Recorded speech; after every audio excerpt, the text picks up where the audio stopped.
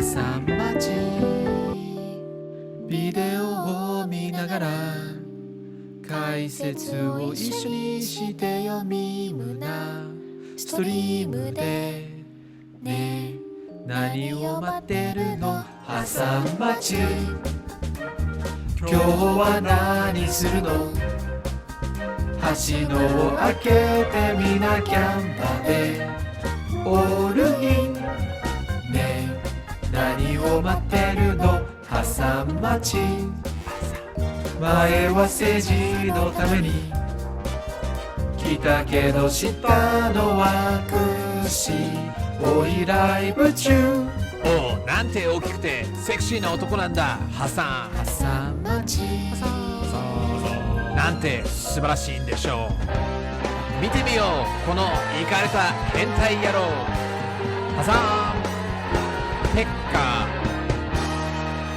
What's going on, everybody? I hope everyone's having a fantastic evening, a fantastic afternoon, a fantastic pre-noon, no matter where you are in the world. I'm Hasan Piker, and this is the HasanAbi broadcast coming to you live from sunny California, Los Angeles, folks. We're live and alive, and I hope all the boys, girls, and MBs are having a fantastic one because today's a beautiful day. It's a wonderful day. It's an incredible day. Folks, I'm feeling it, okay? My hair is out of control. My hair looks like I was driving a NASCAR car. And then I got fucking, and I had the top down or something. But it doesn't matter. I'll tell you what. None of it matters. You want to know why? Because it's Thursday, January 26, 2023, and it is 69 degrees and sunny here in California, Los Angeles. And honestly, it's really fucking hard to ruin my vibes and to ruin my mood when it's that beautiful out. You know what I mean? It's so fucking nice out. It's so nice out. It's like reminding me of summer. It's reminding me of why I made the choice to live in this beautiful city, in this beautiful state, in this beautiful country. Like, it's hard, man. It's hard to bum me out today. I'm raising hail and I'm praising Dale. Do not see that as a challenge. Do not say challenge accepted. I know as soon as I fucking say stuff like that, people immediately are like, okay, well, it's time to fuck your day up. Well, you can't, okay? This is the part of the broadcast for all my parasocialists where I tell you a little bit about my personal news, about what's going on in my life, okay? After this tumultuous winter era in California where it was rainy, shitty, groggy, gray, overall just, unpleasant. Overall unpleasant, we're back. We're back, baby. It's so goddamn nice out right now, and I'm feeling it. It genuinely dictates my mood a lot. The weather makes me happy. The weather makes me sad. The weather makes me happy. But man, the LA winter is a beauty to behold. So, folks. This is part of the broadcast where I tell you a little bit about my personal news, about what's going on in my life. What the fuck's going on in my life? For all my parasocialists out there, you might be saying, Hasan, you're late. Well, I'm not. On Thursdays, we do leftovers. Now, last night I ended the broadcast after starting a new React arc. It's called Kid Nation. For those of you who don't know, it's one of those early 2000 era reality TV shows where you ask yourself, and perhaps everyone around you, how the hell was this ever allowed to be made? How the hell was this on national television? How the fuck did this even happen? Were there no check marks? Were there no people involved in the process that said, hey, maybe we shouldn't do an entire TV show about child abuse? And luckily, they did, and we can watch it. So that's what I've been reacting to. And then in between my Kid Nation react, we, of course, reacted to the other Kid Nation, Twitch Nation. Twitch Nation, of course, is about, what is this? Same hair? Yeah, good one. Twitch Nation is, of course, about two Twitch streamers, Aiden Ross and XQC, a discussion between a guy with half the facts against a guy with none of the facts. And that was fun. That was brilliant. I enjoyed that. And then after the broadcast was over, after I finished Kid Nation Season 1, Episode 2, I went and played a little bit of Valorant. I played 2 games. First game was a surrender. The second game, they surrendered. That's how thoroughly we were dismantling them. The second game was also a W, but the third game we lost, and that's fine. It's all right. I'm not upset. I'm not mad.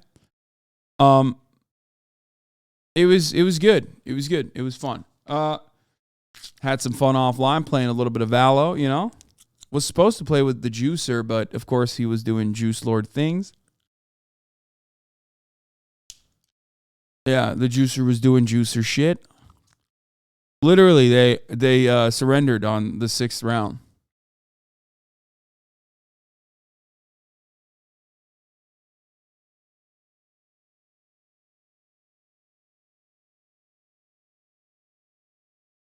You saw you weren't streaming and thought you weren't playing anymore? Yeah. Anyway, doesn't matter. Does not matter.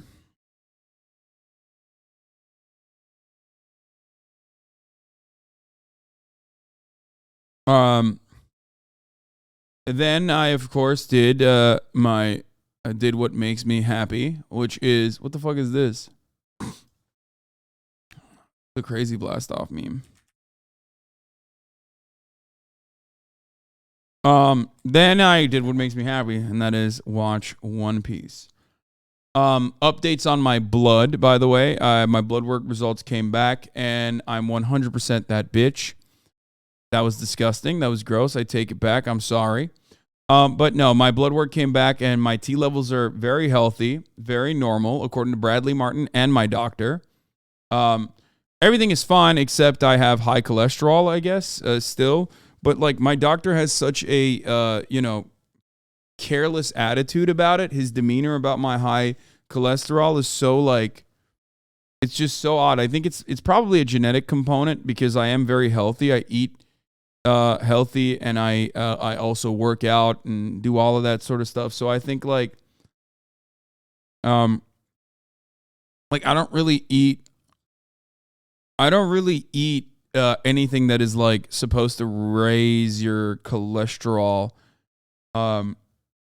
So anyway, My cholesterol's super high too, and I'm relatively healthy and eat well. You eat a fuck ton of meat? No, I eat poultry. And poultry, especially straight white chicken breast, is literally not supposed to increase your cholesterol. So, but it's not bad enough that like I need to take a pill or anything. He just doesn't give a shit.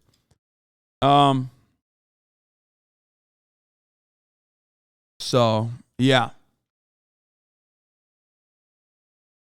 Do you eat enough unsaturated fat like olive oil? No, I do not. I don't eat any fat, as a matter of fact. I mean, I do, but like not a substantial amount. I had high cholesterol and a heart attack, bro. Only 31 with 5 kids and a wife. Put me on Preluent. Am I shit good now? Nice. Okay. What is this? Another vaccine injury?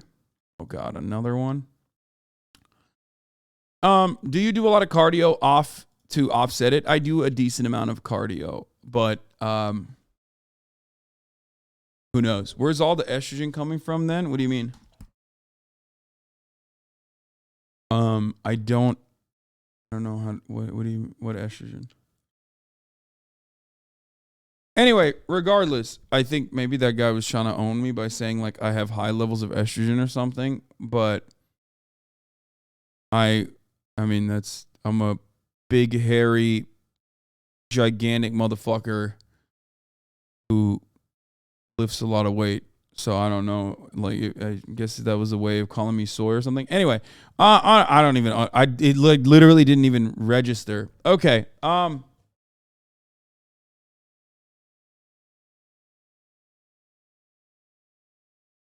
Chicken does contain a lot of LDL. 100 milligrams of chicken is 1/4 of your daily allowance. Okay, maybe that's what it is.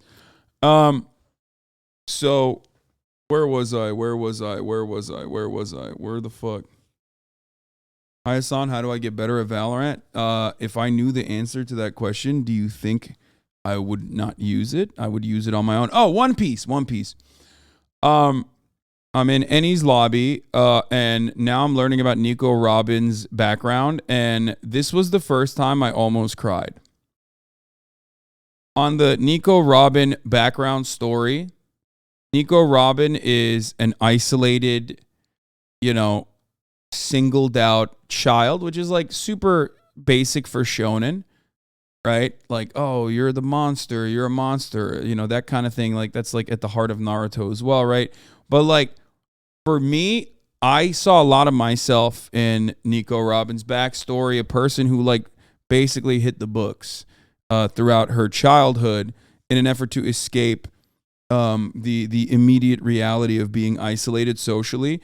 And when they're like blowing up the library, I literally almost cried. I was like, it reminded me of, and this is so whack to admit, it reminded me of Barnes and Nobles and Borders closing, because as a young boy, anytime I came to America, I didn't have any fucking friends here. You know what I mean? I didn't grow up here. I would spend every single day inside of a Borders. There was a Seattle's Best Coffee in that Borders. I would go there every morning. I would get this like gigantic fucking Frappuccino milkshake coffee thing. And I would sit there and read every single comic book because I didn't have money to buy the comic books, right?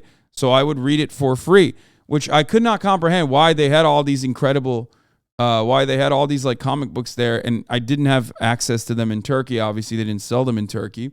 So I would just sit there and read every single comic book and every single manga I could for the entire fucking day.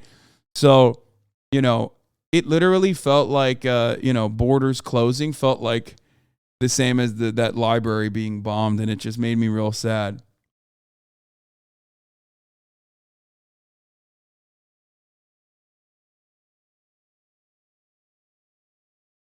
Look up Library of Alexandria. Super sad and disappointing story. Yeah, I mean, I know that's what it's about, but I'm saying like I'm relating it to my own personal history. That's why they went out of business, because of you. Maybe.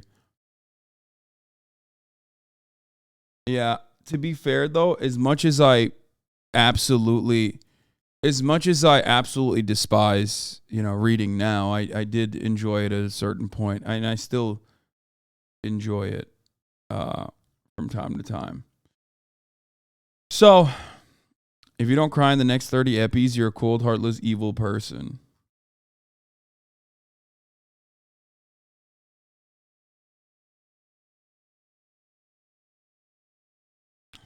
What age did you move to the United States? 18, but I'm saying this is when I was younger.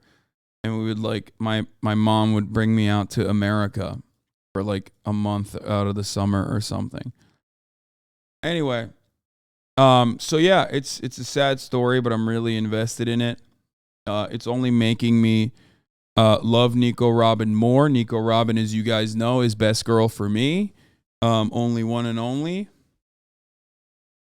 Definitely, I am a bigger fan of Nico than I am of Nami, and Nami's great too, but she is best girl, and her backstory is only making me feel more like she is best girl. So she's dope. And then yeah, I mean, there's not much going on other than that. I woke up, I fucking had an incredible night's sleep. And I woke up and I went to shoot leftovers. And now we're here.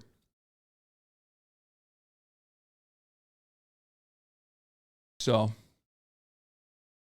that's it.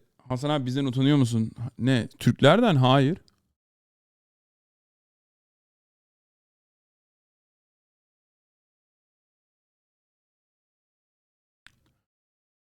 Yeah.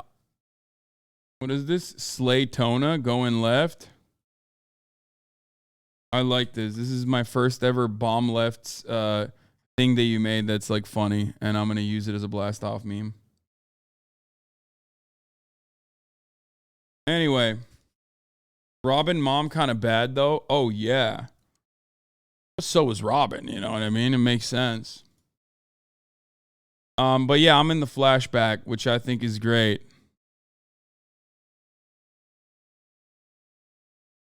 So anyway, that's it. That's all I got for you as far as personal news goes.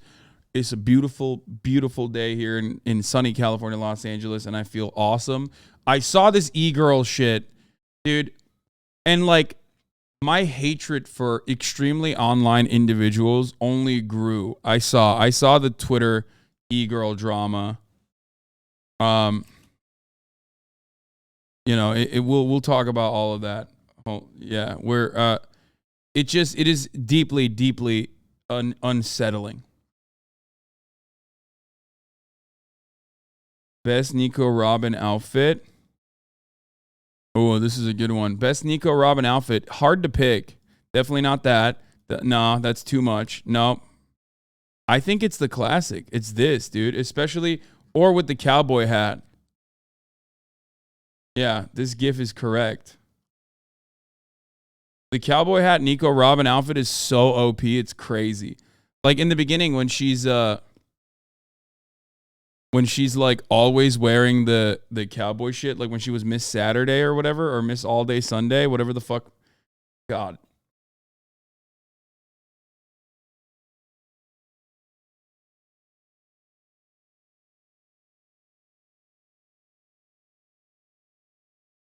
Are you doing dry January? What the fuck does that mean?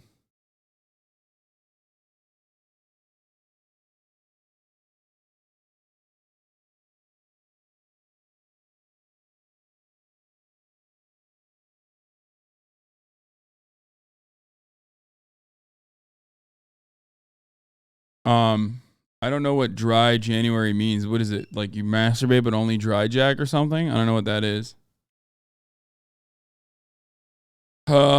Anyway, will you ever do a sober stream? No, I will not. Don't be crazy now, okay? But yeah, there's a lot of news to cover. We're going to talk about the 5 fired officers, obviously, who are now charged with murder over the murder and kidnapping charges over Tyre Nichols. So that's a big story. We're going to talk about Ukraine and more.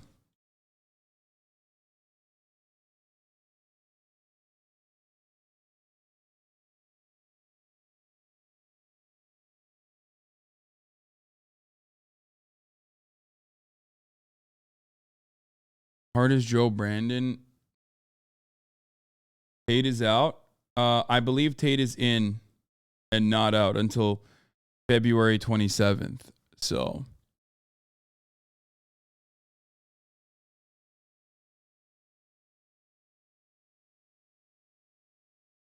Dry January is a alcohol-free initiative. I mean, I guess technically I have been dry all January, but that wasn't deliberate. It's just that I don't really drink that much anymore.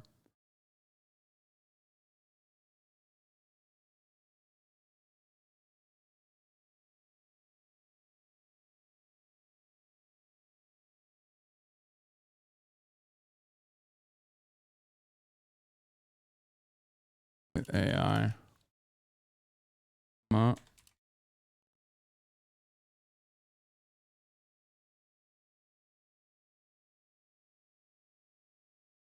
Get in now. You've been watching Last of Us? No, I have not. I have not been watching Last of Us. Dude, there's too much to watch, which is weird to say, but...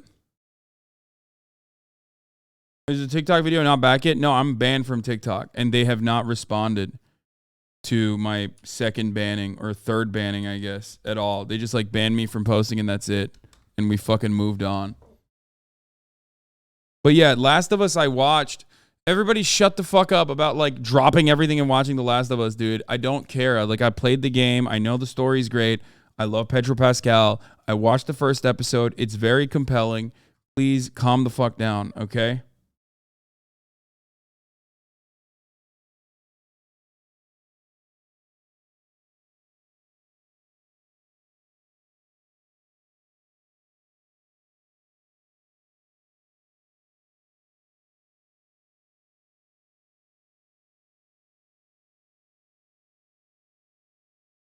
Hold on. I'm talking to Bradley Martin. And I'm super sedentary. Static. When I'm streaming. Dude, I think I might need to get an under the desk treadmill or something, which is probably something I'll never use, but...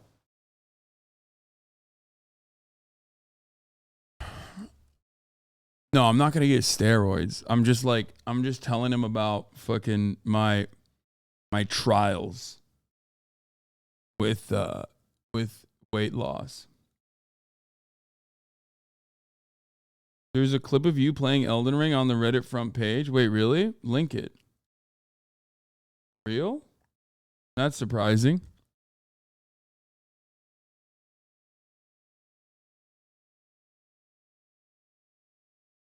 Anyway, here it is. Blast off.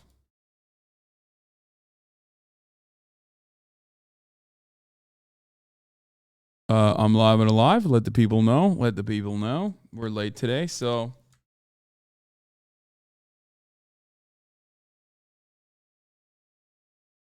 I haven't started Vinland Saga yet, and I haven't started Chainsaw Man yet. I stopped Chainsaw Man after like episode 3, and I wanted to wait. And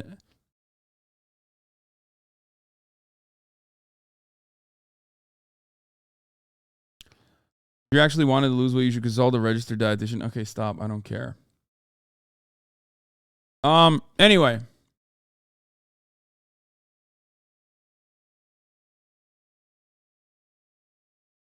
You're ridiculously cracked, King. Here's just evidence. Heard someone on site on B. Someone just dropped down. I'm on 10, by the way. Whoa, what, Hasan? Okay. That was a crazy stinger kill, yeah. We still lost, though, so it doesn't matter. We lost that game.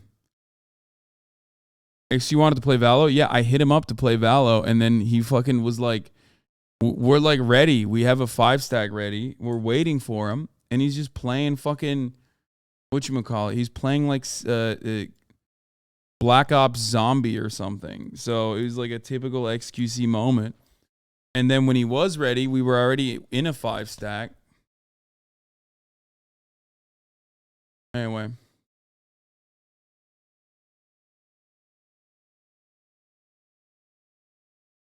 He didn't want to come if Soda wasn't there. No, I mean, it's fine. It's not the...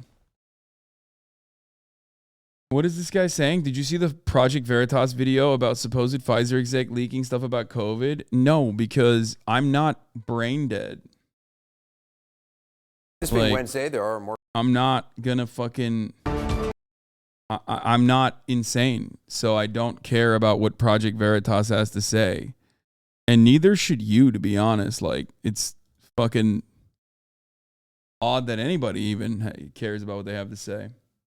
Iron Mouse called you out, the dude. HasanAbi broadcast coming to you live from cold, shitty Texas. We're live and alive. And I hope everyone's having a fantastic one. I hope everybody's having a fantastic one. What's going on, ladies and gentlemen? Hello. Hi. Yeah, this is gonna be my VTuber when I'm a VTuber. We are live and alive. Hi. This is a... All right, you don't see me coming to your territory, okay? You don't see me kicking the fucking door down. Oh. And then all of a sudden I'm a fucking VTuber. Oh. Right? I haven't done it yet, but that doesn't mean... Now I know why. Now I know why you showed me this. Now I know why you linked this to me. Well. If you want to become a VTuber, I can help you with that.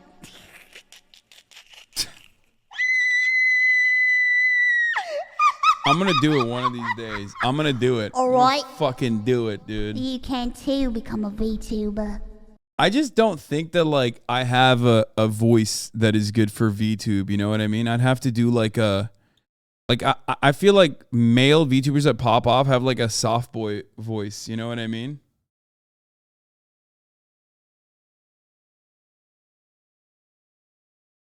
Oh, this is the Elden Ring post? Really? It was removed by the mods? Good one, dude. Good meme. I would have to do it when you do it. Don't even address it. Just pretend like it's normal. I'm too much of a boomer. You either have to have like a corpse husband style, deep groveling voice. You know, it's like, hey, what's up, guys? Today we're going to be talking about politics. Or it has to be like a, oh, God. What's up, guys? We're, of course, going to be talking about the Never Kevers today. Oh my God. That kind of, you know what I mean? And then me on the other hand, like I fucking sound, you got to go either Saikuno voice, like soft boy voice, or, you know, or corpse husband voice where it's like, hey, what's up? That kind of thing, you know, hey. These are old mic settings from 2019.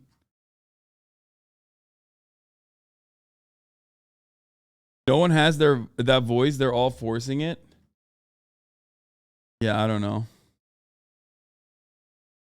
Not brave enough for VTuber voice. Yeah. 2 hour, the soft boy voice. At the start of the stream. Aren't they all using voice changers? Yeah, I don't know. Probably not. Maybe. I don't fucking know. All right. What is this? Bro, we can't even get more than fucking 400 likes on this. It's over. This community is washed. We're done. Anyway, we're done with the VTuber thing. Here's another vaccine injury. Pfizer claims another life. She is a victim in her own home, they say.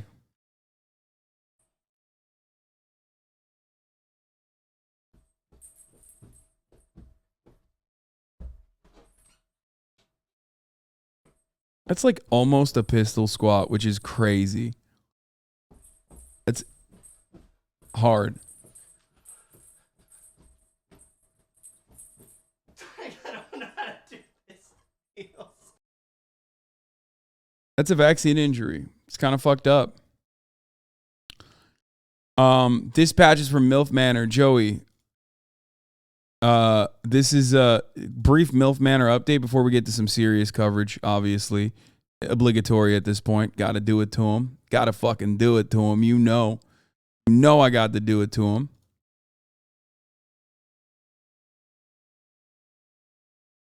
Watch this on stream. I can't. They are litigious, okay? Your Rage got the jab. Yeah, he got a Pfizer victory. A Pfizer jab injury as well. Urgent. Joshua 25. Streamer was mandated to take Pfizer COVID vax. 3 years later, paralyzed from the legs down, followed by severe convulsions and seizures. Can no longer stream, upload, work out, drive a car. Requires full-time caretaker. I'm a prisoner in my own home.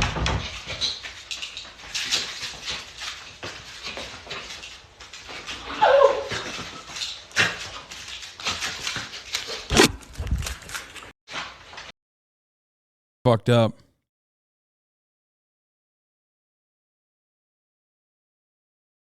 There's a FaZe member mad in the replies of this tweet. Shut up.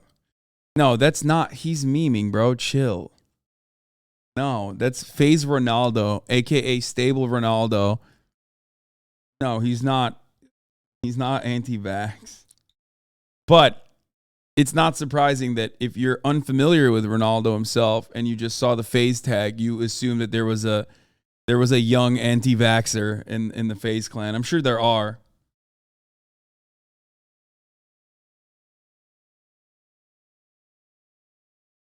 Yeah. Check LCS broadcast. You're being mentioned by Cutie. Wait, what? Where the fuck is the LCS broadcast? I don't even know where I would check it.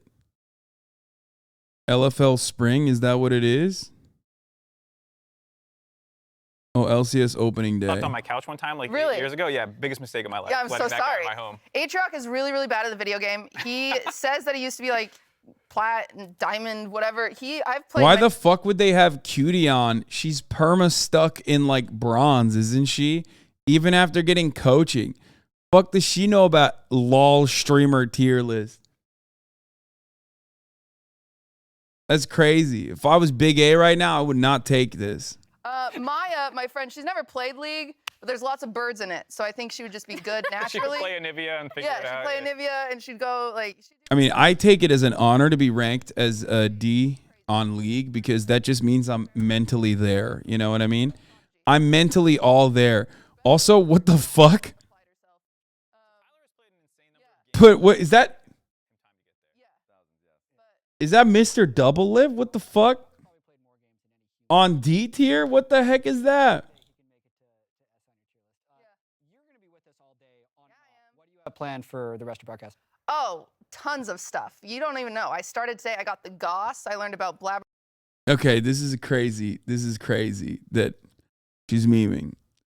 So I take it as a good thing to be ranked low on a fucking League of Legends. It's literally like tier list for who's the most mentally ill down to like who's the least mentally ill. And like, yeah, I'll fucking be at the bottom of that list. Like I'm fine, you know, just like a little bit of mental illness love, but like not too much. You know what I mean? It just means I'm the most stable, dude. What the fuck? I mean, I'm still on the list. Like I'm still unstable. Don't misunderstand me. But like just not as bad.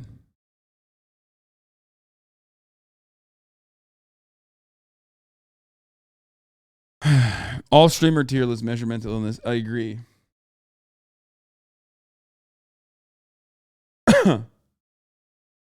Double Lift is D tier because he went pro again. Oh. Okay, why are we looking at this? All right, we're done. Will we watch the feminist video? Dude, I kind of hate watching debate videos. It just like puts me in a fucking bad mood. I know it's like incredible content. You guys love it when I react to the debates and stuff, but like it literally breaks me, dude. I cover gruesome, awful realities every day, and like a 57-minute debate surrounding like feminists versus anti-feminists, like I don't know what to tell you. That shit breaks me. Breaking: Andrew Tate exposed as new photos show his baldness is not a choice. Oh, dude, why you gotta do that to him, man? Oh no.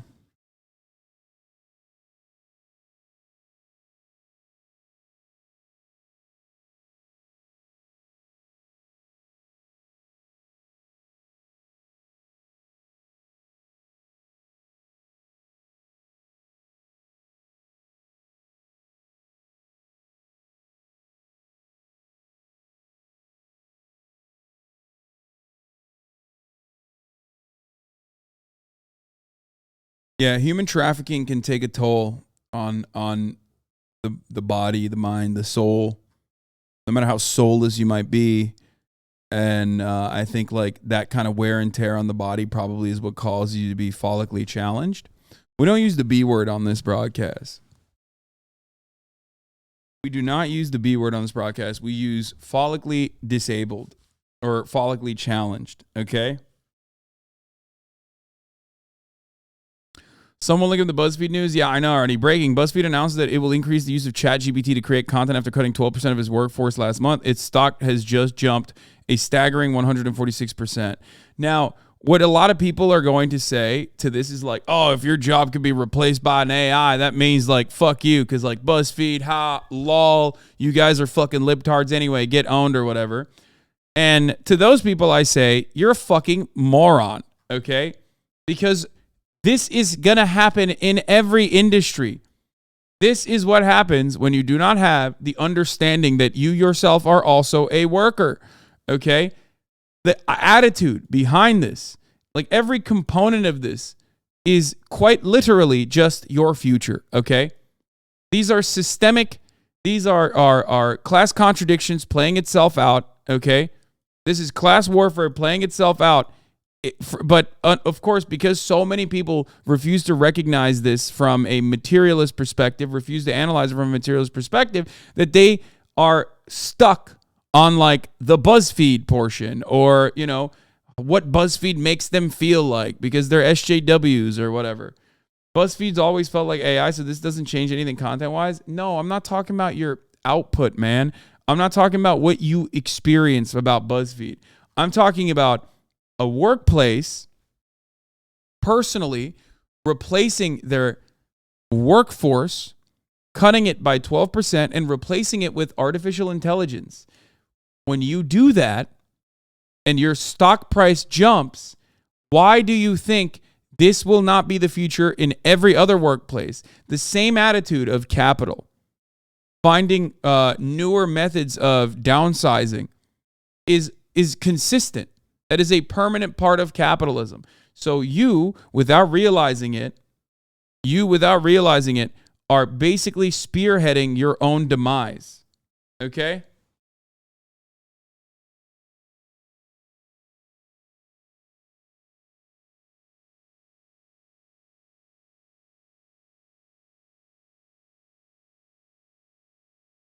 Like, I don't care. Personally, I'm not afraid of like artificial intelligence replacing me, okay? I don't. Maybe I'm wrong. I'm sure it will. There are already attempts to do that. But ultimately, there's still something about human-to-human interaction that like is never going to be the same as like an AI. And I don't care. I don't care if AI replaces and there's like, you know, better versions of me out there or some shit. I don't care. Yeah, because you're rich. That's one component of it, but I'm also the one who's explaining to you that like, regardless of my financial status, I'm not a fucking idiot who looks at something like this and goes, yeah, get fucked, BuzzFeed. And I'm telling you why you'd be wrong to feel this way, because your jobs will, just like mine, just like everything else, it will be replaced. If there is a will, there is a way. There's certainly a will. And if there is an alternative method of extracting more value out of a tinier group of individuals through replacing some of the workforce with AI, you are going to get that. That's going to happen.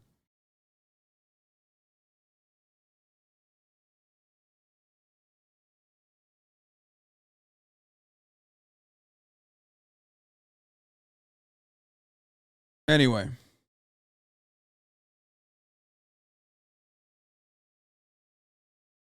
So, yeah, that's what I got for you, okay? Stop trying to get me to watch MILF Manor episode 2. I can't do that.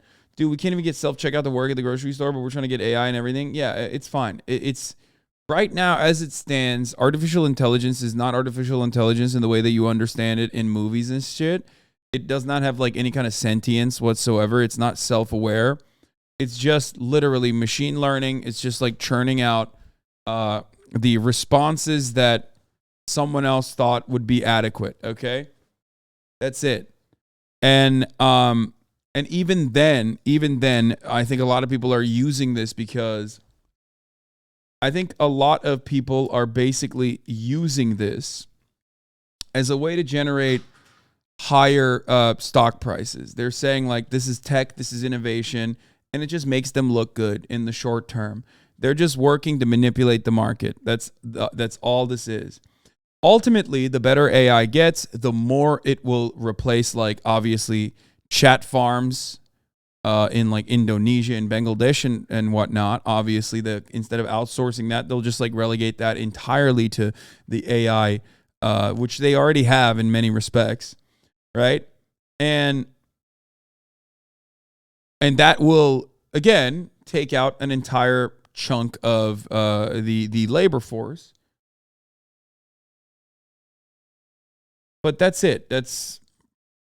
I don't know. Dudes in college, every motherfucker's using ChatGPT right now, even for dumb questions you can ask Google. Yeah. Just like all those companies mentioned the blockchain back in the day and stocks jumped. Yes. Just like they all dived on the fucking NFT train head first. Like, they do this all the fucking time, okay? U.S. Senator Josh Hawley plans to introduce a bill to ban TikTok nationwide. Yeah, that's not happening. It's fun, and I'm on board, but it's not going to happen. Businesses rely on permanent growth and are downsizing in order to maintain profit at the expense of workers and consumers. Exactly. They just jump on whatever trend, and it might have like marginal improvements in efficiency, which means easier methods of extracting additional surplus labor value from like the same workforce or a downsized workforce. But ultimately, it's not like truly groundbreaking, revolutionary, game-changing in any meaningful capacity. It's just simply serving you the top of the hour at the top of the every hour for 3 minutes and telling you that you can no longer see those ads as long as you subscribe if you want an ad-free broadcasting experience. And you'll never get an AI to do that for you. You just won't be able to get an AI that segues you in this devious, cunning, awful way. Okay? Like a bad person. Because I'm the bad person. And the AI can never be as bad as me, motherfucker. That's right. Okay? That's it. How it is. And that's how it's done. Now, of course, Rory V, thank you for the 10 gifted subs. You can also avoid the ads as long as you get gifted a sub. If you're lucky, Rory V gifted 10 people the opportunity to no longer see the ads. The Raging Hoppa gifted another 10 people the opportunity to no longer see the ads. Here's the 3-minute ad break now.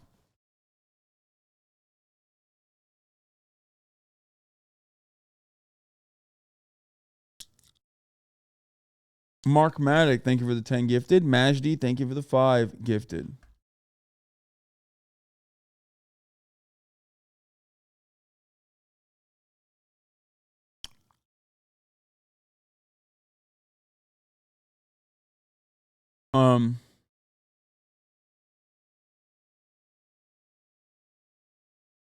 Bit repeating asshole. Brother, I'm just wearing the same jacket. It's not a fit repeat. Anyway. That's great. This is funny. 100-point font. Gonna get these races. My first racist encounter. I'm looking out the window. Other 2 seats are taken by 2 very large. What does "dalled" mean? Recorded.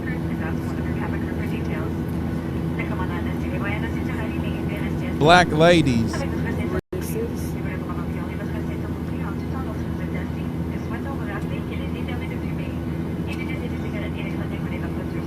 Is that racist? Like saying "dolled up"? I legitimately don't know.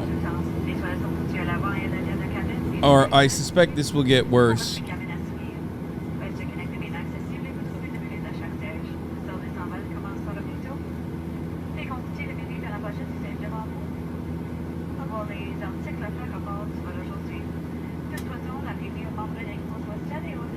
Yeah, dolled up means lots of makeup.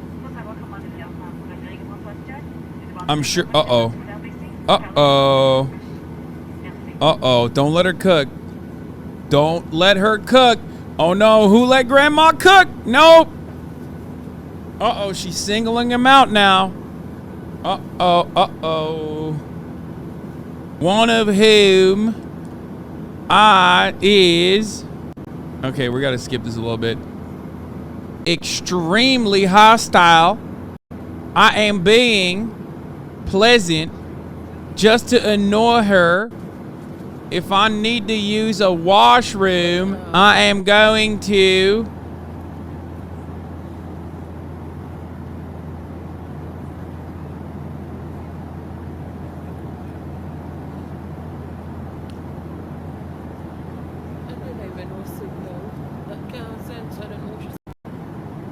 I am going to present. I am really crippled and ask a steward to help me.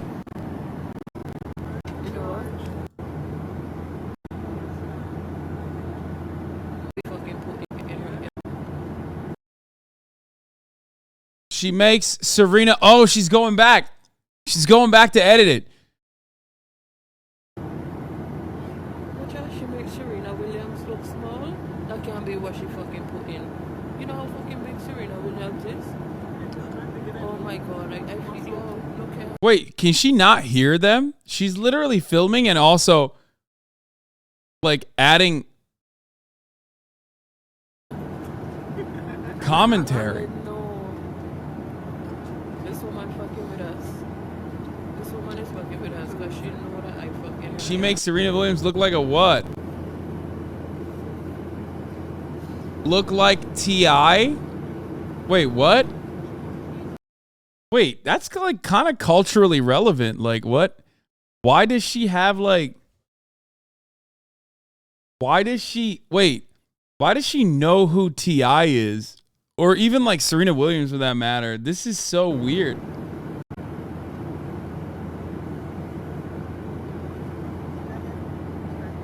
Oh. Twiggy. Bro, she's like... Bro, this is such a weird... Like, not T.I., T1J. Yeah, Tyler 1. Bro... Like, as far as, look, I know how grannies get, okay? As far as, like, granny racism performance, this is, like, on the lighter end. Like, am I crazy for this? Bro, she's one finger typing. The font is gigantic. Like, she's definitely, she got the dog in her. Don't get me wrong. But, like, she thinks she could text on a plane, man. She's out of her fucking mind. She doesn't know what the hell's going on. She's 1 foot out the grave, you know?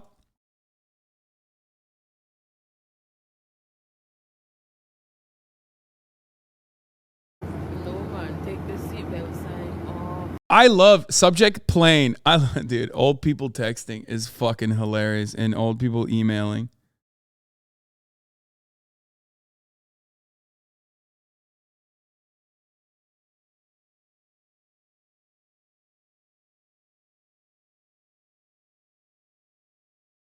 What?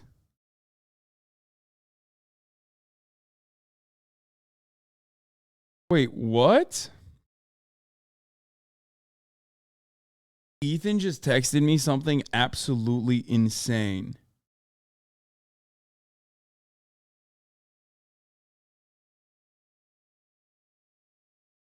What? Wait, we interrupt this broadcast for something I need to show you that is like, there's no way, I think.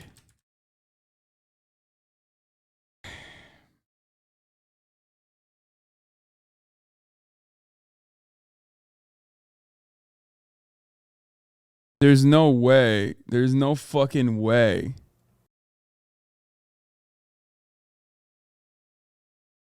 I'm afraid, frankly, he used to have a bad temper. I'm afraid of it coming back. I'm afraid of Mr. Hyde rearing his ugly bisexual head. That was a short phase. No, I'm afraid. Afraid of getting angry. Afraid of being. What?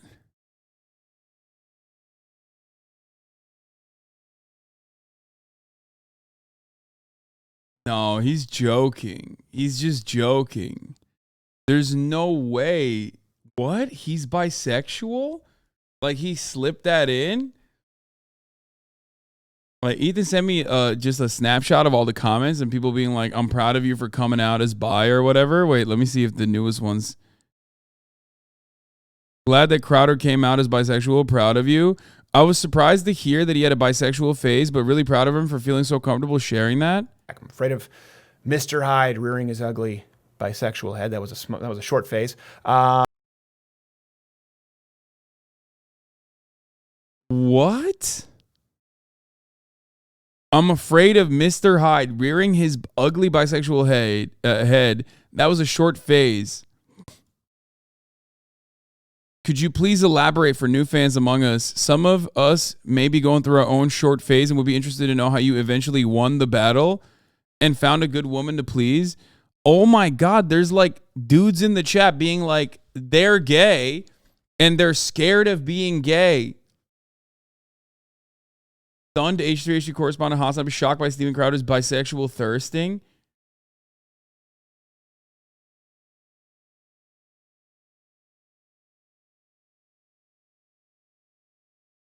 These are from a year ago, chat. This is a video from 4 years ago, and these are comments from a year ago. No, I'm afraid of getting angry, afraid of being too emotional, afraid of being obsessive. Because of that, I'm afraid of alienating friends, family, people who I care about most. Something I think about a lot. Sometimes with a lot of pressure, sometimes with a lot of compression comes hypervolatility emotionally, and I'm afraid of pushing people away, especially when you have people who you love who... This is like supposed to be his like, you know, talking about all of his vulnerabilities.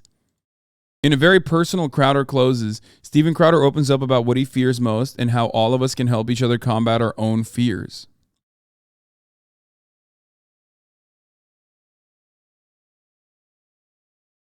Crowder be like, help, I can't stop thinking about cock.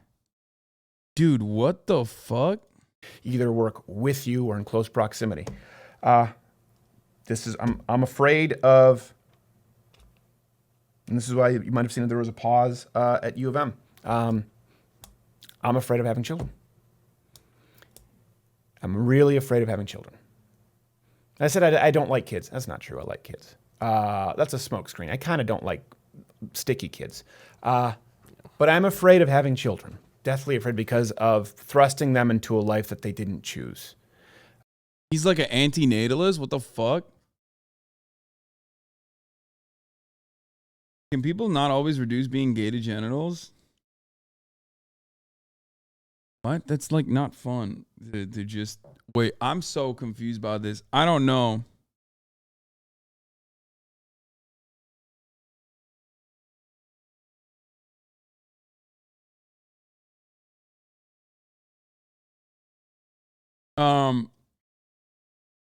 This is wait, what? Santos is quite the Hitler fan? Stop.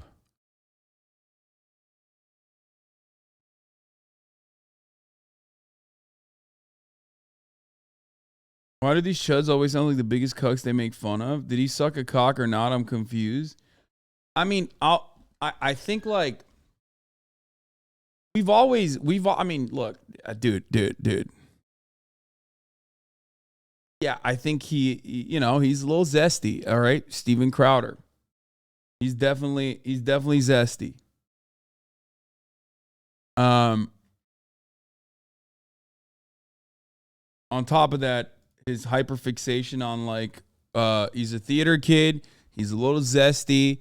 He has a lot of the markers of even members in this community who like themselves are now out as trans individuals who have gone through gender confirmation, once previously had like a major disdain and a lot of transphobic tendencies, you know what I mean?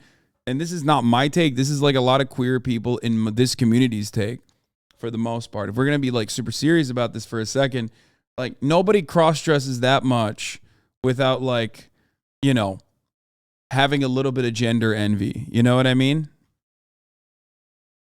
Like there was a time and place. He doesn't do it anymore as much, but like there was a time and place where Steven Crowder would like insert cross-dressing into content that like he didn't really need to, but he would do it a lot. And obviously, homophobia is not necessarily a trait of like gay people. That's not what I'm saying at all. There are plenty of straight people who are just hateful. There are more straight people who are just straight up hateful than there are secretly gay people who are hateful.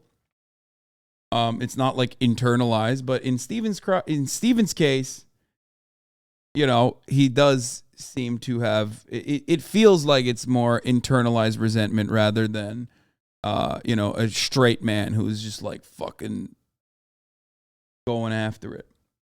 Like Matt Walsh. You won't hear me say Matt Walsh is secretly gay. I don't think Matt Walsh is gay. You know what I mean? I don't even think Ben Shapiro is, you know?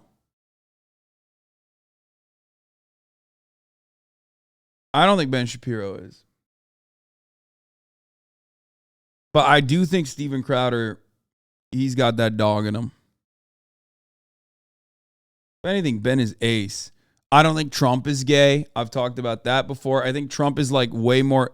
I think Trump is ace. I don't think Trump is gay. I think he's ace. Like, I think he has like, I think he's disgusted by the act of sex, but also simultaneously likes the power that comes from it. So that's why he has like those weird, creepy, allegations and shit like that. I don't think Trump is.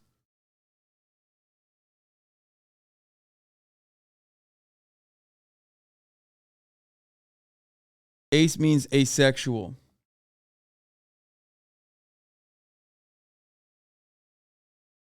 But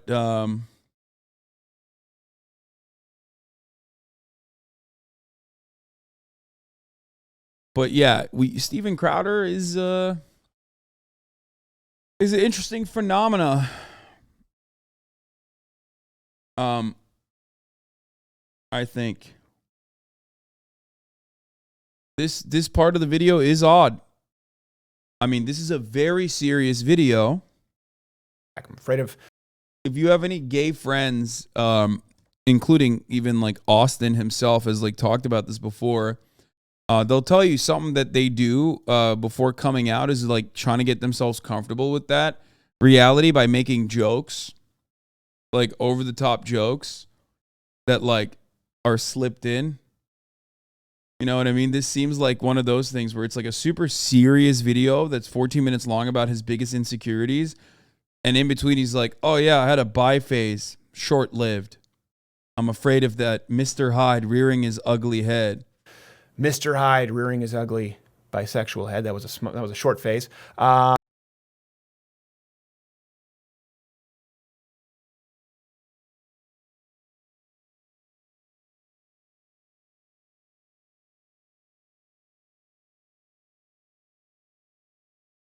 You know what I mean? Like Jekyll and Hyde. He's saying that that's like the monster in him.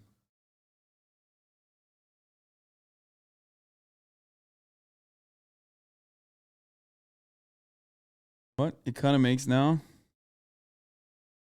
What? Dude, really? This is what you got? I'm too empathetic. I feel bad for him.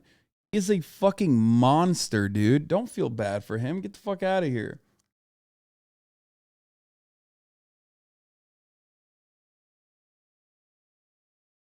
No, I'm afraid of getting angry, afraid of being too emotional, afraid of being obsessive. Because of that, I'm afraid. Not a victim? No, dude. At a certain point, victims have the capacity to become villains themselves, okay?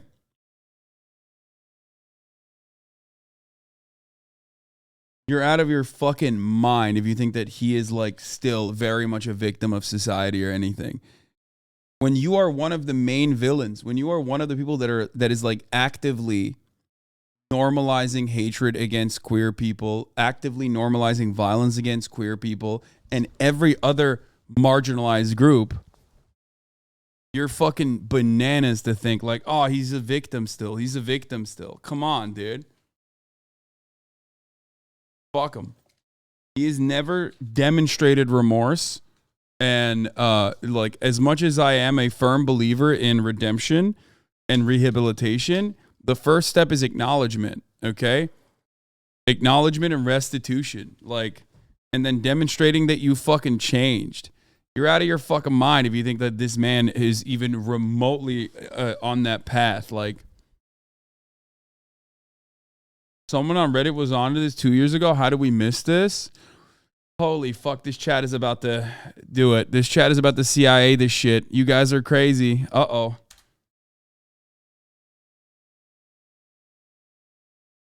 Steven Crowder came out as an ex-bisexual in a video a few years ago. When people post the clip to his subreddit, he deletes it, and I believe the link to where he says it is deleted. Regardless, you can search Steven Crowder bisexual on YouTube and find the part about the clip where he said he used to be bisexual when he was depressed, such as here. Unfortunately, I can't find the full clip of him talking about his past bisexuality. It looks like he paid money to have it scrubbed off the internet. It explains a lot in regards to his enjoyment of cross-dressing and LGBT phobia. P.S. I wrote this on my phone that's covered in cracks whilst on public transfer, so sorry for the poor English.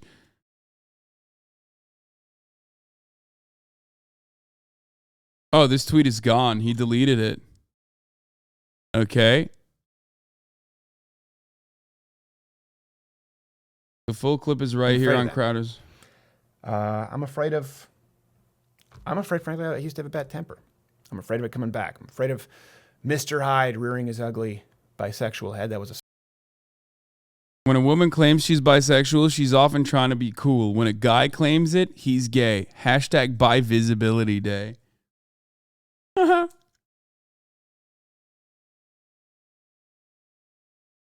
Yeah, I don't think that was a fucking phase, okay?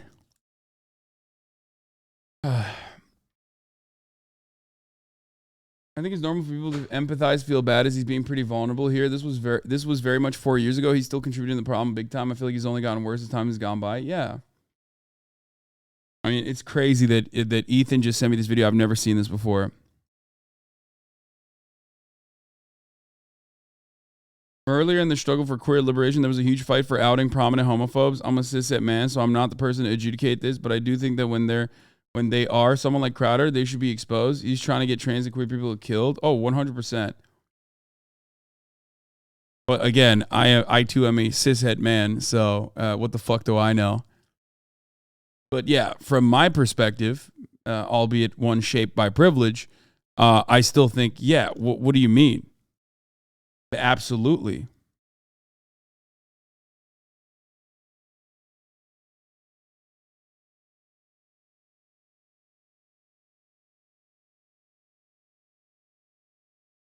What? Dude, I mean, I don't care about Owen Benjamin. I mean, fuck him. Did you lick your palms? I plead the fifth. What is this? Effort to help save the semiconductor chips. What? Here.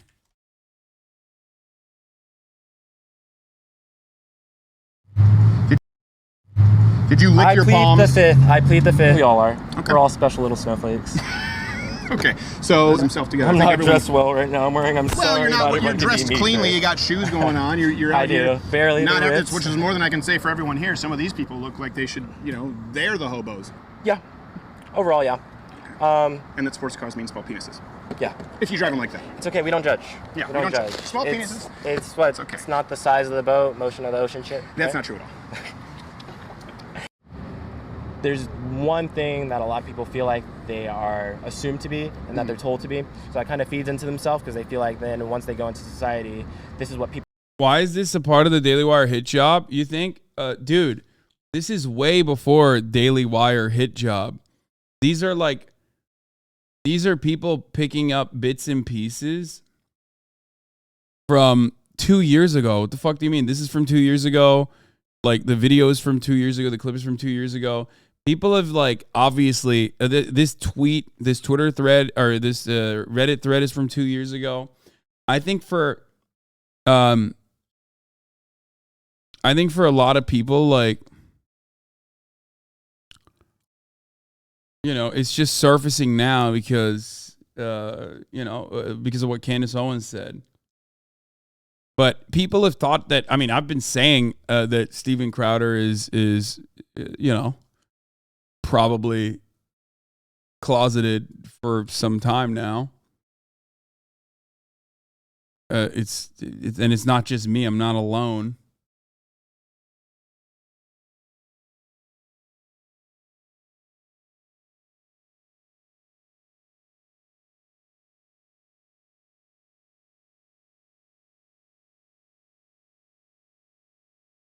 Yeah, I know. r/Dave Rubin is dedicated to making fun of Dave Rubin. It originally started as a pro Dave Rubin subreddit, and then it became one that like shits on him.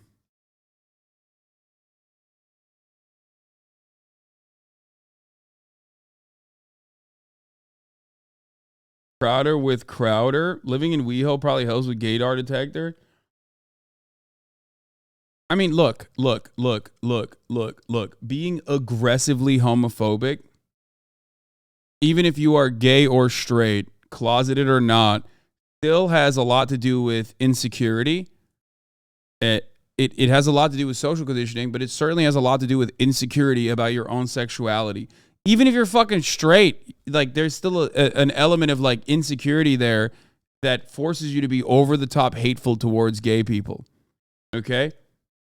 Like there's always an element. You can be completely 100% straight and still be like very insecure. It doesn't change anything. I was a fan of Ben and Steven for years when I was in high school. I was extremely transphobic and homophobic. Now I'm a trans woman 3 months post-op, and my life has been changed for the better in every way. There's hope for everyone. Love y'all.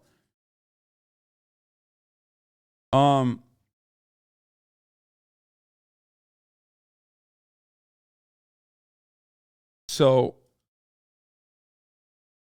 not every, like, obviously there are more homophobic people out there that are straight than there are secretly gay.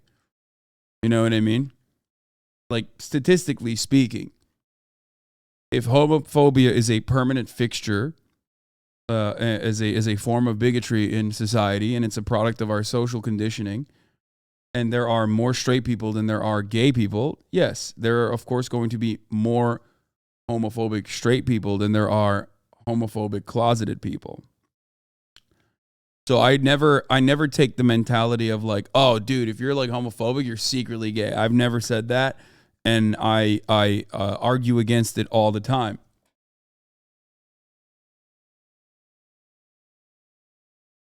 Having said that, however,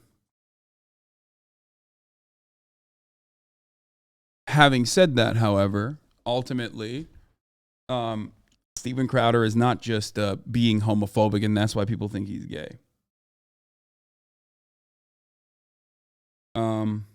Yeah.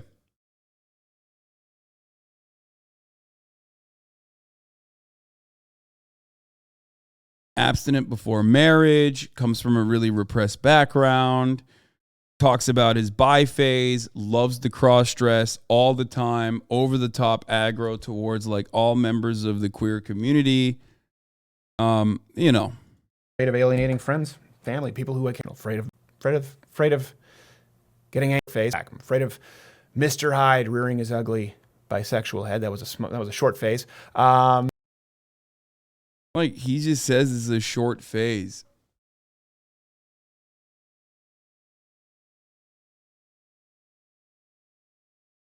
If he is bi, what would it take for him to come out and openly admit it? I don't think so. I don't think that'll, like, I think he'll probably deny it. There's no fucking shot. People expect me to be, so I can't deviate too far from that because they already have these preconceptions. So yeah, it's hard to change preconceptions oftentimes, especially like on a first impression based view. Yeah, but you're probably pretty athletic, right? No, I'm fit, but I'm not athletic. I'm bad. I appreciate you taking the time. Oh no, I'm really enjoying the conversation. Oh, thank you. Continue. And I appreciate it that you're sitting down. I think it's been pretty good. Neither one of us have been interrupting, but or yelling at each other, or hitting each other. But not yet. We'll get there. Oh no! It progresses. Come on. You don't have to live up to that stereotype just because people are rioting right now. You're right, a lot of Antifa people are rioting. You're right. Hey, I didn't say I was the one who's going to get aggressive. What the fuck? Dude, he is so insanely racist, dude. What an unhinged thing to say. You don't have to live up to the stereotype right now to like a black person. What the fuck? You never know. That's true. I've been known. Take it for granted. And I don't think you're one of them. I think people like you can... Yeah, he's one of the good ones, right? Jesus fucking Christ, dude. This is like... this is literally... this is literally civil rights era racist Riz, okay? And by people like you, I mean sharp, young, yes, black men can hold people like that accountable, because it'll take people like you. It'll take people like you who think critically. It'll take people like you who sit down racism and classic. have a conversation, and neither one of us get mad. I think that it only changes from guys or Zs like yourself. Yeah. Okay. I really enjoyed the conversation, man. Yeah, it's been fun. You seem mad. I'm not mad. Right. That's just me. I have RBF. Do you? I apologize. You know, I went to couples therapy, and literally my therapist was like, yeah, she looks pissed. My therapist said, just call it RBF. Don't think she's mad at you. She just has, my wife has the worst RBF. It's a struggle. It really is. It's a struggle. We have a power fist for RBF. Honestly. Yeah, well. Stop discriminating against RBF, please. All right, well, thank you, man. I appreciate it. So what was it? I forgot your name again. It was Kendall. Cole. Kendall Cole. Kendall Cole. That's my Twitter. All right, Yeah. thank you. Kendall Cole is your Twitter. I really appreciate it, man. Hopefully we talk some other time. Why does this feel like a date? Oh, I thought Steven Crowder said that. What the fuck? This doesn't feel like a date at all. They're just like, God damn it, dude. I fucking hate dumbasses. RBF is resting bitch face.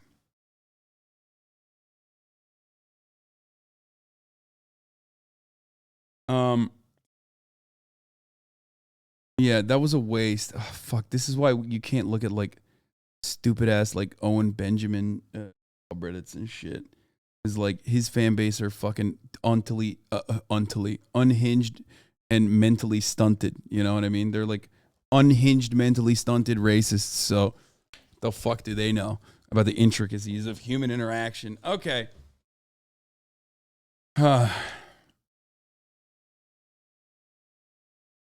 Untily stuntily. We are going to be watching Kid Nation later. Do not worry. Fear not. But yeah. That's we talked about the Buzzfeed announcement on ChatGPT. I did see the e-girl drama breaking out on Twitter, and it's just so fucking gross, dude. It's so gross for so many different reasons, but like I read through these like group chat takes, and like it is such an obvious demonstration of like the worst aspects of like hyper online Twitter individuals who like present themselves as like super fucking woke or whatever the fuck on the internet. Meanwhile, in the group chat, they're just like behaving in like psychotic ways. I mean, it's just literally, this is like just being a bad person in general. The summary is just everything that you hate about like the way particular people tweet, where they're like over the top, uncharitable, and you know, constantly on some fucking epic conquest shit. You know what I mean? On Twitter, everybody does this stuff to a certain degree. Yeah, every e-girl is a 4chan shit poster when the camera ain't on them. Yeah, this is the e-girl Panama Papers. Yeah, pretty much. There's this one girl who apparently was like suspended off of Twitter and got unsuspended, and the people in this group chat were the people who caused her to get suspended. But when she got unsuspended, she was still in the group chat and was able to read all of the fucking conversations that were happening in the chat about her specifically. Okay. Gonna say Steph gave me COVID and called me the C word and then the N word. And if she says she didn't, I'm gonna say that was my experience. She had hers. I need her canceled immediately. I'm about to Photoshop her saying slurs, flames emoji. I attempted and then this is the girl that they're talking about. I attempted to take my own life days before my high school graduation. Now I'm graduated cum laude with a bachelor's degree from one of the country's top public universities. Petition to get her to try again. Like they're like talking about how they're gonna try to get her to commit suicide. Listen, if there's anything anyone can come to me for is doxing and hacking people. I'm scared to post because of her. I don't know what this means. I hate drama so much. Nah, that's fair. Me too. I hate drama. And I'm positive I can scare that bitch shitless. And she's like insane. Hideous ogre monster with Belle Delphine lips. She doesn't look like that, bro. I spit out my drink. I know she doesn't let me fail, bro. She just looks like a linebacker. Like all these people saying I hate drama, they fucking love that shit. But honestly, it's just mental illness, dude. And we unironically look at this kind of shit and absolutely go, yes, queen, on Twitter especially, and on TikTok too. There are so many people like this. There are so many fucking people like this. It's petty. It's gross. You're just like a bad person. Like there shouldn't be any additional like systemic analysis about how women behave or whatever off of this, these are just like bad people. That's it. Yeah, they hate themselves. They hate everyone else. It's just like unhinged behavior.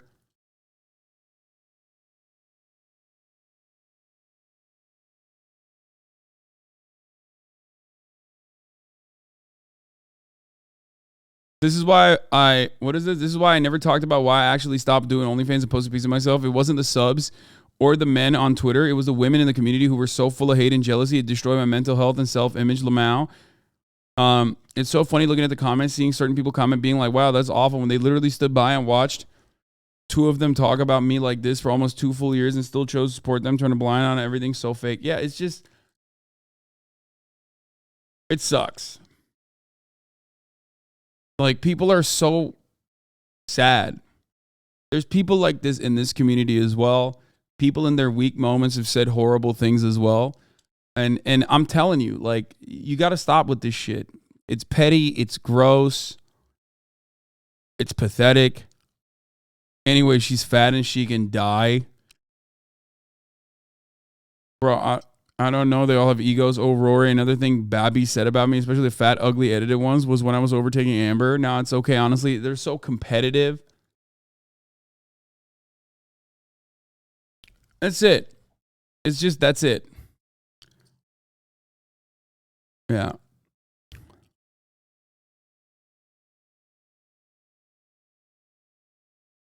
High school bully behavior. Yeah, I don't know. I'm not going to lie. A lot of people on Twitter have way too much time on their hands. And I can say this because I literally, when I was 17 and deranged, did the same shit where I would just shit talk people I hated. But now I just avoid them at all costs. But it's so weird that these girls will be fake nice and say a bunch of shit and are grown.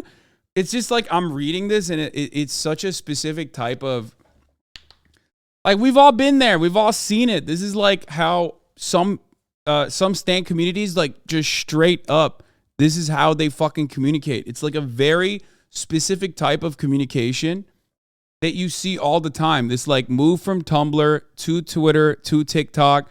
And, like, people think that this is, I don't know. It's just like a normal type of communication. It's just straight up insane. You're behaving like a bully in high school or middle school or something, you know? But the unique aspect of this is that this kind of social bullying is, one, widely accepted, and two, is seen as like genuine, is seen as a substitute for like genuine social justice, and often conducted by people who are, and I talk about this all the time, like narcissistic and channeling their narcissistic desires by centering themselves in conversations that while grabbing on and latching on and hiding themselves under the aesthetics of social justice and progress. And when you hear this, when you see this type of communication, you see it all the fucking time. It's just you're behaving in this like incredibly abusive, manipulative way, but you're chronically online and you have surrounded yourself by people who see you as a virtuous figure. You prop yourself up as like every action that you're taking is actually a step towards social progress, a step towards justice.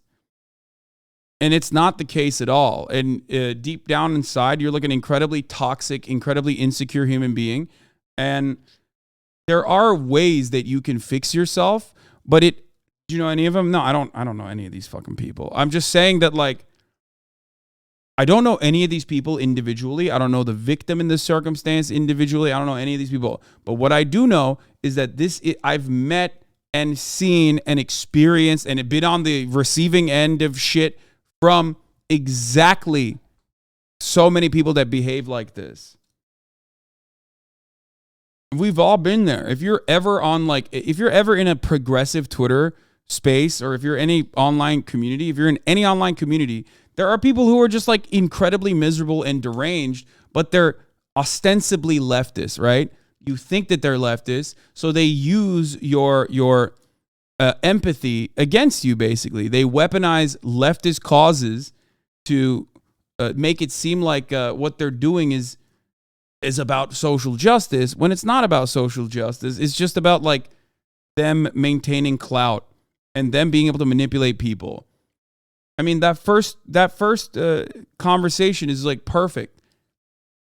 I'm just gonna fucking act like this person lied, and other people will back me up in the group chat if I do that, with an effort to just like vilify someone for no reason. Not as the same thing of what's going on here, but this is the same type of stuff tender queer folks do.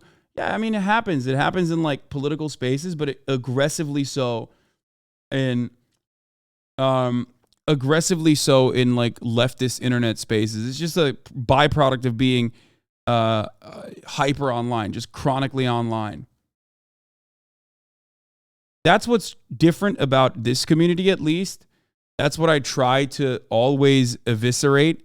That's why I think this community has the size that it's grown to the size that it's grown. It's one of the main points that I always specifically call out. But for that reason, I have been ass fucked by thousands of the most mentally ill people that behave like this online and are constantly getting fucking cyber stalked and cyber bullied to make other normies also think that I'm like this fucking weird SJW that behaves in this exact same way, which is why it's always shocking to so many people who come in here that are normies, that are in the margins, that are completely oblivious to politics, that have this perspective on me specifically, like thinking, oh, Hasan is a social justice warrior or whatever the fuck. And then they come in and they hear me shit on people like this and go, wait a minute, that's not the fuck. Wow, you built this community. That's how it is. That impression was cultivated by other people like this, radlibs, radfems. Okay? So, you see, and it is still maintained desperately by fucking weirdos on every side of the political spectrum. You're an out-of-touch rich social justice warrior, just own it. Like, eventually, though, slowly but surely, we make progress regardless. But don't let people like this steer you away, okay?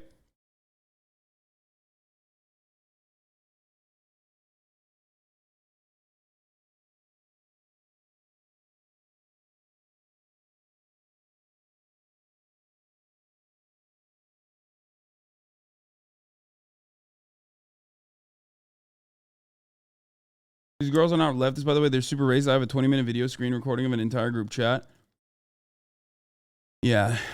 I'm stating that a lot of people that talk like this, that are deep down inside personally not holding on to values that they claim to have in the way that they present themselves. That's what I mean.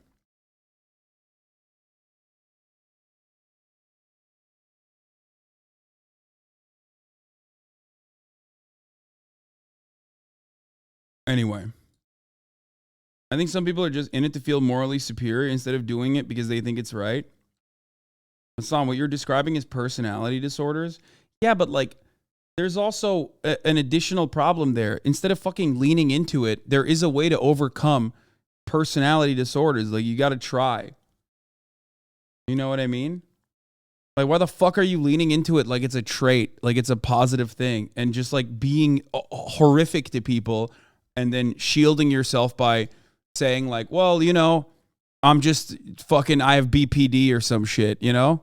That's crazy. Like that, you can't do that. That's insane. There are plenty of people who struggle with that aren't fucking pieces of shit, you know? It's just a cop-out.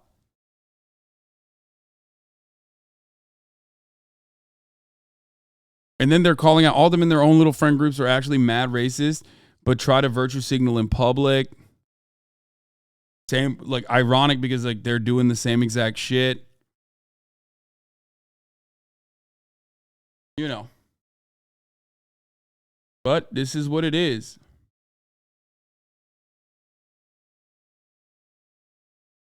I hate when chronically online people make up fake accusations and want to Photoshop shit to make others hate someone, but that's it. End of thread.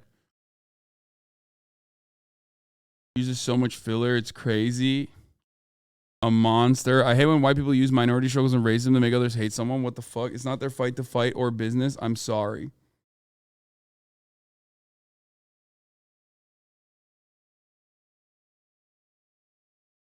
You aren't responsible for your mental illness, but you're responsible for how you respond to it, especially when you're feeling well. Yeah. It's just chronically online people, dude. Yeah, look, I mean, this is where she had racist, one of them had like racist tweets themselves.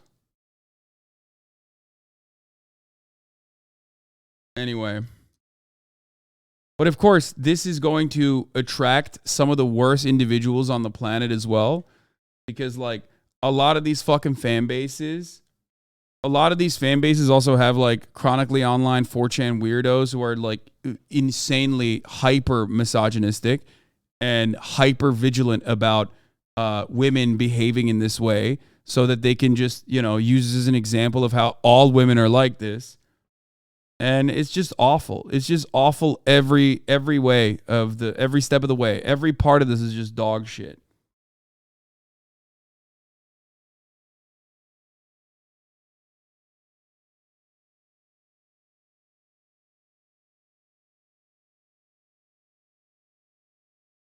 A lot of Gamergate motherfuckers are trying to jump in on this. Yeah.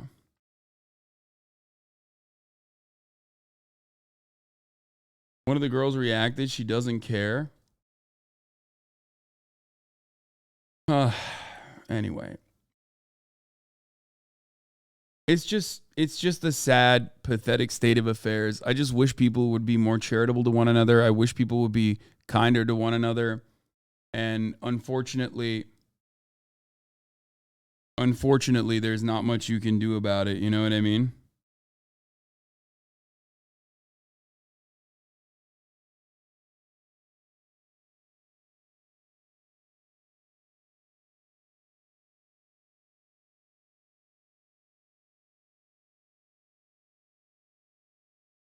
Social media rewards this kind of cruelty. Absolutely.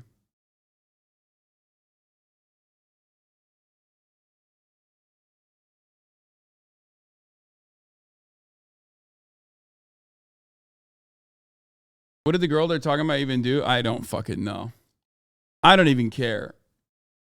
I don't know. I don't care. I just saw this and immediately it like zapped my fucking brain because it reminded me of like a certain type of communicating, and I see it in like leftist spaces and I fucking despise it and I shit on it all the time. It's very annoying. Yeah, I don't know what to. They don't care either. Lol. What? Definitely saw it and is choosing to stand her ground. What is this? I ain't reading all that. White women's tears got that gorilla grip, though. It's almost like nothing's going to happen. Motherfuckers post a bunch of shit out of context and people are acting self-righteous, acting like they never talk about people. Anyone trying to cancel Usagi, send them my way? What does this mean? Not really. Majority of everything I said is literally trolling them out, bro. What does that mean? Deadass, their screenshot is trolling. There's no way you actually think I'd do that. Like, okay, Lamau, what are they going to do? Like, who? Everyone talks shit. Yep, anyways. Yeah, I mean, it's just talking shit. Yeah, exactly. There are a couple different avenues that you can go down when shit like this pops off. You just say, oh, lol, I was just kidding. You took that seriously and that's your fault. You can say, I'm a minor and neurodivergent, which is like a famous one that we all laugh at. I'm a neurodivergent minor, lol. Like, why would you take me seriously? And it's like, you're right. I don't. But plenty of other people do not have. Like, unfortunately, we are still in the infancy phases of the internet, okay? Like living life in this extremely online way. We are still completely oblivious to the consequences, to the way that it changes our attitude, our desires, our way of communication. I talk about this all the time. Like millennials, for example, all have fucking dumbass old tweets. Most millennials did not realize that like everything that you put on the internet is permanent. Okay, that's why in like 2016 there was like a culling basically leading up, or like 2015, 2016 there was a culling of like millennials that said dumb shit that people were literally taking at face value as though it like represents them now. You know what I mean? As though they didn't think that they were just like yelling into a goddamn crowded room by themselves trying to be funny or whatever. And a lot of people then deleted all that stuff, and that's great and that's fine. But Zoomers grew up with that understanding, so they behave differently, but they still have like you know, these kinds of attitudes still. You know?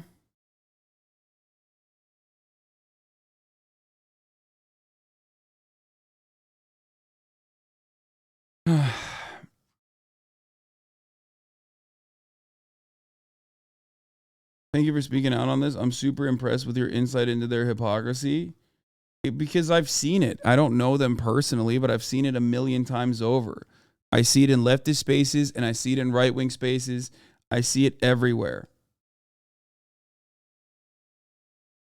You know, it's classic. It's just human behavior. We're just being so fucking ruthless to one another and with no empathy whatsoever. But what I care about the most is stopping people in at least this community from behaving that way. The only thing that I care about is like who a person is now and whether they're genuinely trying to become a better person.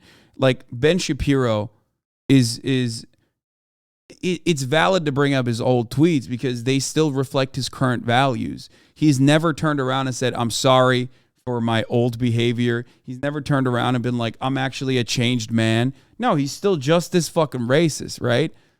But then there are plenty of people, iDubbbz, Ethan, who have like genuinely changed their behavior and have truly reflected on things that they've done in the past. And that, for me, that is progress. Like, I'm not going to hold them to who they were, especially when they've improved. I myself am similar. Everyone has improved from their previous selves. Everyone in this community has reformed in some way. So I think that that's really shitty. And I hope that, you know, people can have that same level of empathy and understanding and charitability to my commentary that I usually give to others, especially when they are trying to change their behavior, or especially when there is something that you can do to be as kind as possible, or trying to change people's current values. Anyway.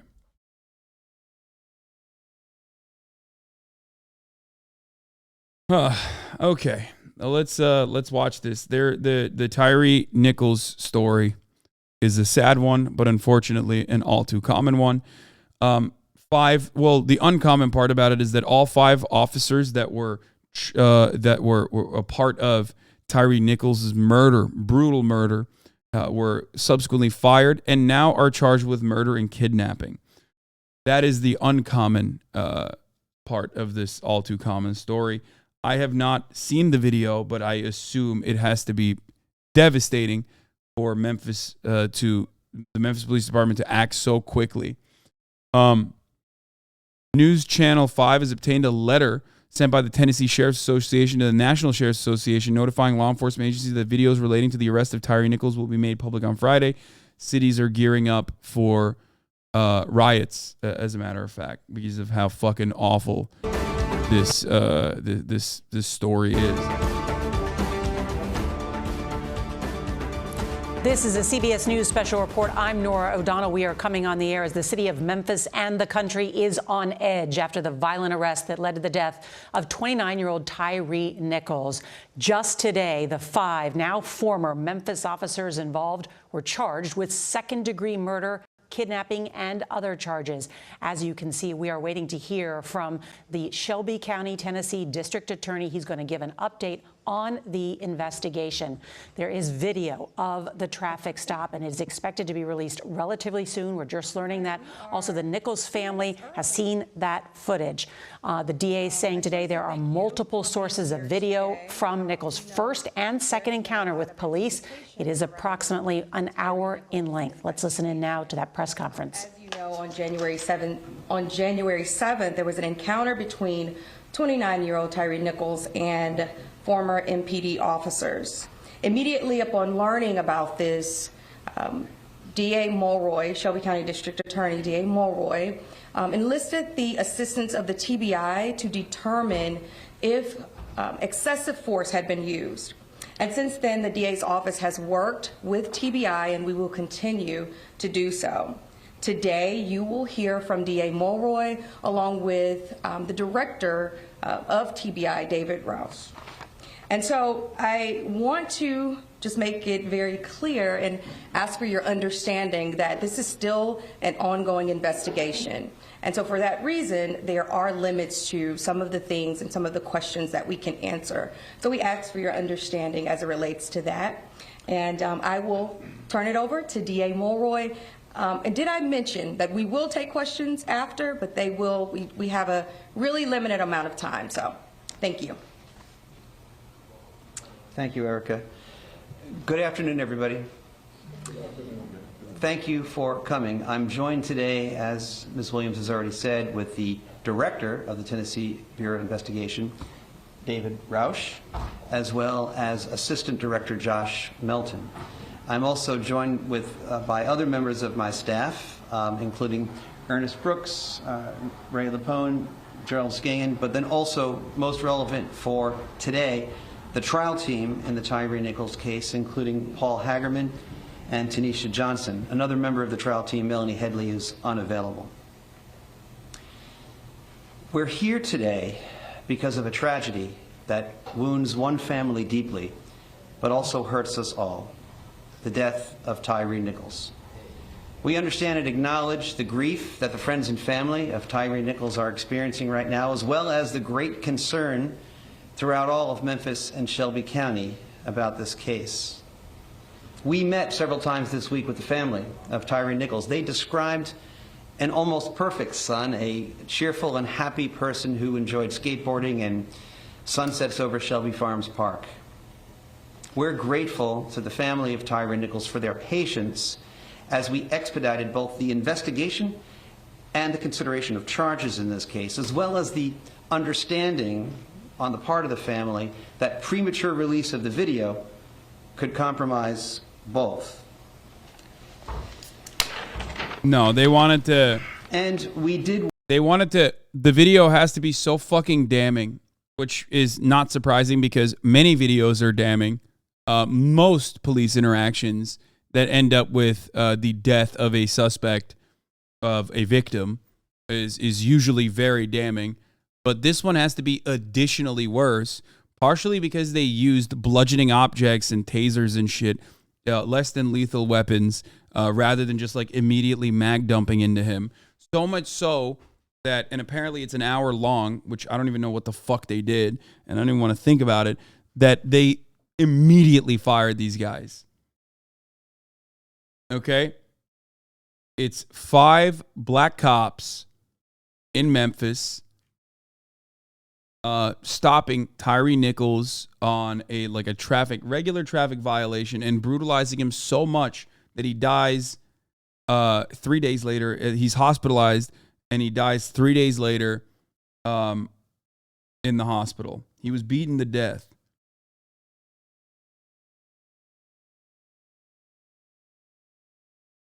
The family said that it was, the family that has seen the footage said that it was worse than Emmett Till.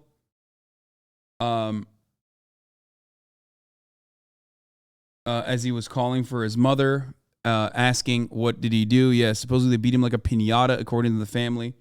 And the video will be coming out, of course, at the end of the news week on Friday night. They say that he was left unrecognizable in the aftermath of this. And you know, none of us have seen the video yet, but if there's one thing I know in all of my years of covering police brutality, covering the news in the United States of America, it's that cops rarely ever see accountability. Derek Chauvin was a unique case specifically because of the accountability, right? Broad daylight execution and the subsequent legal accountability that came. Cops usually just go on paid administrative leave, desk duty, yada yada. When murder is seen as a part of their job, the entire system is designed to protect them. When they do engage in escalation, and they do it often, they do it frequently, and you rarely ever see cops I've never seen cops get fired this fast. Never. In the past decade of covering news, police brutality, I've never seen cops ever get fired. All 5 of the cops involved get fired before the body camera footage is released. Okay? A week before they release the body camera footage, they don't even hold up the body camera footage. Usually they, the routine process, the modus operandi here is never releasing the body camera footage, never even showing it to the family, claiming that it's gone, claiming that it's lost in the sauce. Okay?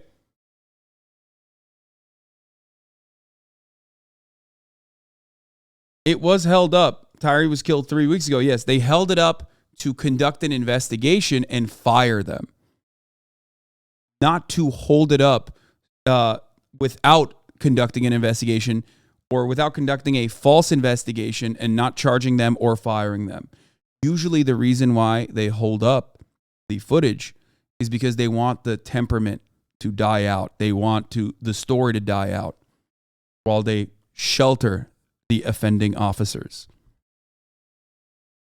I've never, ever seen 5 cops get fired and charged with murder and kidnapping before the body camera footage comes out only a month later. It's crazy.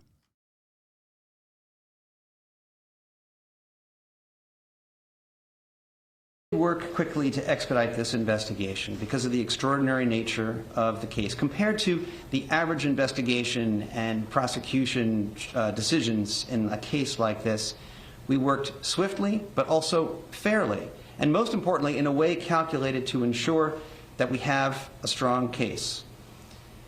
As you might have heard from Ms. Williams, in this case and any other officer-involved fatality case, I immediately called in the TBI so that we could have an independent investigation. I also assigned to the newly created Justice Review Unit within my office, which works independently and separately both from law enforcement and the rest of my staff, to make a truly objective recommendation about whether criminal charges were appropriate. I want to thank the TBI, the Justice Review Unit, and the trial team for working swiftly but thoroughly under very difficult conditions. Earlier today, the grand jury returned indictments against 5 former Memphis Police Department officers regarding the death of Tyre Nichols. These are the same 5 officers who were previously... It's like we're in fucking bizarro world. Like, they're showing the officers as the perps. They're perp walking the officers, and they're showing footage of the victim of the police brutality, like skateboarding and shit, talking about him as actually a victim. It is so sad that this is what is supposed to happen, okay? In a just world, in a normal world, in a world where, like, there is real justice. This is how it's supposed to happen. The fact that they're showing the cops out of uniform with their mugshots, I don't know if it's because they're black, okay? Because I'm sure that plays a role into it. Like, it has to. Even though being black does not make you a better cop, you are still a police officer. A fact that I mention so regularly. I hope people understand this when I say this. Okay? But it is wild that they're not showing them in police garb. Like, this is the system giving them up.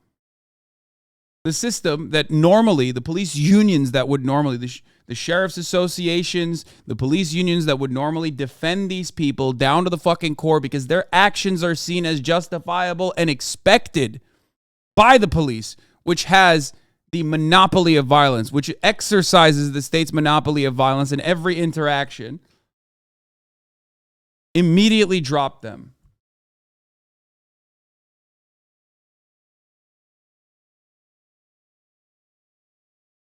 Please don't be naive. What? Hasan, don't be naive because they're black? No. I'm saying them being black plays a role in this, certainly. But being black does not change the dynamic of being a police officer. Sorry. It's 100% true. because black police officers are still enforcing white supremacist constructs in black neighborhoods. Okay? That police department is the perfect liberal police department. It's overwhelmingly black, so the cops look like the people that they're supposed to be enforcing, which is what liberals say all the fucking time. Okay? There is a civilian jurisdiction board or whatever. Like they have some form of like civilians, a civilian advisory board, some form of like civilian community policing is happening here, supposedly. And yet you have 5 officers who still beat a man to death over a routine traffic stop.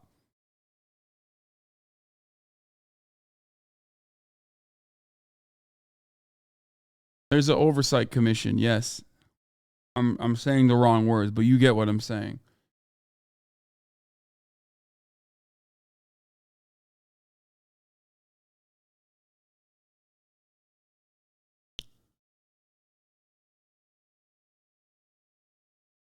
Yes, Memphis is 64% black, and the police department in Memphis is like, I think 50% black or something, you know, which is infinitely higher. As far as a percentage of black officers, it's like one of the blackest police departments in the country, pretty much. Previously or recently terminated by the Memphis Police Department. They are currently in custody. They are Tadarius Bean, Demetrius Haley, Emmett Martin III, Desmond Mills Jr., and Justin Smith. The grand jury returned indictments against all 5 with the same charges.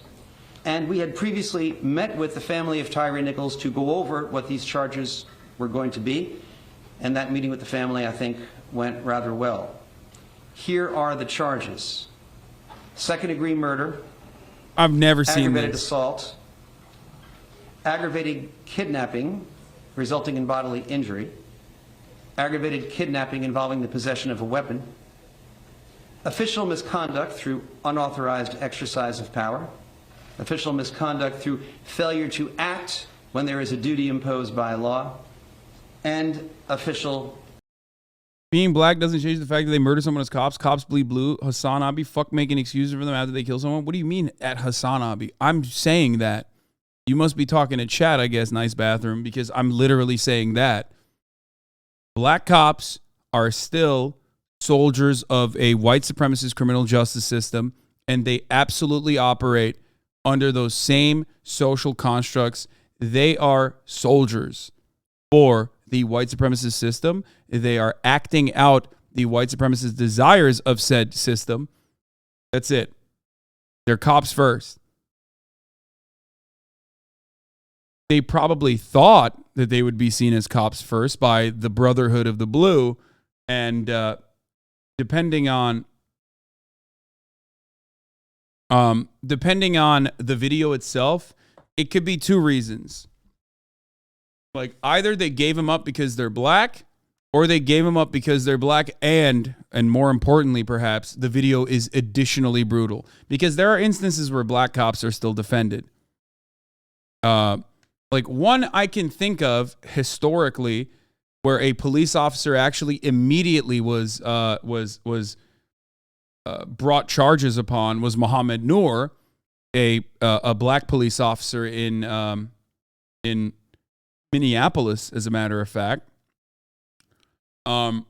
He was given up by the police department. He was black. His victim in that circumstance was an Australian woman. A white blonde lady.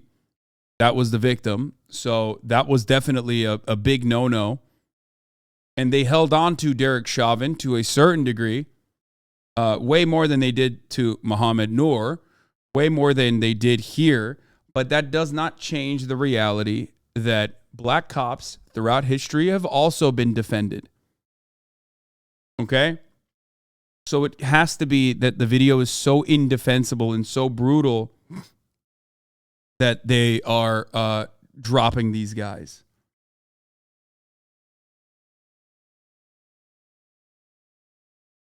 it's a combination of multiple factors, I think. As sad as this is, maybe this can be a learning moment for America. Fuck no.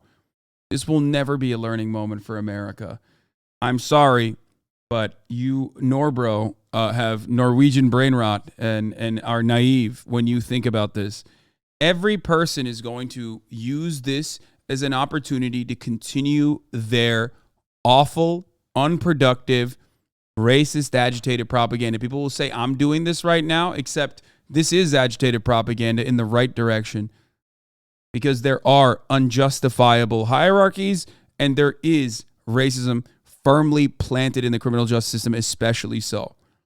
Okay? Meanwhile, the right, I suspect, will look at this and say, black on black violence. They'll use terms that they never have used when describing cops, specifically because it's like, black police officers. Okay? And most likely behave in a way that is inconsistent with how they behave when the police officer is white.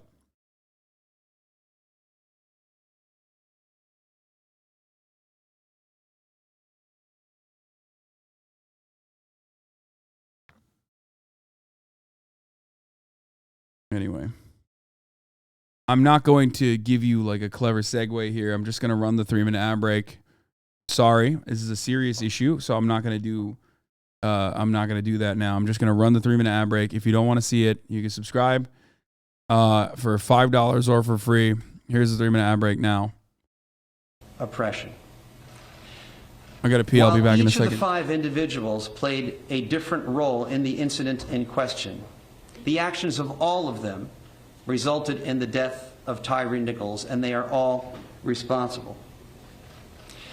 It's important to note, as Ms. Williams said, that this is still an ongoing investigation, and therefore there are limits on what we can say about this case. We ask for everyone's continued patience as we continue to vigorously seek justice in this case.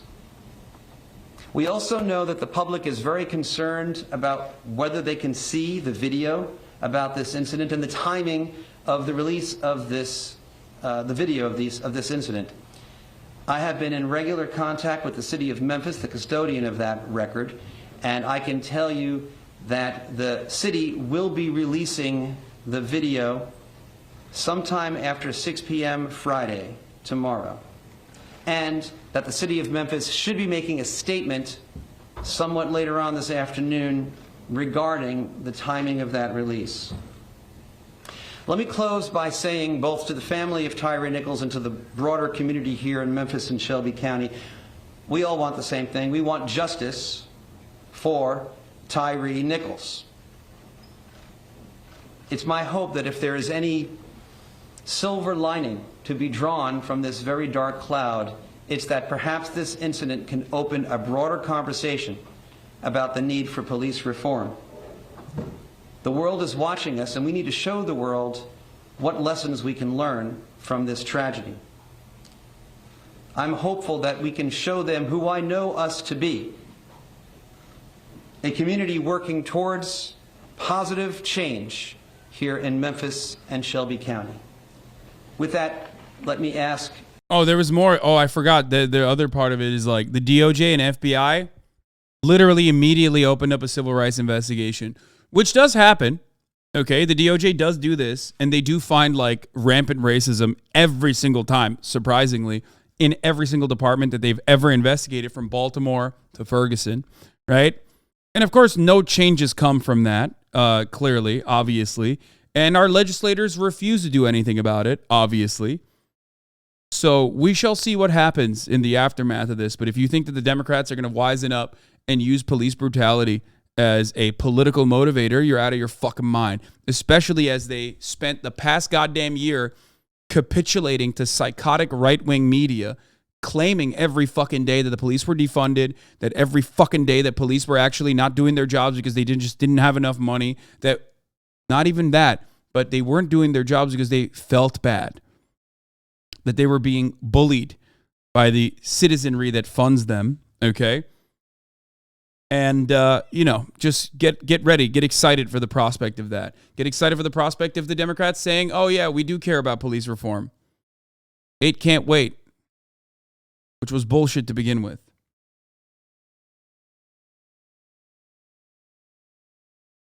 Director Roush to step forward. Thank you, DA Mulder. Good afternoon. I'm David Roush, Director of the Tennessee Bureau of Investigation. First and foremost and most importantly, on behalf of the Tennessee Bureau of Investigation, I want to extend my deepest condolences to the family and friends of Tyre Nichols.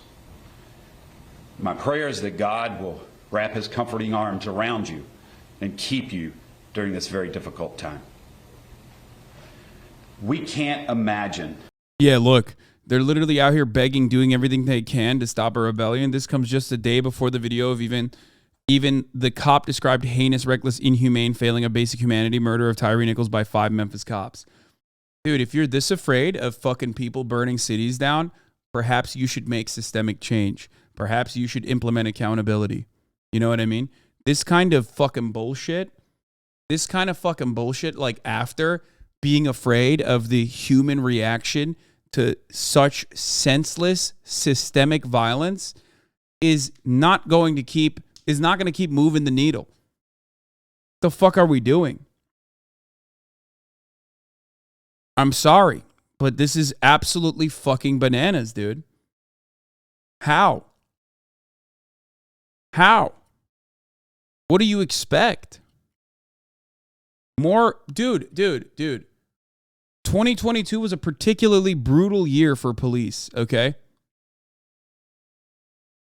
Particularly brutal. Over 1,000 confirmed kills on the job. What the fuck are they doing? Their funds have only increased. In that process, as they constantly claimed that defunding was happening. The crime narrative was made permanent by all the way from local news to national news. It became a fixture in the Democratic Party's platform of like also funding the police more as they raced. Both parties raced to be like, no, we love the cops more. We will hug and kiss them. It's insane.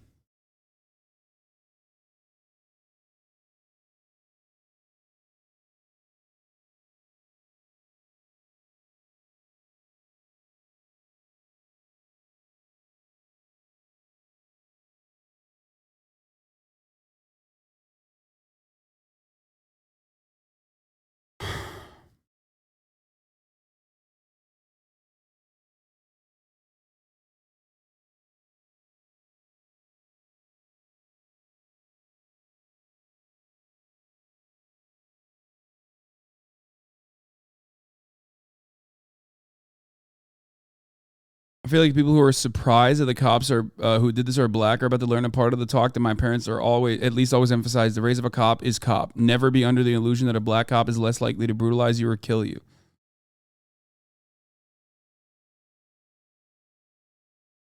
My interaction with black cops have always been as potentially fraught as my interaction with white ones. At no point does help a brother outwork. Because if they really were trying to help me, they wouldn't have stopped me in the first place. People noticing how quickly these black cops were charged as opposed to their murderous white fellows in other situations should also pay attention to how silent the police union has been on their behalf. Yeah.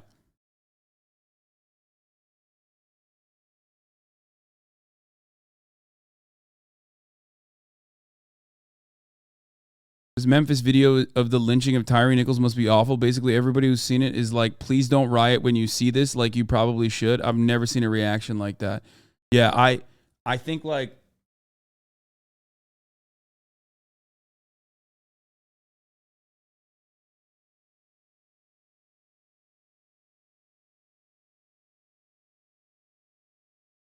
PM Blue, thank you for the 5 subs. I think it's bad. I don't know what else to say. I mean, they literally are doing PR ahead of This it. is not just a professional face.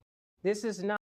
Got to take 5. Just for Tyre Nichols, Justice Tyre, Memphis Police Chief C.J. Davis addressing the heinous beating of Tyre Nichols.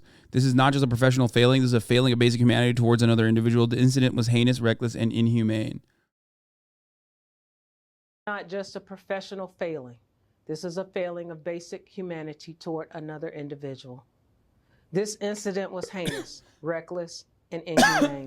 And in the vein of transparency, when the video is released in the coming days, you will see this for yourselves. I expect you to feel. They're pulling a "we're in this with you." Like, oh man, I'm so shocked that this happened. They're literally pulling a "we're all in this together, guys. Come on." Ahead of time. Holy fuck, dude. I mean, I don't know. I don't know. I don't know if this reaction is because like the video is particularly egregious, heinous, awful, or if it's because like it's now become this like weird cycle of expected reaction, oftentimes like property damage that happens as a consequence of like police inaction, or sorry, systemic inaction in the form of accountability in the face of police escalation of violence and murders. I don't know. I just, maybe all of the above. But the video is coming out tomorrow. What the Nichols family feels. I expect you to feel outrage in the disregard of basic human rights, as our police officers have taken an oath to do the opposite of what transpired on the video. This is not just a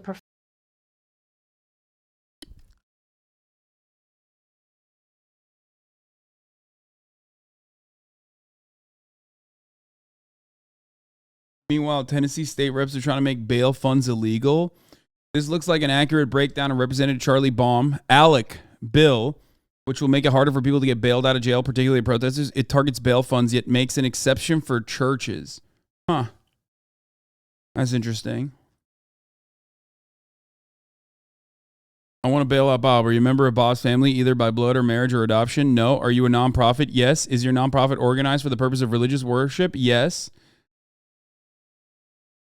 Are you a nonprofit? No. Get lost, lefty woke, do-gooder. That's insane.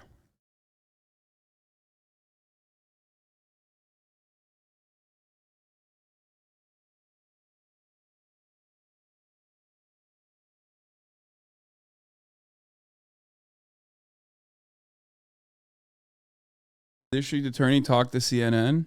Come on in, sir. Thank you. Good. Holy fuck. Is that Don Lemon out in Memphis? Oh, Jesus. Okay, everyone is gearing up for major activity. CNN does not fucking send out Don Lemon to the fucking scene unless they think some shit is about to fucking pop off for the next week. Steve Mulroy. We appreciate you joining us here on CNN. We have gotten word and also confirmation from the attorney and through court records that the officers have been charged. Can you speak to us about the charges? The family had wanted first-degree murder charges. That does not appear to be the case. Right. So there are charges, and I'm going to announce them at the press conference in a few minutes. I'd rather not go into too much detail, but it is the case that there are charges, and the grand jury returned indictments, and we'll be announcing all the details in a few minutes. Yeah, it's officers. All 5 officers, we're getting confirmation, have surrendered. Is that correct? Mm-hmm. Yes. All 5 officers have surrendered. There are, for some of the charges, some base different charges, or the same charges, but different counts or more counts than others. Can you explain that to us? Why is that? Well, I really can't confirm that's the case. You can't confirm that's the case. Is that just possibly a mistake there? I think it might be, yeah. That's so. Okay, well, let's go over the charges here. I want to ask you about them, and you can respond whatever you can respond. Okay. Second-degree murder, aggravated assault, 2 charges of aggravated kidnapping. What is that? That seems unusual. Aggravated kidnapping? Yeah, and I will go over this if there's a question about it at the press conference, but I don't mind telling you right now that aggravated kidnapping is a general matter, is any time that you unlawfully restrain someone's liberty or confine... The moment that they're saying that the moment that they fucking stopped this guy, they were no longer operating as cops, and therefore doing like normal cop shit is all of a sudden considered aggravated kidnapping. You have to understand that, like, technically what cops are doing is kidnapping every single time.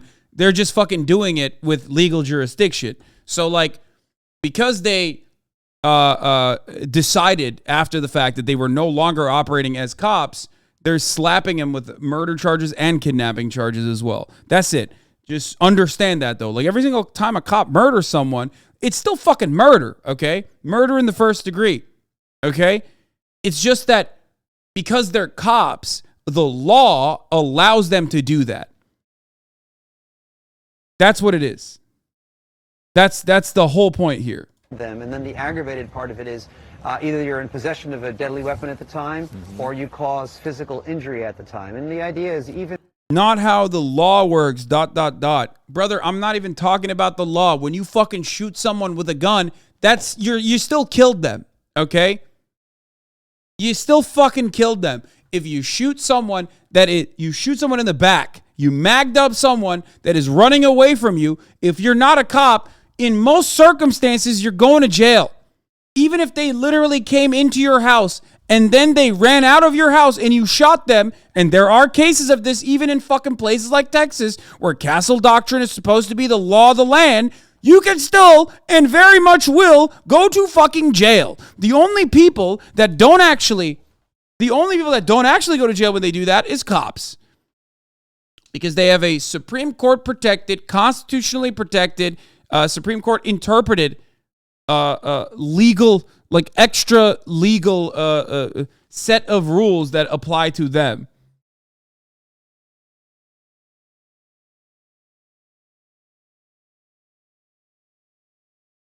Yeah, the aggravated upsell for having a weapon while arresting literally means that they got uncopped in that circumstance, which is interesting to think about because it's interesting to think about.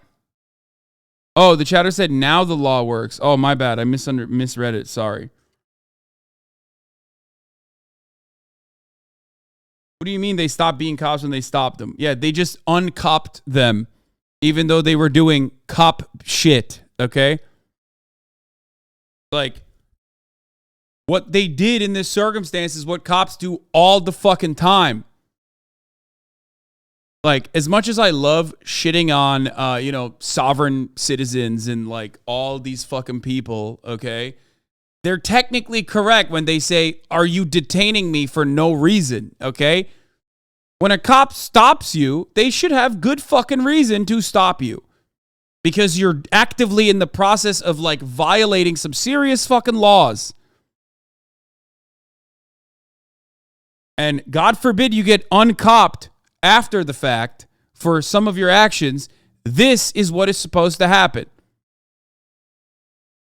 This is what's supposed to happen. This is the normal thing that's supposed to happen. In a country where we have, like, actual rules, this is what's supposed to happen. You're supposed to go to jail for behaving like this and doing this kind of shit. It's wild that it does not happen more frequently.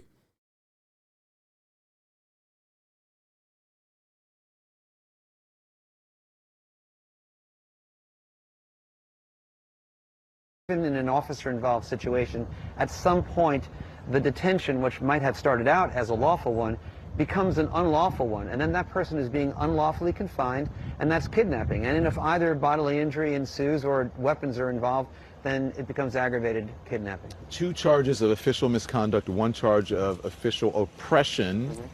Yes. What is that? So official misconduct is whenever an official intentionally exercises the authority that is unauthorized by law in the performance of their official duties.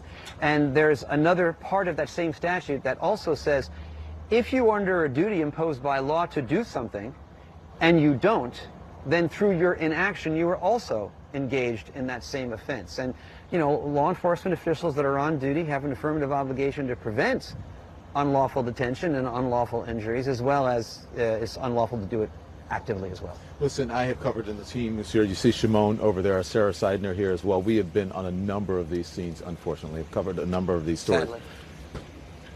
At this point, to see officers charged with second-degree murder and aggravated assault, that is highly unusual. Again, as I said, the family wanted first-degree murder, but second-degree murder, that's serious stuff. Why? Does that speak to what's in the video? Go on. It does indeed, Don. I think you're exactly right. No, this is serious business. These are extremely serious charges. You're correct in saying that these are more serious than in your typical officer-involved fatality case. But I think after everyone sees the video, I don't think there'll be any questions about those charges. Several things that I wanted to make sure, points that I wanted to make sure, and I wrote them down here. Do you anticipate charges against more people? Because we know there are fire department members as well who are involved in this. So that's something that I was also going to be handling at the press conference, but I'll say this, that the investigation is ongoing, and the fact that there are certain charges announced today does not preclude that there might be other charges later on. So let's talk about the video. Is it body cam video? Is it from a stationary position? What is it? Both. Both. How many different sources of video do you have? Multiple sources of video, and I think it's fair to say that when the public release occurs, and I think that will be soon, people will be able to see the entire incident from beginning to end, including the first encounter and then the second encounter in which the serious injuries occurred. So how much is there? How long are these videos? Well, I mean, I think what is going to be released, and this is really a question better directed to the city of Memphis, but my understanding is that when the city of Memphis releases the video, it'll be somewhere in the neighborhood of an hour. Of an hour, okay.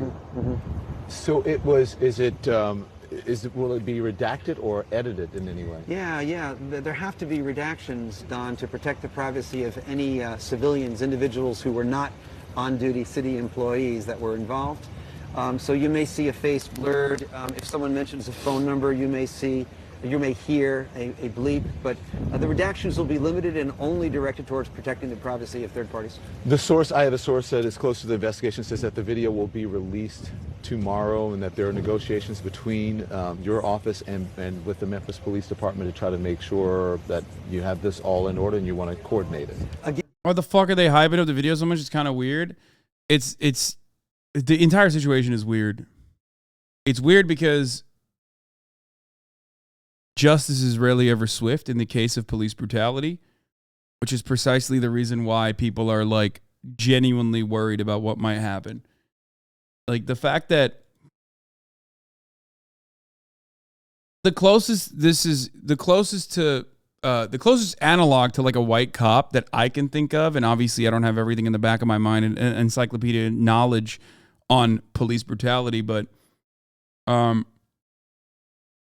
it's Derek Chauvin, and even then there was like significantly more pushback and defenses early on. Like the police department did not immediately fire Derek Chauvin and charge him with murder. If you recall, they actually tried to hide all the footage as best as they could, but there were too many onlookers. There were literally like 40 different camera angles of this this murder in broad daylight. I understand what you say about cops, but why do you always generalize them? The same way someone can have a preconception of a race or anything in their life that also applies to cops? No, man. I mean, I joke around about how like there is such a thing as cop phrenology and that you are ACAB, which means you're assigned cop at birth and whatever. But like that's not the case. This is a job. Okay? When I'm criticizing police, I'm criticizing a job. I'm criticizing the concepts, what they are supposed to do versus what they actually are intended to do and what they are theoretically not doing. Okay? You weren't born a cop. We need to stop the bad discourse, even if it's one single person, which it obviously isn't, but the generalized 800K is still a preconception. By the way, chat, don't be mad at me by a text on the internet.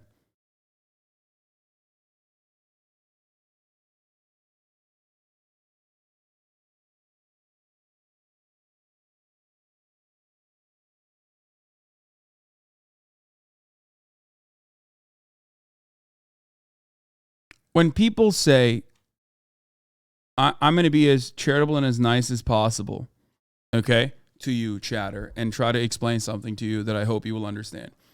When people say ACAB, all cops are bastards, all cops are bad, all cops are bad, whatever, they're not talking about human beings that are otherwise nice people, potentially. Maybe they are. Some of them probably are. Some of them even probably started the profession under false pretenses, okay? But cops as a profession, police as a profession, protect and serve the interests of capital. And in that process, there are plenty of unjustifiable laws that you would have a moral issue with, okay, personally, on an individual basis, that they uphold in the violent ways that they uphold them. Okay? So while they are in the process of being a cop, while they're doing cop shit, when they have the badge on, they are behaving in a bad way. Okay? By design, their job requires them and urges them to behave in a violent manner. So even if you're an otherwise good person, when you're a cop, when you have the badge on, you are doing shit that cops do and upholding unjustifiable laws. Okay? There are so many examples of this, like cops going up and like arresting an old lady who is feeding homeless people. Like, no one would ever consider that to be a normal or a good thing. But cops are doing that because it's a part of their fucking job. That's what that means, okay?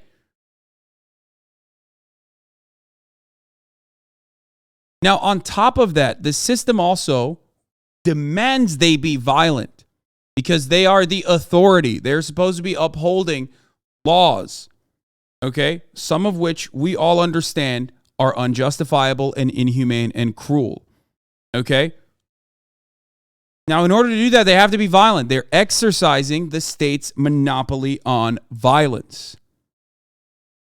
And while they're doing that, when they do things like that, the state also protects them. So they're not actually following the book like a normal human being. They're behaving in a way that where they are above the law. They're doing things, just like I mentioned, that no human being would consider to be normal or good or kind as a part of their job. And the state expects them to do that, and the state defends them when they do that. Qualified immunity is one example of this. There are many Supreme Court cases where the system basically has legalized their murders, okay, their murder charges, and have codified their lack of accountability. Cops have no duty to actually protect the citizens. This is the law. Technically, if they see a crime happening and they do nothing, like in Uvalde, they will not be charged for it. There's no expectation. Zero. That is the law. A cop, however, can kill someone. Whether they are holding a gun to the cop's face, or whether they are unarmed, or whether they are unarmed and running away, a cop can still legally get away with murder, as long as they claim that they had a genuine threat for their own safety, or they had a genuine assessment there where they were fearful for the safety of others. That is also codified. That is institutionalized, and it is completely fucking legal. I cannot imagine if you, like, for 1 second, I'm not the type of person who says, like, we don't need an organization that is going to solve crimes. We don't need an organization such as policing, okay, that will maintain the presence of law and order or whatever in a civilized society. Of course, I believe that there is always going to be need for detective work. I believe that there's always going to be need for a force like that, whether it's democratically organized or not. Okay? I'm not saying that, like, you know, cops or police as an institution or the theoretical purpose of policing is just fraught. Okay? I'm not saying that. However, the way that it currently works in society is not the way that it's supposed to work in theory. Okay? And if you, for a brief moment, just stop thinking about these people as like police and all of the other social conditioning that teaches you that what they're doing is good, all the movies that you've seen, and think about them like a band of untrained, oftentimes right-wing, overwhelmingly right-wing, unaccountable bullies with all the gear that you would normally see on a fucking occupying force, bullying people that they have genuine disdain for, working at the behest of the wealthy. Well, that system is completely fucked. That's insane. There's no way to look at that process and go, no, I actually do love that these mentally stunted psychopaths with military gear can roam the fucking streets and they're completely untrained, and the only kind of training that they get is actually to escalate to do violence, and then they have no accountability from the legal structures, and they get to do this with our taxpayer dollars. Well, none of that makes sense. And they are the only people that have genuine fucking union protection and also the benefits of like living in a fucking Nordic style social democracy. That's wild. That's just legal. That's a legal gang. And it's one that does so much harm. So no, I'm not generalizing every single person that chooses to wear the badge or whatever. I don't know how they are in their personal life, even though, you know, look up the self-reported numbers of domestic violence in police. The last time a study was ever allowed to be conducted in the police force, and you will find out that 40% of cops are beating their partners, which is, again, a self-reported study from the 90s. The last time they were allowed to be studied. Okay? But ultimately, it's still absolutely, the things that I just mentioned are still absolutely present and are at the heart of why there are these issues that keep happening over and over again. Yeah, I agree that with that, it's good debate in anywhere in the world, even in Brazil. Like you said, I think the base of the problem goes all the way from the top of the system. They are cops under a capitalist organization of the economy are there to protect and serve the interests of capital. That's it. Again, information that I think will be best discussed at the press conference, but I can definitely say that we've been in constant consultation between our office and the city of Memphis, and that the release of the video will occur relatively soon after the conclusion of my press conference to the formal announcement of the charges. Why is it taking so long? Well, we wanted to make sure that the video did not compromise the investigation. So if you're going to be interviewing suspects, you do not want them to see the video and then possibly tailor their statements to the video. You want them speaking to law enforcement, you know, without knowledge of what we've got. Similarly, you don't want non-suspect witnesses to start testifying about what they remembered seeing on TV as opposed to what they actually witnessed with their own eyes. That's not unusual. That's not typical to this case. It's just the general rule. Yeah. One of the producers is speaking to me. I cannot hear you. Can you repeat that so I can ask the district attorney while he's here? Any other? Oh, yeah. Yes. That isn't related to the video, but I was going to ask you that anyways. Will there be other charges on top of this? Can the charges escalate? Oh, well, so both with respect to other charges against the persons that have already been charged or charges against other persons, that's always an option, and that could always happen later on. I will say this, the investigation is ongoing, and nothing we've done today precludes any further charges. Nothing today precludes any further charges. And why haven't we learned the names of the fire department folks and who they are? Why don't we know anything about them? That is a good question. I think it might be better directed to the city of Memphis. We're not charging them today, so we're only going to be discussing the people that were charged today. Thank you. Thank you, Don. So these cops are a part of, as far as I understand, a Scorpion unit, they call it. Memphis Police Department created a Scorpion unit, and here's a man talking about his experience with them, where he talked about, he complained about the Scorpion unit, which is created to deal with street crime. You know how these fucking units work. It's like the gun violence task force in Baltimore. For those of you who are unfamiliar with that, there is a wonderful recreation that's basically of a documentary on HBO called "We Run the City." Like a lot of times these special units are like aggressive, extra violent. Yes. And often are, you know, behaving in even additionally brutal ways, and they're very corrupt. But yeah, the video is, the movie, or not the movie, but like the short series on HBO is called "We Run the City." I think it's probably the best piece of anti-police agitprop I've ever watched. It's made by the same guy that made The Wire, David Simon. We own the city, not we run the city. Sorry. Anyway, here, let's hear what this man's. McKinney says the same Scorpion unit stopped him January 3rd, 4 days before Nichols was pulled over. I actually read it on the back of their vest. It said MPD Scorpion unit. It was at this Marathon gas station at Ridgeway in Knight Arnold as he was catching a ride with a friend. All I heard is freeze, get out the car, put your MF hands up before I blow your heads off. Both of you, get out the car. So put your hands up. So I put my hands up, and one of the officers proceeded to come to the car, and he physically pulled me out by my shoulder with a gun no more than a foot away from my head. He says the officers in unmarked cars would never say why they had been stopped. He took this picture of the stop.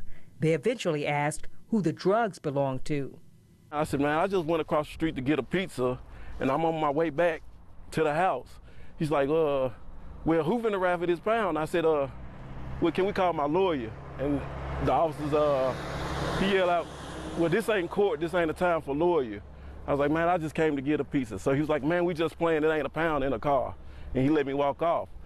He showed us his call log when he says he placed 2 phone calls to MPD's internal affairs to complain about the officer's forcefulness, but he says he still hasn't heard back. Then he saw the picture of the 5 officers fired in the Tyre Nichols case. I was like, that's them. I said, that's crazy, that's them. I said, now they done really hurt somebody. This could have been prevented if the internal affairs took action like I was asking them to do. We asked Memphis Police about the stop involving Cornell McKinney and are also waiting to hear back. Cornell. Yeah. So strange that when, cops investigate cops, they don't even fucking do it, actually. They don't really end up investigating them at all. Or if they're pushed to that investigation to the brink and finally have to investigate, they often find no evidence that they're behaving in a manner that's inconsistent with policing, because police are expected by the systems to behave that way. Okay? To behave that way. That's their job. Statement from the president. Like, understand that there would be no suspension of pay or no desk job if there was more interest for violent fascism. Okay? The only reason why they get put on desk duty for a little bit is to, give the liberals something to chew on. Their job, they don't give a fuck. Their job is to do this. This is what they're supposed to do. Statement from the President Joe, Jim Crow Joe, Mr. Crime Bill himself, on the Tyre Nichols case. Jill and I extend our heartfelt condolences to the family of Tyre Nichols.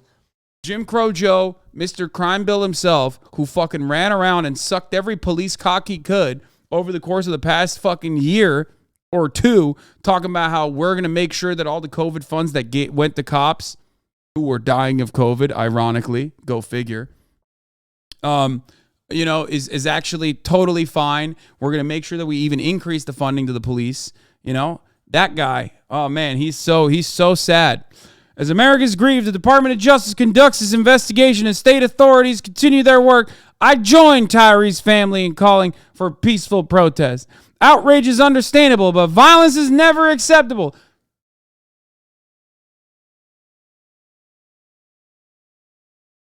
Yeah, everyone is gearing up, dude. Everyone is gearing up. If that kind of, dude, look. I'm not inciting for violence, or I'm not inciting for riots. I'm not going to ever say anything like that.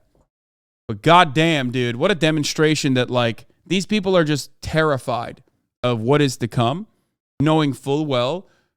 And I have a very cool way of avoiding all of that, okay? It's called don't let cops murder people, okay? It's super simple. It's super obvious. But if you're that scared of storefronts burning down, here's a crazy idea. Don't let cops murder people, okay? And also prosecute them or prosecute more of them so that other cops think twice before murdering someone. It's crazy. I know. It's wild, okay? Stop with this peaceful shit. What are you, fucking stupid? You think this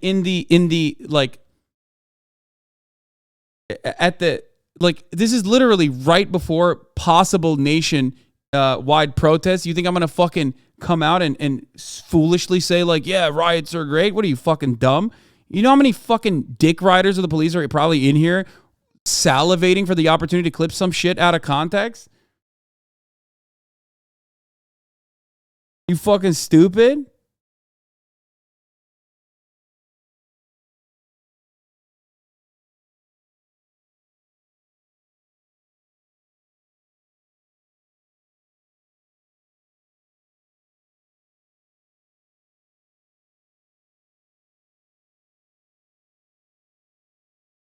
Anyway.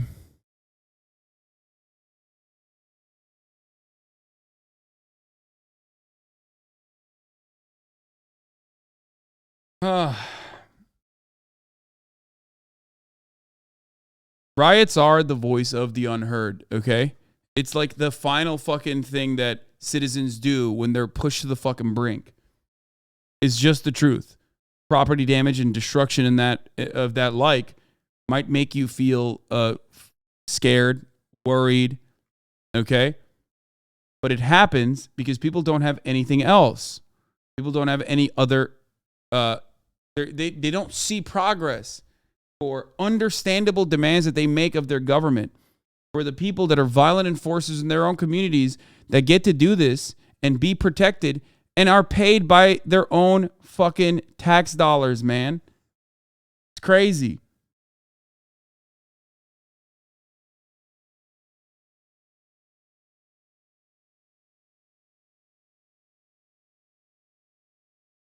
Yeah.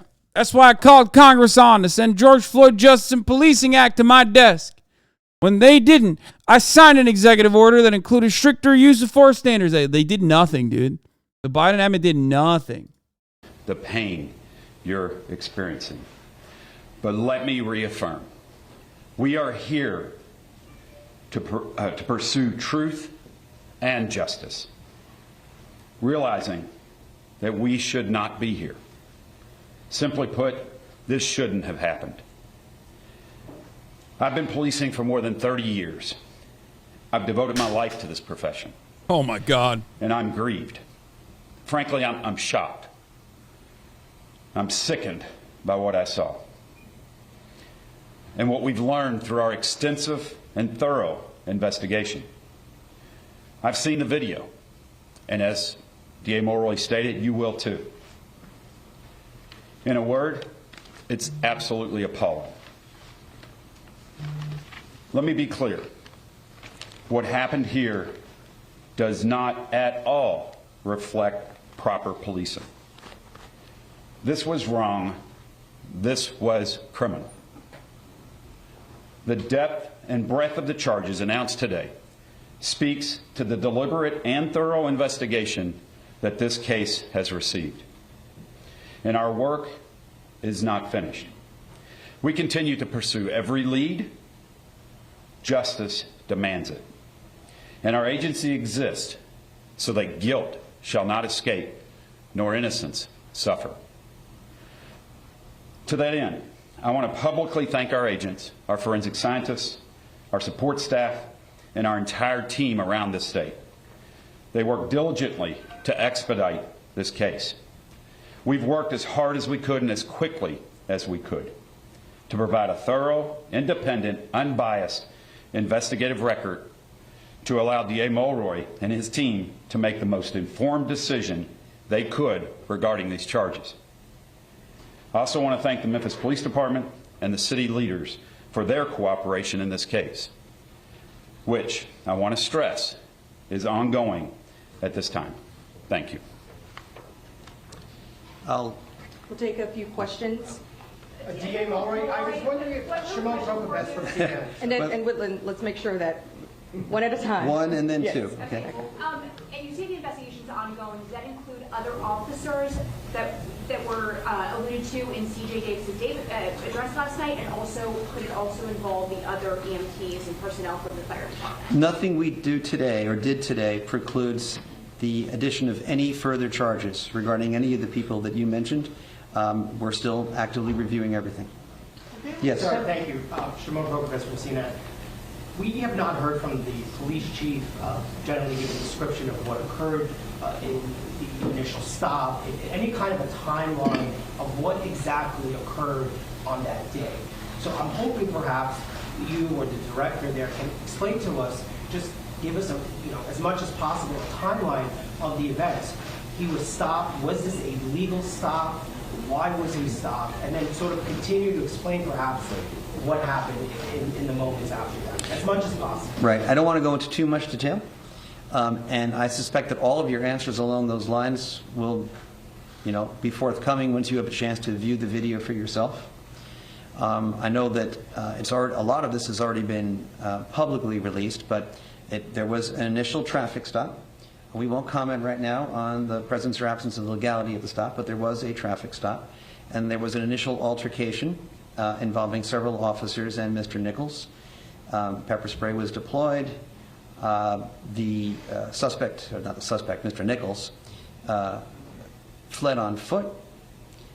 There was another altercation at a nearby location at which the serious injuries were experienced by Mr. Nichols.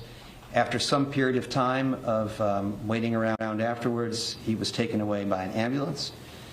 Beyond that, I don't really think we should go into any further details. So there was a delay in a call. The police delayed calling the ambulance for. There was an elapsed period of time, but I believe that if you watch the video, you'll be able to make that judgment for yourself. Erica, do you want to? He says suspect. He's so used to it, dude. He says the suspect, perpetrator. I mean, victim. Shit. The serious injuries were experienced by Mr. Nichols. After some period of time of waiting around afterwards, he was taken away by an ambulance. Beyond that, I don't really think we should go into any further details. So there was a delay in a call. The police delayed calling the ambulance for. There was an elapsed period of time, but I believe that if you watch the video, you'll be able to make that judgment for yourself. Erica, do you want? I'm trying to. They're on autopilot. They have to do passive voice, dude. This is like, because the reality is, this is just like every other fucking instance, man. I'm sorry. I'm sure this is uniquely brutal, okay? But many of these cases are just as fucking awful. Maybe it doesn't have like the personal malicious slant associated with it, like the violence of like using your fucking hands to brutally murder someone. But like the reality is, the defense here could have been applied in the same fucking way, okay? Because in many instances, it is the same.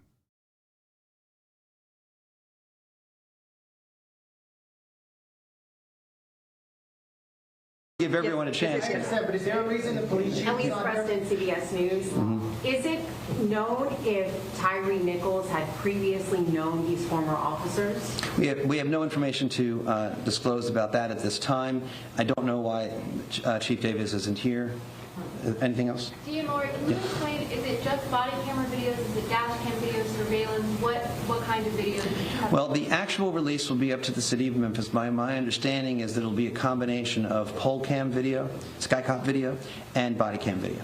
We'll take just one more question. One more question. That there will be a review of specialized units within the Memphis Police Department. 2 questions. First, were these officers member of the organized crime unit? And second, will your office be involved in that investigation? Well, so I've read in the newspaper that Chief Davis has announced a review of those specialized units. I think that's a good idea. I commend Chief Davis for doing that. I think Chief Davis is committed to, trying to do whatever she can to learn lessons from this incident. I don't contemplate that our office would be involved in that review. I think that's. Were they members of the organized crime unit? Scorpion. So I think it's already been reported publicly that the Scorpion unit was involved. Thank you. Is that it? That's it. Okay. I'm being told that's it. Thank you very much. Thank you. Thank you. Can you please tell us the list of the aggravated kidnapping charges? To explain this? Yes, sir. All right. Well, we've just heard explaining from the laws, I don't think at all. Hold on just a moment. Let's listen back in. Yeah. So, all right. So, kidnapping is any unlawful confinement of another, which substantially restrains someone's liberty. At a certain point in the sequence of events, it is our view that this, if it was a legal detention to begin with, it certainly became illegal at a certain point, and it was an unlawful detention. The aggravated nature of the charge is because if that kidnapping resulted in bodily injury, that's one grounds for saying that it is aggravated kidnapping. If the persons involved in that unlawful restraint of liberty possessed weapons, that is another ground for saying that the kidnapping was aggravated. Do you want me to explain the other charges as well? Yeah, just say that they uncopped them. You know how, like I say, they undoctored someone? What the fuck was it? Like the fucking guy in the UK, Andrew Wakefield. It's that's what it is. It's like every instance of a police doing like normal police work that ends up with like an escalation of use of force and violence is just doing police work, right? It's just that they post hoc dispoliced them, unpoliced them. So now the things that they're doing that were otherwise normal are considered not normal and illegal, very illegal, as a matter of fact. A lesson to be learned from that process, hopefully, for many cops.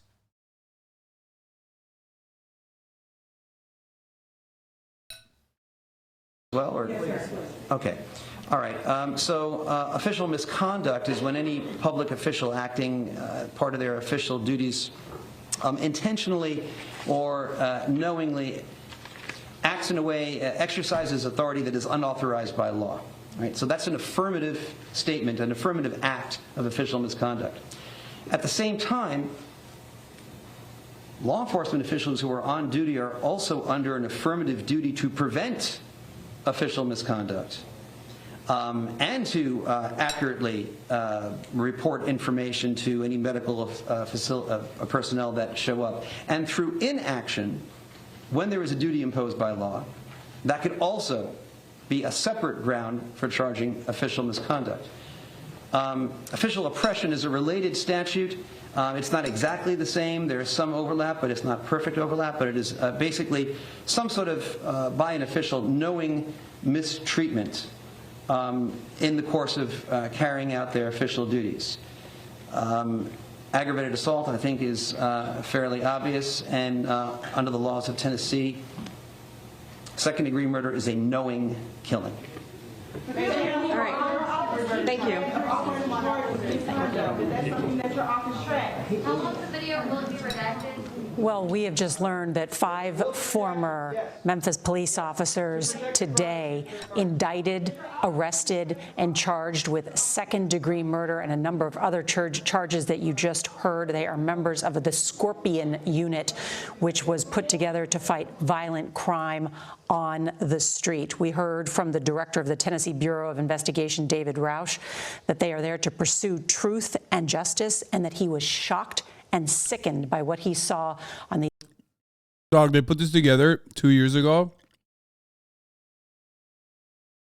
specifically for the like the rise in violent crime narrative.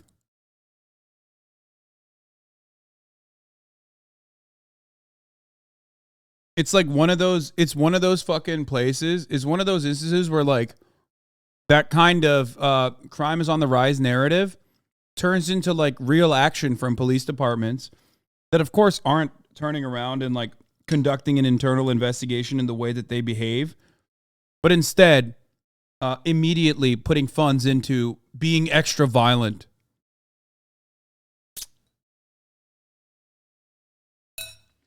These multiple videos that are expected to be released Friday at 6 p.m. The police chief in Memphis saying just last night that she expects that the community will feel outrage. They are bracing for protests. Make no doubt about it. Let's bring in our senior investigative correspondent, Catherine Herridge. And Catherine, these are serious charges. Yes. Also heard them lay out that they were all charged with the same crimes, all 5 of them. And then in the words of one of the officials, their actions of all of them resulted in the death of Tyre Nichols. That's right. And on top of that, we have an overlay, Nora, which is the launching of a federal civil rights. Where you at, lady? You want to come talk more about how like Afghan children should be abducted by white American families? We have CBS News' very own Afghan child abduction defender. So come talk about this shit. Psychotic, reactionary piece of shit. That's how you know the media is so fucking corrupt and awful. Rights investigation by the Justice Department as well as the FBI. They haven't told us what charges are under consideration, but the most similar or analogous case would be that of George Floyd and the officer Derek. She was on a two-parter series by CBS News, literally defending the kidnapping of an Afghan child done by the Mass family in Virginia, okay? Even when the federal government's like, hey, that's a kidnapping, you can't do that. For those of you who weren't here yesterday. Chauvin, he pleaded guilty to violating George Floyd's constitutional rights, and that included the right to be free of excessive use of force by police officers, as well as that constitutional right to due process. Stand by, because Elise Preston has been covering this case, has been there all week, and just came out of that press conference. And Elise, very significant. Talk about that concern. Why did they choose Friday night at 6 p.m. to release this video, which we're told is about an hour in length, multiple different cameras, and is expected to provoke protests? Well, so we just heard from District Attorney Steve Mulroy, and he said that, one, with the video, the Memphis Police Department, they are the custodian of that video. So the video will be released by the police department, by the city. We do know that this video, they are still kind of working through investigations, right? We do know that with the officers being charged, I wonder why they have enough to go on right now to charge them with that. But the DA has been concerned pretty much all week that they are waiting to make sure that the case is completely tight before they move forward. So that is a concern. Another concern is just safety. I spoke to a city council chief chair yesterday, Nora, and he said, I asked him, what is it like here in Memphis 2 weeks after Tyre Nichols has died? And he said that it is like putting your hands on a combustible can and waiting for it to release. You know that you're going to have to release your hand, so you're just kind of waiting to see what you can kind of get together before you do release that. So I think right now, city officials, city leaders, they are just bracing people for what is to come. You mentioned that video statement placed on Twitter last night about 10:30 here local time from the chief, and she told people that you are going to see things that are troubling. She called that video inhumane. She said that it was heinous. And so I think they right now are just trying to prepare. If there was any honesty in this, cops would provide. I mean, cops would never obviously do that, and their presence is always going to be threatening. But in a normal world, cops would provide protection to the protesters and not the fucking Kyle Rittenhouses who are currently at home polishing their weapons, hoping that they can get a confirmed legal kill. We'll see.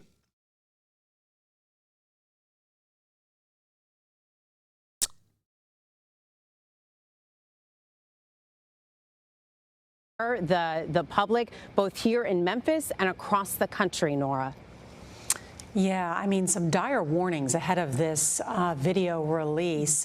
We are learned today that these 5 former officers were part of a Scorpion unit, as it is called, a group of some 50 officers that was put together to fight violent street crime. The other thing that the district attorney, Steve Mulroy, saying today was that in Marxism, your normal world still having cops is your worst take. Yes, I am not an anarchist.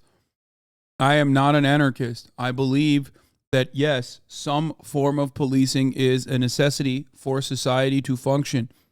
Okay? While I understand that most crime can be solved by solving material inequalities, there are still plenty of instances where there needs to be a group of democratically organized people, if you want to do it like an anarchist commune style situation, democratically organized people upholding democratically voted on laws that everyone finds justifiable, okay? That also solve crimes and detain people. There's always going to be a need for detainment. The issue that I have with police is that they work at the behest of capital. Okay? The issue that I have with police is that they are white supremacists working at the behest of a white supremacist system. The issue that I have with police is not that there's a group of people who are supposed to be protecting and serving everybody, okay? The theoretical concept is fraught. It's bullshit. It's marketing. We all recognize that.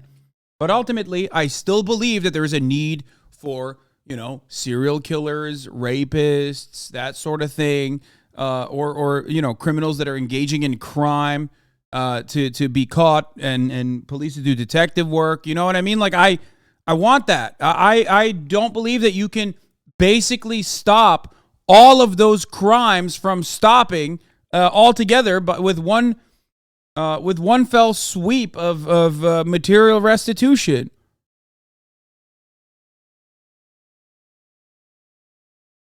Off left take. Yeah, I mean, if you consider that to be authoritarian, then yeah, I mean, I believe black cops are white supremacists. Lol. Yeah, dude. Yes.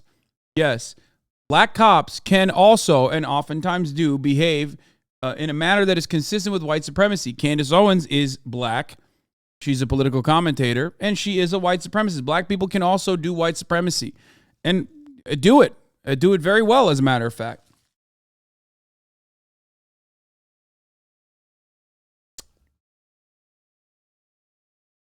I believe that all matter of governance is going to be inherently authoritarian, and I have no problem with that. Like, I don't. I think that I believe in order to a certain degree. I believe that there are going to be people that want to violate the norms that will allow for society to flourish. Okay, people that take advantage of it. Why the fuck do you think I still have an oppressive iron thumb that I rule over this chat with? I try to make this as democratic as possible. This is such a microcosm of like social formations, and it's so stupid because the stakes are much lower. So I'm not making an exact analogy here, but like I want this to be as democratic as possible, right? I want everyone to just talk as much as they want to, but I still discipline motherfuckers because people take advantage of that. There's always going to be people who have antisocial personality disorders, which we cannot currently medicate or have no understanding of how to fucking medicate and rehabilitate adequately. Like, there's still going to be people that take advantage of your good nature. Okay? But that does not destroy the need for some group of people that you agree with that is democratically assigned to do the enforcement. Okay?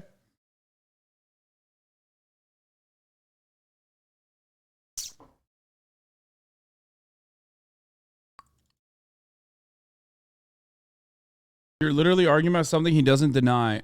If reform work, why did the... Yeah, this is the part where Cinemarxism, who is an anarchist, will then put words in my mouth that I don't believe in. It's just like, if reform work, why didn't the last 50 years of reform stop us? I'm not saying that like police reform is what's necessary. Okay? I think that structural change is necessary, but that does not change the fundamental principles of like having a group of individuals, whether they're democratically organized, working at the behest of a democratically assigned, rule of law system that you and the fucking workers' council got together and voted on. Okay? Arguing with another Hasan in their head. I mean, I'm arguing. He's arguing with like a made up concept. But it is frustrating, and I don't know what to do.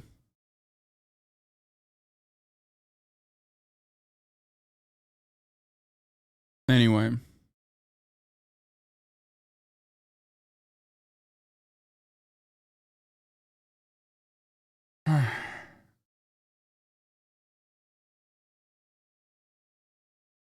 The Guardian Angels organization in New York could provide a useful model to approach the democratic community policing in a socialist society. Wait, what?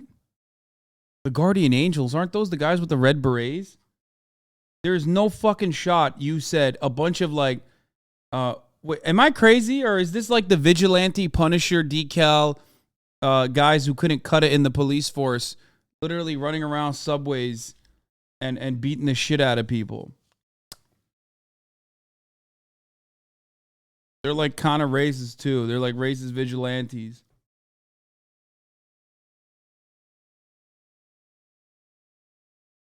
Anyway. Maybe I'm wrong, Law, but I thought the Black Panthers had formed community policing groups in the past. Yeah, Guardian Angels is not one of them.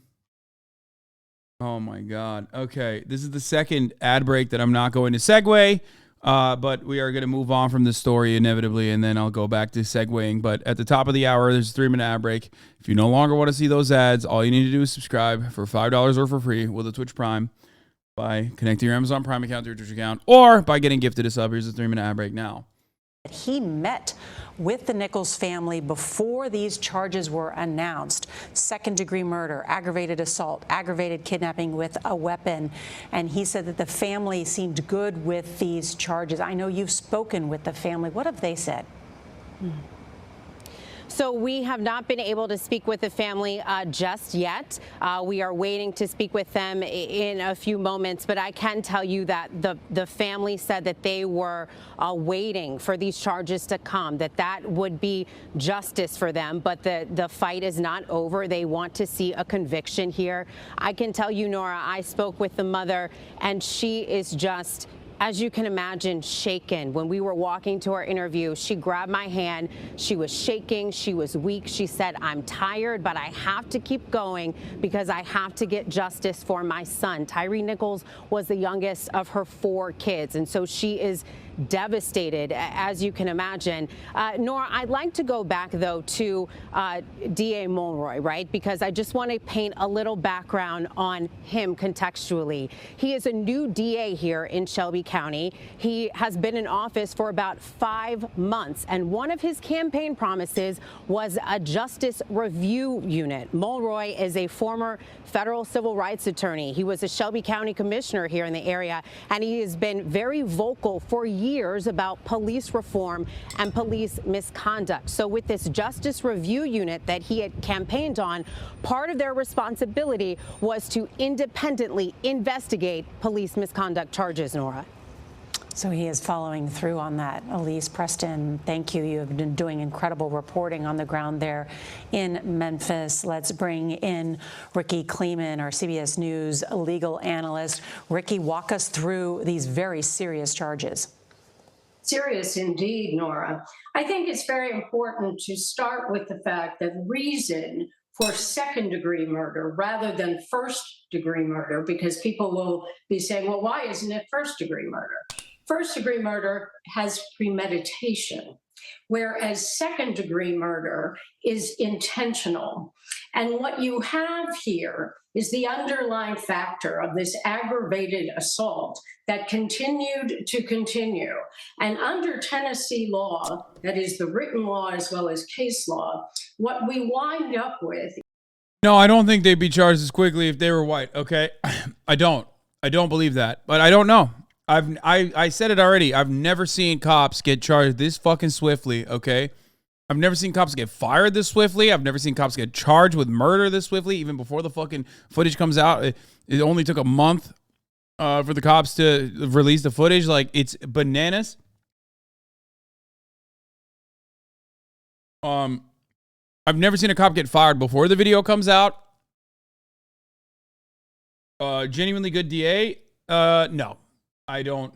I mean, see, the thing is with Memphis, like, this police department is, I need to see how bad it is, okay, for me to make an assessment. I'm sorry. I can't make an assessment without seeing the footage. Because, like, there are a bunch of other underlying factors at play here. Memphis police being, like, more liberal as an institution than other police, which still is fucking awful and brutal, as we saw, but because they're still cops. But, like, is that a level of accountability that created this immediate response? The DA is like a reformist DA. Is that a level of accountability that this situation created, and that's why this was swift? That's what, no such thing as a good DA. No, there is such a thing as a good DA. Okay, please stop. Yes, there are. Yes, there are. There are people who are unironically in the interest of, like, policing the police, okay? Kamala Harris was not a good DA. No. But there are district attorneys who are reformists, who definitely want to prosecute police, who also do end up prosecuting some police, and then they get fucking destroyed over it, okay? Larry Krasner is a good example of this. I wouldn't say George Gascon is a good example of this, and I don't know about Chesabudin enough, but you know, ultimately, yes, you have severe limitations of the DA. It requires you to be an awful, soulless motherfucker, but at least you can use a fraction of your power on policing the police. Okay, so anyone that does that is good enough in my book. Is a good starting point. Is the intent to inflict serious bodily injury from the aggravated assault. If it looks like what we expect this video to look like from every description we have been given, that it really does become intentional conduct. And if they are convicted of second-degree murder, you're dealing with a Class A felony that has a punishment of 15 to 60 years. Serious indeed. That's really the lifetime of any of these pleas if it goes toward the maximum. And what about, many people have been asking about that specific charge of aggravated kidnapping with a weapon. Explain that. Well, it's highly unusual because, of course, we think Because it's cops doing cop shit. Who detain a suspect, whether they are acting lawfully or unlawfully in the case of a beating, as is alleged here, that would not become criminal conduct, let alone a kidnapping, which is a false imprisonment. It's a detention. But as the district attorney just explained, he felt, or the grand jury felt, which is more accurate, that what had happened here was, even if the original detention were lawful, that eventually... I've never seen someone get hit with that. We've seen cops get hit with like manslaughter, second-degree murder. I've never seen a cop get discopped.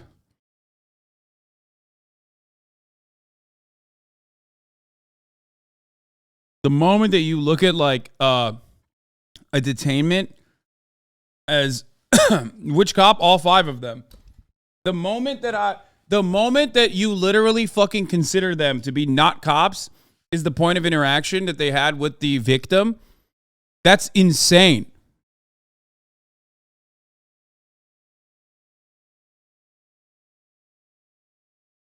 Are the winds changing? No. I don't think so. Many people, and I also agree with this, believe that it is because the video is so gruesome, so over the top, that that's why they're hitting him with the fucking entire kitchen sink.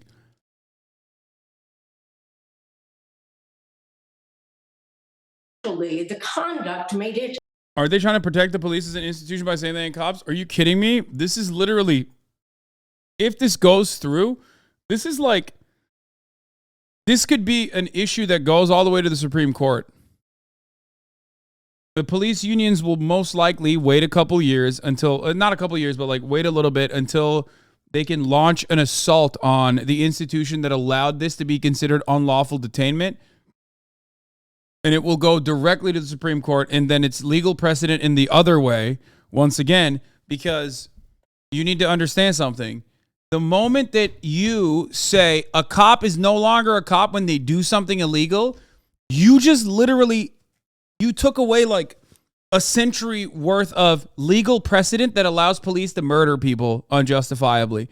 You, all of a sudden, a cop is no longer a cop if they, and could be charged with unlawful detainment if they put handcuffs on someone that did not deserve to be handcuffed, which, by the way, that's how it's supposed to be. That's how it's supposed to be.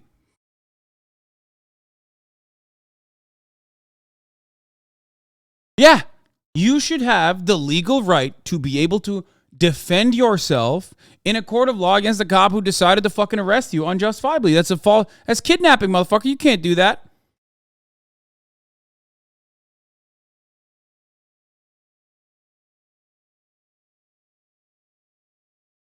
Unlawful. And when you have this kind of serious bodily injury, in addition to the deadly weapon, because of course the police officers are armed, the grand jury felt that aggravated kidnapping was appropriate. Class B felony, long imprisonment, 8 to 30 years. All right, Ricky Kleeman, thank you for joining us. Just should note, too, this just in, a White House official saying the President of the United States has also been briefed on this Tyre Nichols case. Lamau, you still bash off-duty cops? What? I love you, Chatter. Thank you for coming in here. You're the best. Could be a statement coming shortly from the president as well. I didn't even fucking mention anything. Like, where the fuck did this come from? Why did you just make something up?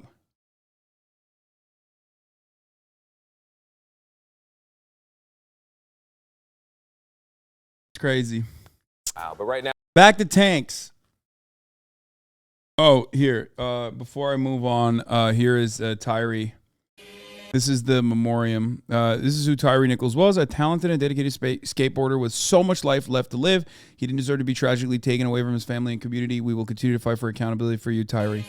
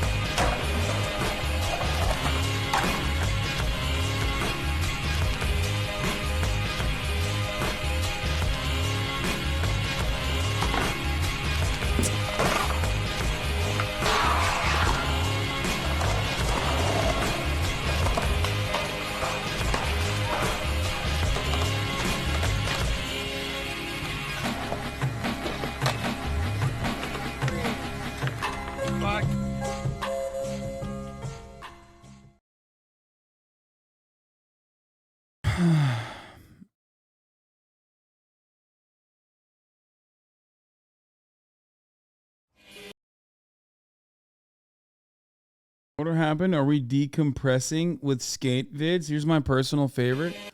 Bro, some of you come into this fucking chat and just like don't listen to anything. You just see colors, dude. I swear to God. This is the person who was brutally murdered by the police in Memphis by the Scorpion unit, okay?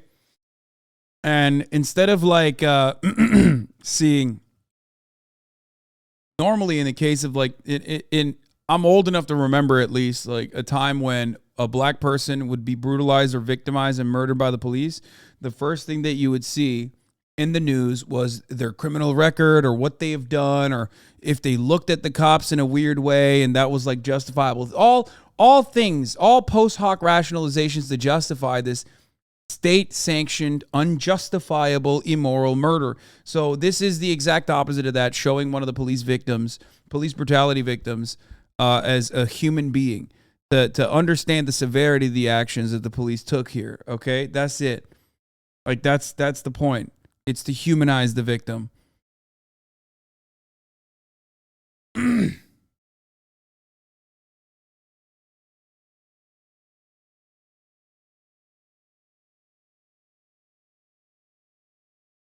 Anyway.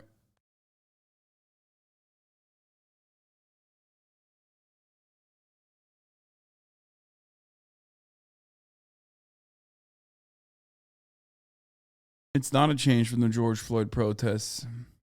If changes were made from the George Floyd protests, cops would literally think twice before brutally assassinating a human being. Okay? Also, It's been barely a week since Georgia law enforcement agencies murdered Tortuguita for protesting Cop City. Today, Governor Brian Kemp declared a state of emergency that authorizes him to call as many as 1,000 National Guard troops to quell protests at any moment. The true emergency, however, is that law enforcement agencies across the country are killing people every day. From George Floyd in Minneapolis to Rayshard Brooks in Atlanta to Tyre Nichols in Memphis and, of course, Tortuguita. Kemp's declaration of state emergency isn't about property damage at Saturday's protests at all. It's about police murdering Tyre Nichols and Tortuguita within two weeks of each other. They're trying to instill fear in anyone who stands up against police brutality.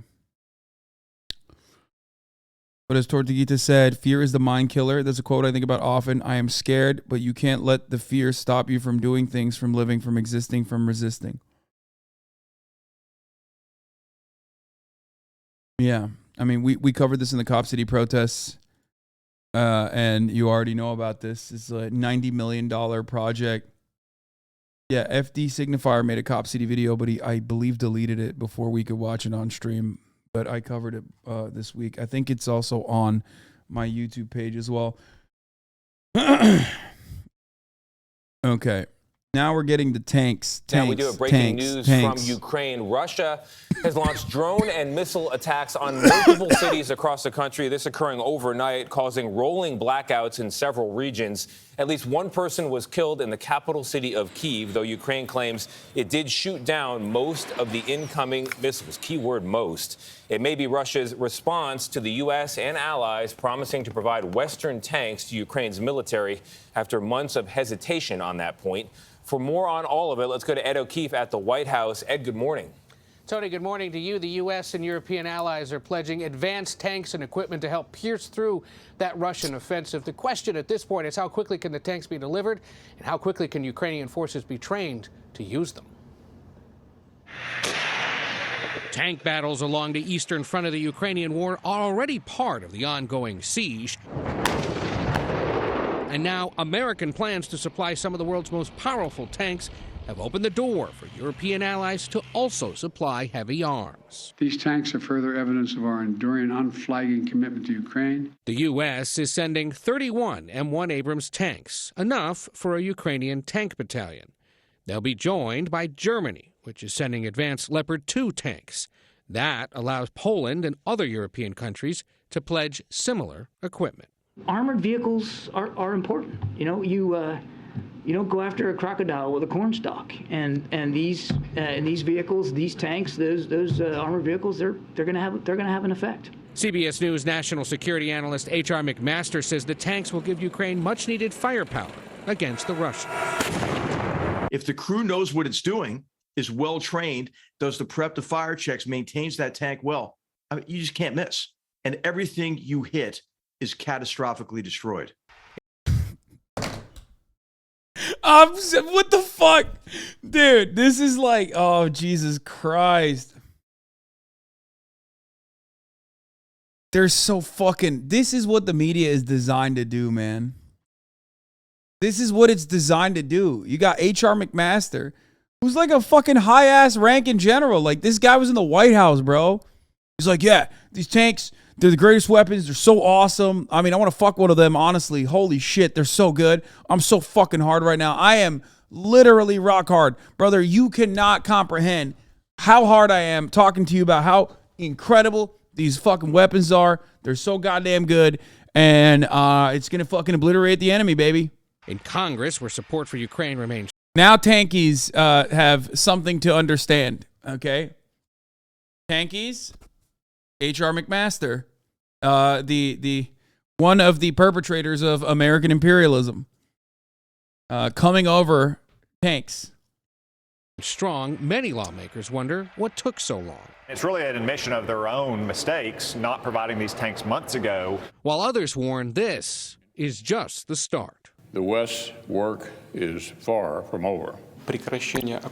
In public Wednesday, Russian President Vladimir Putin made no mention of the tank announcement, but Ukrainian President Volodymyr Zelensky, celebrating his 45th birthday, did.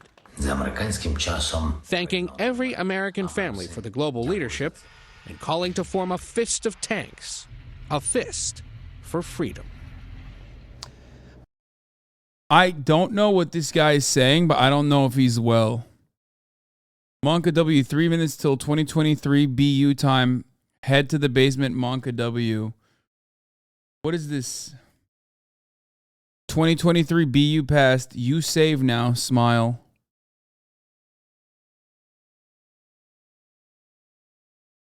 What?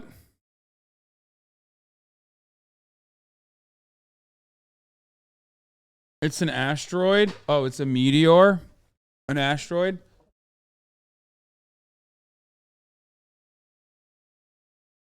Some of you guys are nerdy in not all right ways, okay?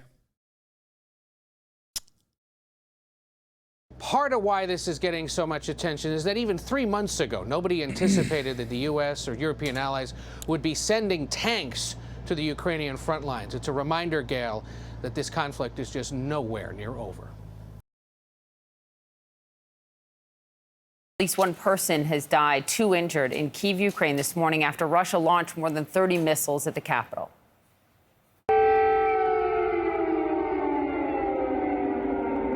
That is an air raid alert. It remains in place over the city. Moscow's latest attack has forced many residents to seek shelter in the underground metro system. Just look at that. I remember those images from the beginning of the war. The city's military spokesperson said around 20 of those missiles have been intercepted and destroyed, and these attacks come less than 24 hours after the United States and Germany announced they will send those battle tanks to Ukraine, a sign. I love that. It's like, is the tank announcement proof that the U.S. ain't afraid of Putin? Like, you got to handle all angles, brother. You know what I mean? We got to fucking piss off everybody involved so that the media can keep cutting footage like this. Like, you can't do actual saber rattling without the propaganda arm, you know? Potentially to Putin that the allies may not be concerned about provoking Russia. The decision you saw today by both Germany and the United States was several weeks in the making through many discussions with the Germans and with our allies and partners. Strategically waiting until Euros go to bed before going in with hot takes on Ukraine. None of my takes are hot. I believe that Ukrainians have a right to be free of Russian invasion. It's like super basic. I think that the Russian invading forces, especially Vladimir Putin, is out of his fucking mind, brutal, awful, and also altogether deeply unsuccessful. Okay? Like, they are irredeemable.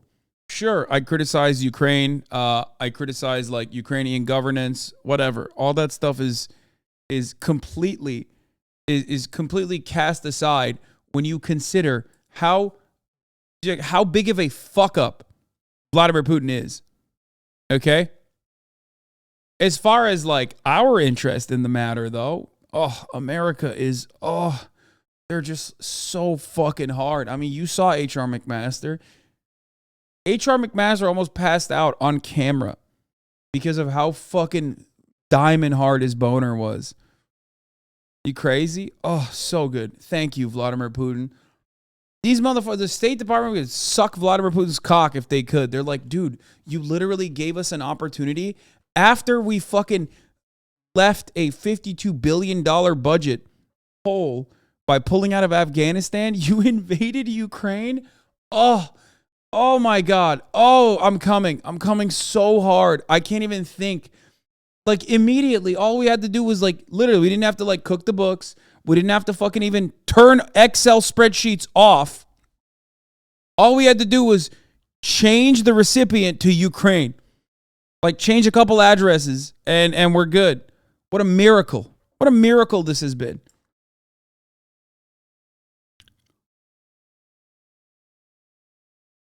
HR McMasturbate.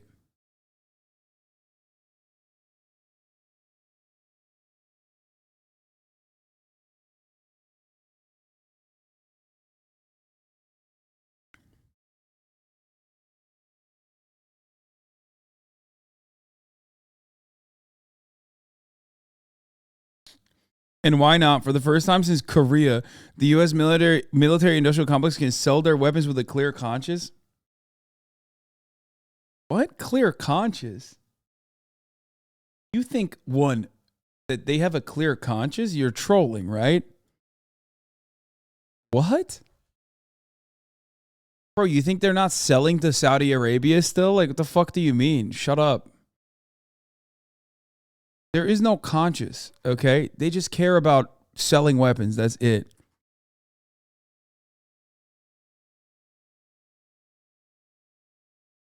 Wednesday. I mean, they don't have to pretend there's WMDs in Iraq type shenanigans. That doesn't make it any better. What the fuck do you mean? They don't give a shit. They never stopped funneling weapons into Afghanistan. They did it. We were still invading Afghanistan. Also, my man said Korean War was justified, which is, you know, maybe look into it a little bit further before you say stuff like that. He said since Korea. Yeah, it was super good when every city and village was destroyed in what in other circumstances would be considered genocide by Allied forces in North Korea. It was so sick. It's about coordination. It's about the unity here and the resolve that we all have together to help support Ukraine. The Russian embassy in Berlin said this, quote, is extremely dangerous decision. It takes the conflict to a new level of confrontation. It contradicts the statements of German politicians about their unwillingness to have Germany be drawn into it. Fareed Zakaria, host of Fareed Zakaria GPS on CNN, is with me. It's great to have you. Thank you so much. So what do you think big picture here? Yes, it's a dramatic shift for Germany. But in terms of what it tells us about... Are you in favor of sending tanks to Ukraine or against it? Dude, I don't care. I don't. I'm sorry. It sucks. I know. You want me to give you like a hot take or something. I don't care. There is nothing, and I mean absolutely nothing I can say or do that will make the situation right, okay?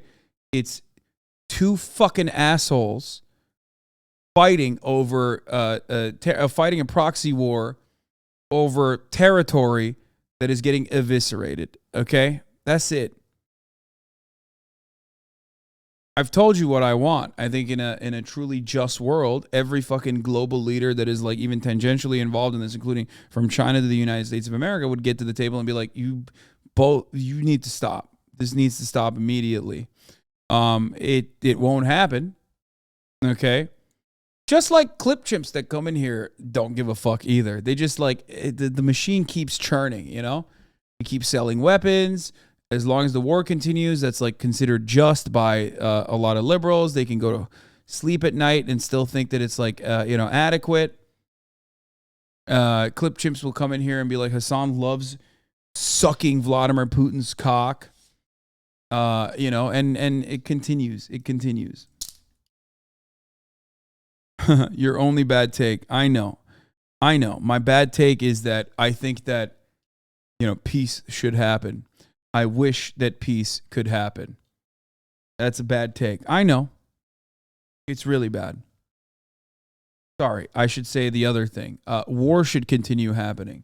And America should continue selling as many weapons as they possibly can that we also made with our tax dollars, that they're also buying with our loans that we gave them.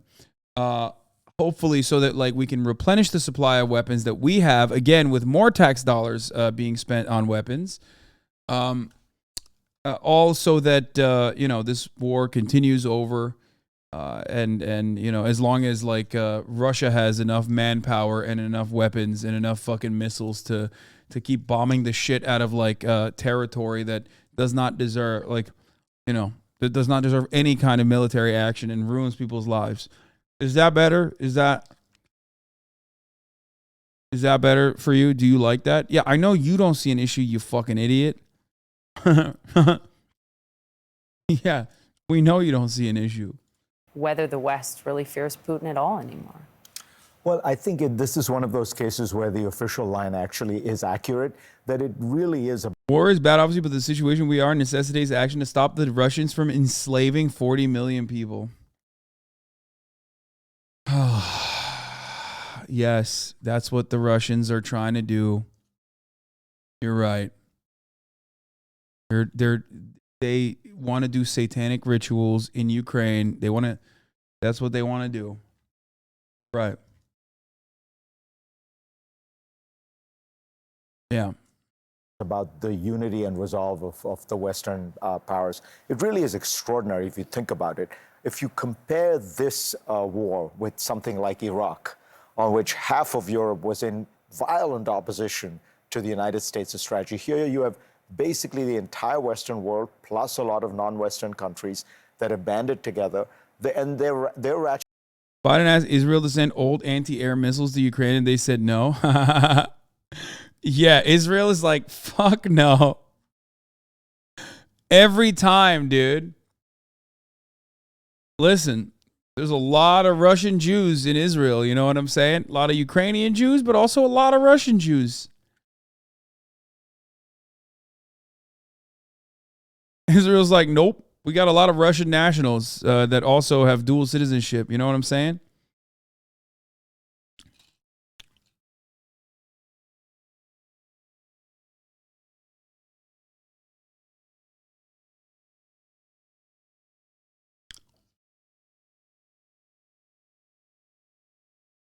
You with your anti-American hatred and no understanding of Eastern Europe or Russians at all. Brother, if you want to know my real fucking opinions of Eastern Europeans and Russians in general, you should, you know, I can't even paywall it, okay? I don't care is all I'm saying. Do you understand? I don't care. I don't know why or when motherfuckers in the Eastern Bloc decided that, like, in the post-Soviet world, that they decided that, like, there's some unique component, okay? There's something unique there that, like, each individual citizen needs to be heard in, like, the same kind of, like, American liberal brain rot. You are not part of the team, little bro. If Russia actually fucking threw a nuclear bomb into the heart of Estonia and you think America would retaliate by also launching nukes, you are delusional, okay? Nobody cares. They care only as far as they can sell weapons. Do you understand? I'm sorry. You think these motherfuckers care about, like, Moldova? What are you, crazy? You think they care about Poland? What are you, nuts? You're delusional. Ukraine already made that mistake. They're like, oh, wait, what the fuck? Why is there no Article 5? Why aren't they protecting Ukrainian territory by sending troops? Go ahead, make that mistake.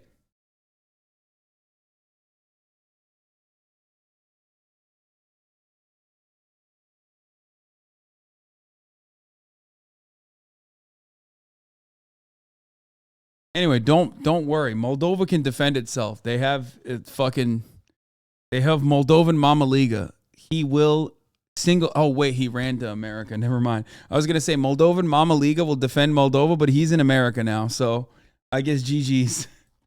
Their strongest warrior is now here with us in the United States of America.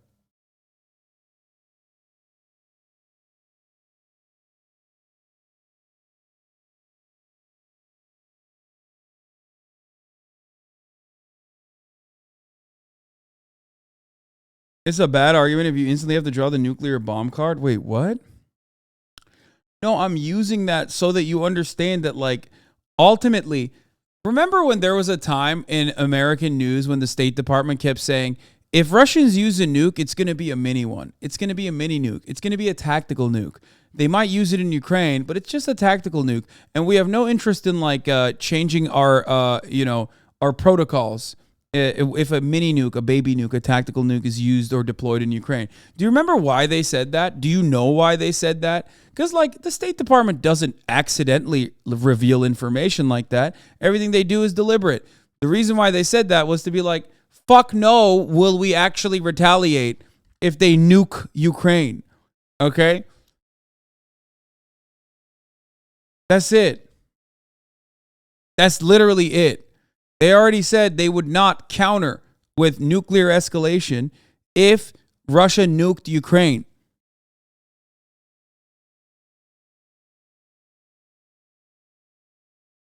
And the point is, like, they just don't. Americans don't care. Like America doesn't care. They care enough as long as they can like sell weapons. So don't be delusional and think like, oh, silly American, you do not know anything about Russians or Eastern Europeans, and here you are talking with your anti-American sentiment. You do not know anti-American sentiment. You will feel it in your heart. I hope to God that you never have to. Okay? So shut the fuck up thinking that you're like protected by NATO or some shit.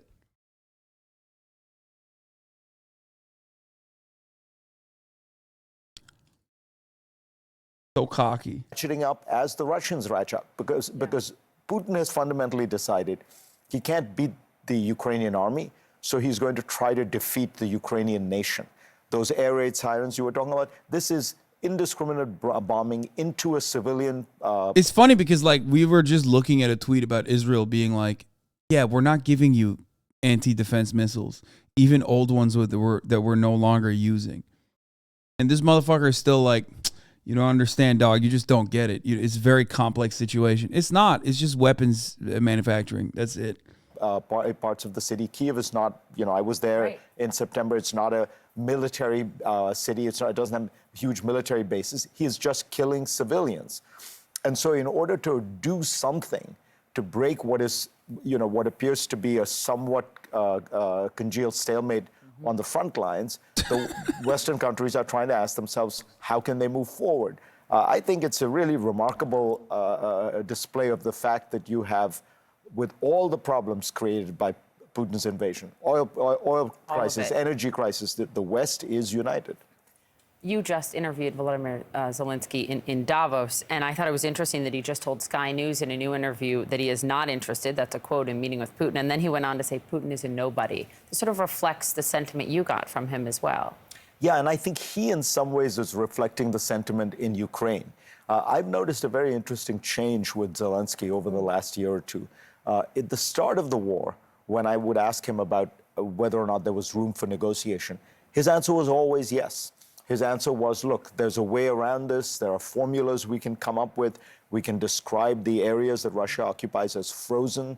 We will never accept their legitimacy, but we move on. Yeah, it's just like, it's a desperate attempt to try and get back to the Minsk protocol, the Minsk agreements, while also allowing Vladimir Putin to go back to his country and be like, look at this big dub that I delivered to you. It's so wonderful. Meanwhile, on the other side, they're like, abso-fucking-lutely not. Especially because they took more territory than just the eastern territories, even though they are getting pushed out of it regularly.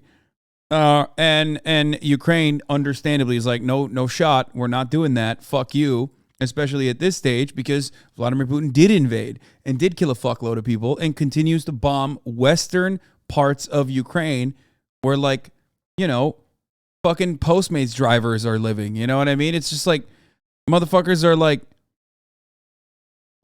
just like living their lives and getting bombed every day. It's just ridiculous.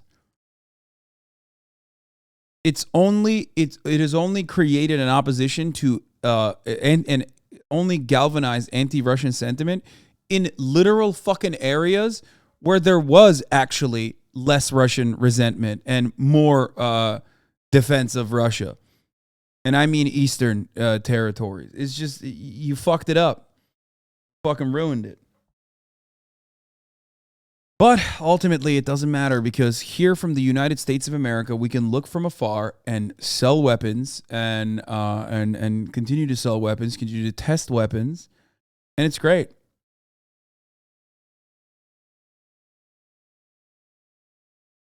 Yeah, Western Ukraine already hated Russia. I know. I'm talking about Eastern Ukraine, like entire cities that the Russian forces have basically fucking wiped out.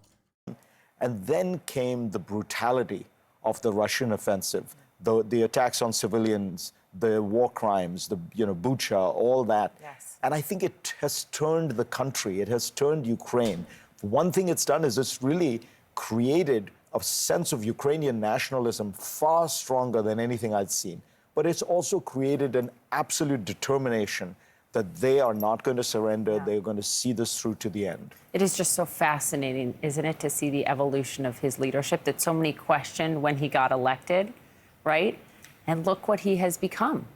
Look, the guy was a comic and Yes. a producer, and it turned out that, you know, and we never know this about leaders, that when confronted with a crisis, Yeah. he had the one thing that perhaps you need above all else in a great leader, Which is courage. Courage. I mean, if he had not had the courage that first day to say, I don't need a ride, I need ammo. Yes. And if he had run, the whole history of this never war left. would be completely different. I loved your op-ed this weekend, sort of your takeaway from the World Economic Forum in Davos as it pertains to sort of what will lead the world. And it's not just the United States. You say there are encouraging signs that we are actually witnessing is a new kind of order built on unity and cooperation of the world's free nations. And that just got accelerated, did it not, with the U.S. and Germany coming together in this move this week?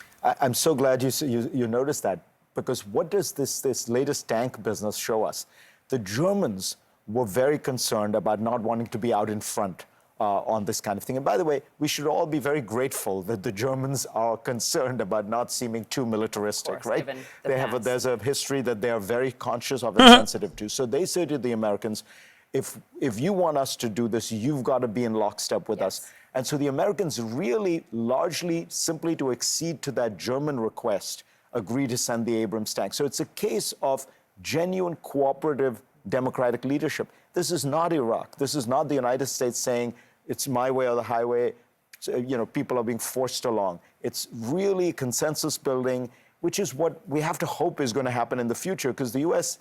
ain't going to bear the burden alone anymore. It can't. And it does seem like there's a kind of new democratic leadership coming about. I was happy to read about your optimism after being with all of those leaders. Fareed, thank you very much. Of course, we'll be watching, as we always do on Sunday. Thank Yeah, we love watching it. Santos' tense exchange over campaign funds. I'm bored. A little throwback vid, Ukraine sentiment towards USA right now. Oh, stop. But also, yes.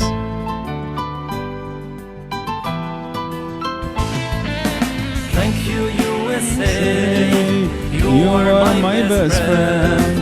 You are the peacekeeper. You are the legend. Thank you, USA. You are my best friend. Hoppa! You are the peacekeeper. You are the legend.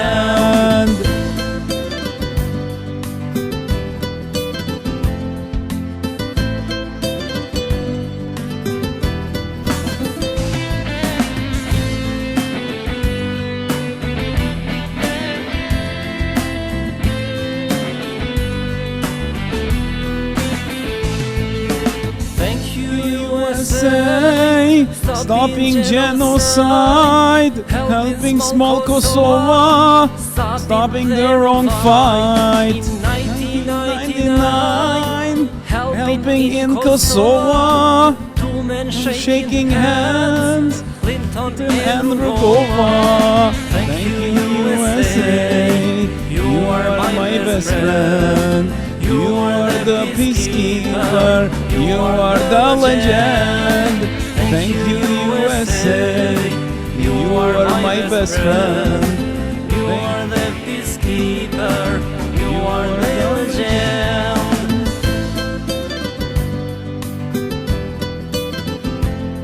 Don't they have? There's a lot of names. There's a lot of babies in Kosovo named Bill Clinton and Tony Blair. Right? I'm not even kidding. This work that we do, the way we thank you. Yeah, Bill Clinton, one word. That we sing, memories will bring. In so many countries, you are. My cousin is named Tony Blair Tahiri. No shot. Yeah, Tony Blair. Thank you, USA. You are my best friend. You are the peacekeeper. You are the legend. Yeah, Tony Blair and Clinton. USA. You are my best friend. You are the peacekeeper. You are the legend. Thank you, USA. You are my best friend. You are the peacekeeper.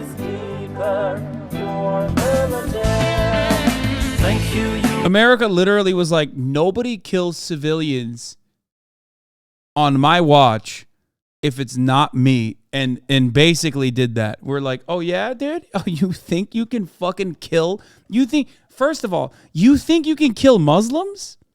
You think you thought that you could kill Muslims?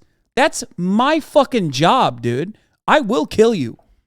I will kill your civilians in retaliation. USA, you are my best friend. You are the peacekeeper. You are the legend.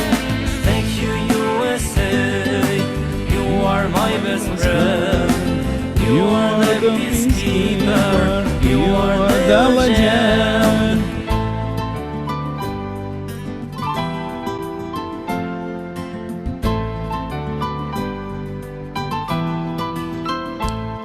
At least, like, at the end of it, though, we got this banger. You know what I mean? It's been a long time since I played this. I used to play this literally non-fucking... Not even Americans loved America this much. Yeah. I used to play this banger all the fucking time, dude. All the fucking time.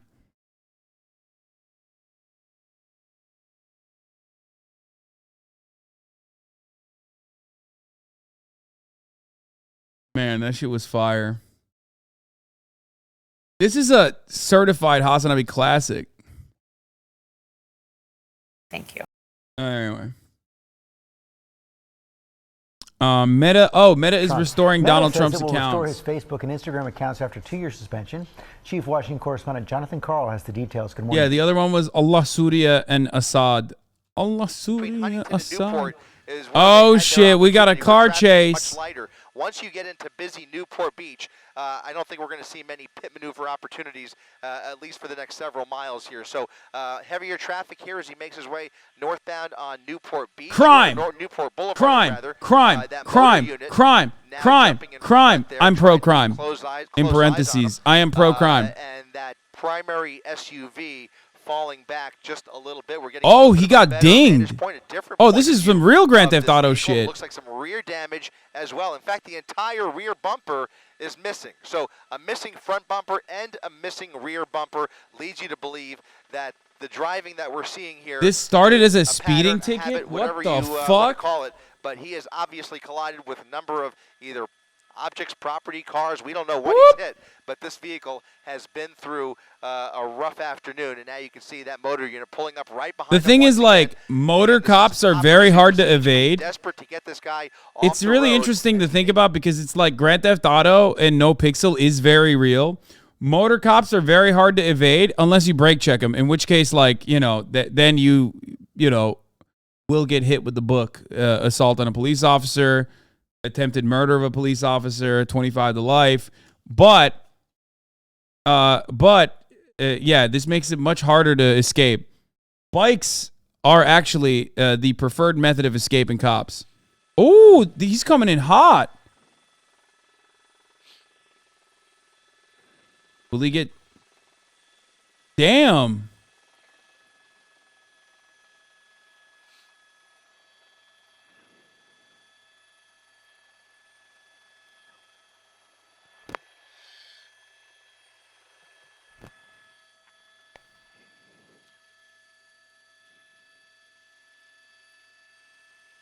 The way we thank you, this work that we do, memories we bring.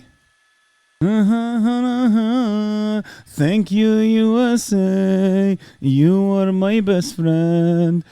You are the peacekeeper. You are the legend. You know? Yeah, I'll sing for you, dude. Wait, hold on. I'm looking for something. Thank you, USA. You are my best friend. You are the peacekeeper. You are the legend. Oh, shit, where the fuck is it?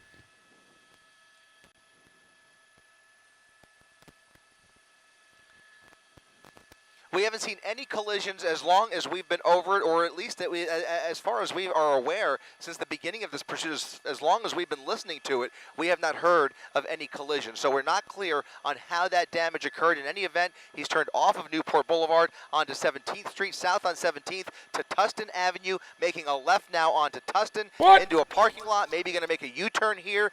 Oh, dude, he's cooked. He's cooked. They're going to box him in. Or try another pit maneuver. That might be onto the sidewalk. Onto the sidewalk. He's on the sidewalk. Trees, and now you can see what this person. God damn! He's going to use any shit at his disposal to get away from these officers. A dangerous suspect. We can now clearly see just how desperate he is by pulling a maneuver like that.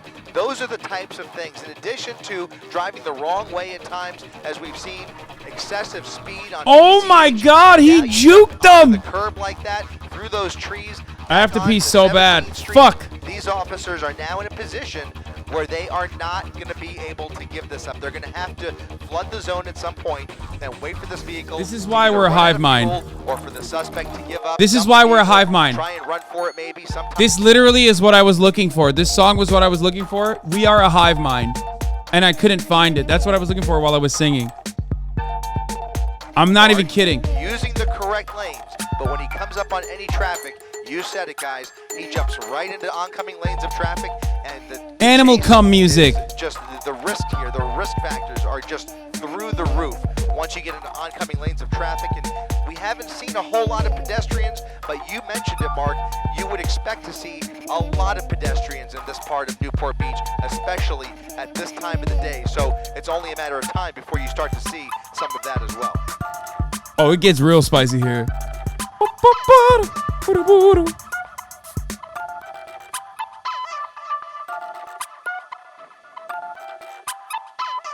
It hits additionally harder at the top of the hour. There's a 3-minute ad break, which you can evade the law, but you can't evade the 3-minute ad break unless you subscribe for $5 or for free with a Twitch Prime by connecting your Amazon Prime account to your Twitch account or by getting gifted a sub if you're lucky. Here is the 3-minute ad break now. This chase was brought to you. This uninterrupted chase was brought to you by a Twitch Prime subscription or a gifted subscription. Thank you, Hunvoy, for the 5 get the subs. Here's the 3-minute ad break now.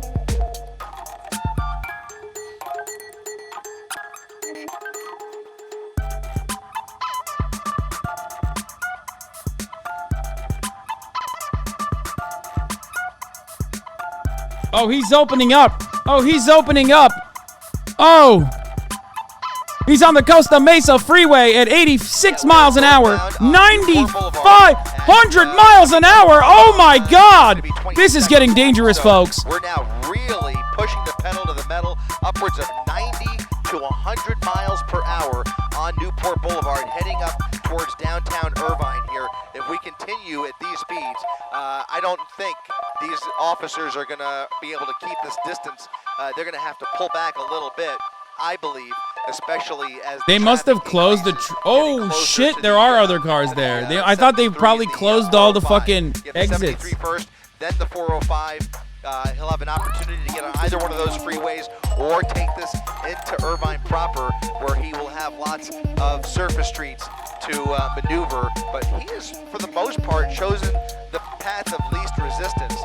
And in this case, he is on a pretty empty Newport He's a Toyota driver, my friend. Up towards Irvine at about now 79 miles per hour, 80 miles per hour, according to our real-time speed tracker.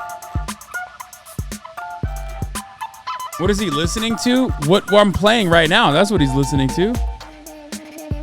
Fuck you mean, what is he listening to? We know what he's listening to. Animal Cum music. They even told CHP, they said, listen, we're not interested anymore. You can go ahead and cancel. California Highway Patrol, in many instances, will go ahead and heed that unless they see evidence that warrants otherwise. And in this case, they certainly saw driving that was unacceptable and something that is entirely worth their efforts here to get this person off the road. And you can see why in the last several minutes the driving is much worse than just speeding. As he all right, let's take it to a different freeway here. He's in. Man, look at that vehicle. Kind of. I don't know. What I gotta pee. I'll be back in a second. A little hump, but the vehicle appears to The suspension of that vehicle appears to be bouncing quite a bit by my eye. In any event, he's now going northbound on 73 towards the 405 freeway. This could end up back on the 405, guys, in which case you're going to see a whole lot more traffic if he doesn't get off soon. In fact, I don't think he has an opportunity to get off for at least the next half mile. He's going to end up in bumper-to-bumper traffic here in just a second. I don't see how he gets out of this. He is committed to the northbound 405 now, and that is going to be bumper-to-bumper in just about 30 seconds.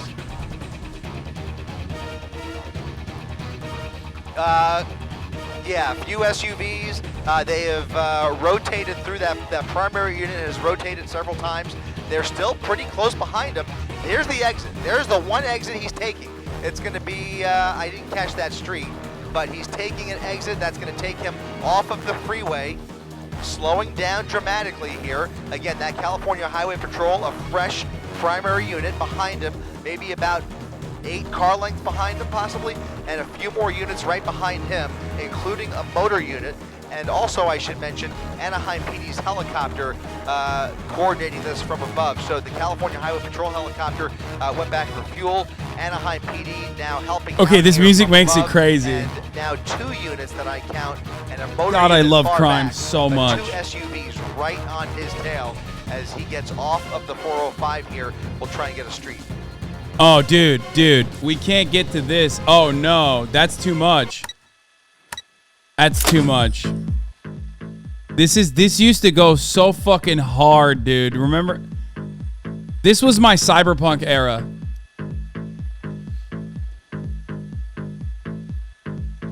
Let's see if he opens up here. He's caught in traffic, as you can see, ladies and gentlemen.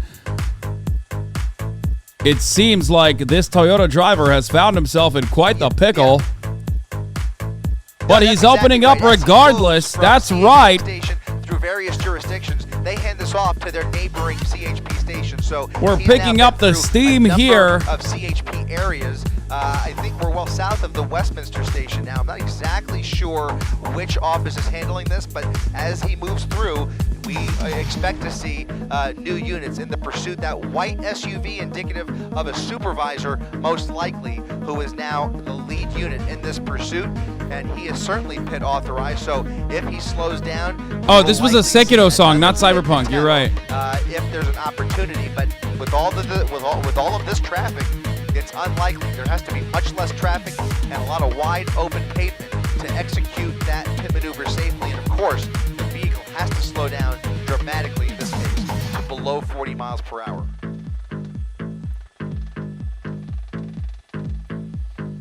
All right, crossing a busy intersection is always a hard move, but he gets through it gracefully. That's exactly what it is, yep. Yeah, you hear those sirens blaring, everybody instinctively starts to pull over to the right, and especially in Southern California where it is routine now to hear these police chases coming up behind you or in your... oh, he's making another turn! Oh, he almost gets pit maneuvered! In the middle of that U-turn he there, changes that fishhook direction perfectly. Harbor Boulevard did not immobilize the vehicle. That's the power of a Toyota Camry, folks. Oh, he's stopping. Again, things have been amped up dramatically. We've now seen a use of force by California Highway Patrol, and here's another. Oh, he's gonna get close for another pit. Don't do it behind him. Oh, and he hits him. That's right. The car is in a tailspin, ladies and gentlemen. With a black and white, that primary unit kept going. 2 more units rolling up. He's cooked. He's cooked. He's cooked. He's cooked. They're gonna box him. He's cooked. They're gonna box him. They have their guns out. What the fuck? At that driver's seat. That driver is now face to face with a CHP officer. That door still shut. No sign. Bro, all over a speeding ticket. K9 happens to be already on scene there. So great news. If they need to use that K9 unit, they will. Of course, that's the.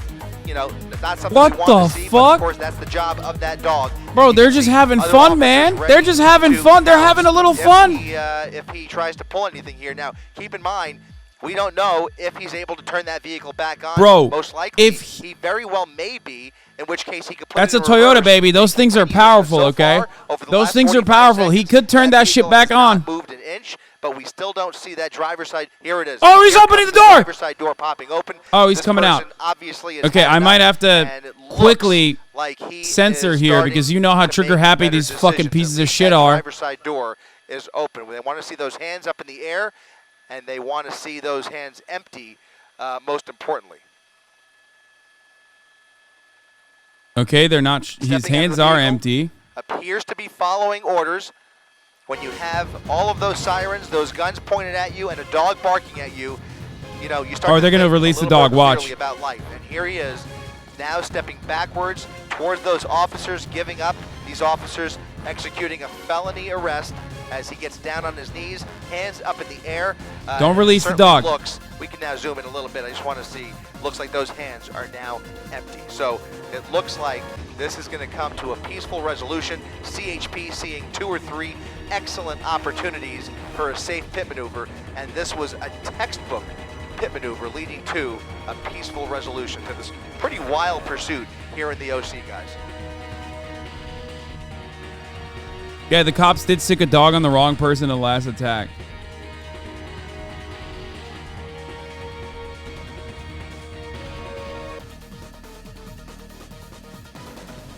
Mission failed. We'll get them next time. Mission failed. We'll get them next time.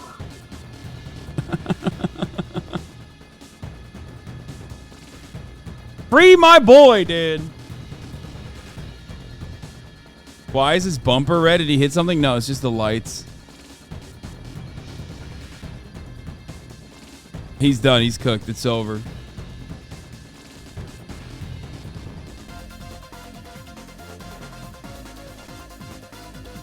It's done. It's done. The problem is like, this is all over a speed ticket, by the way, which is crazy. Yep. I did want him to gun it backwards so bad, and then pull it and facilitate a fucking Grand Theft Auto style quick K turn, like on the fly. You know what I mean? A J turn.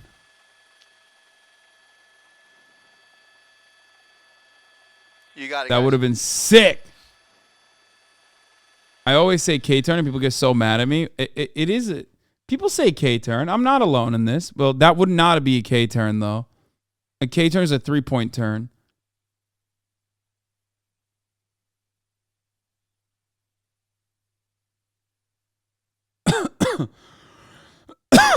It's true. People don't. I don't know why you think like K-turn is not real. It is a real. Yeah, rev up the Bugatti.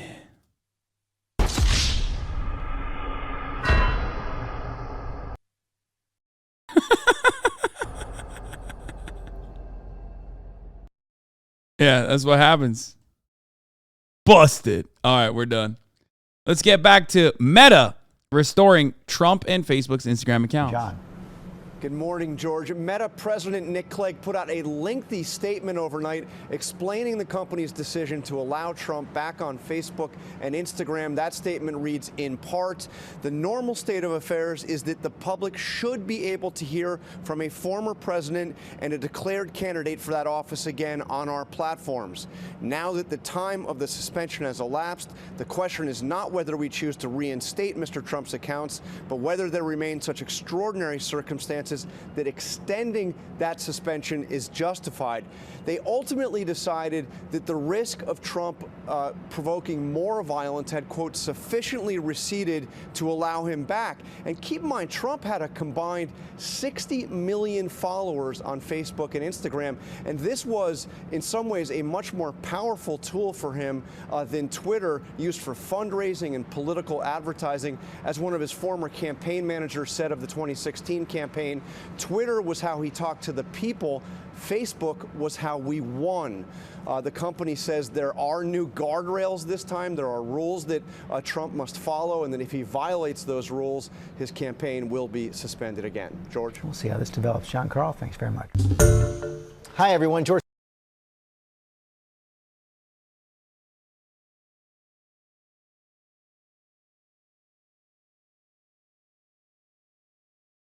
God damn.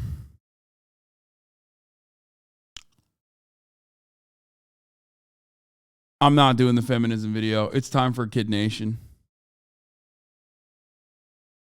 I think it's time for Kid Nation. Ladies and gentlemen,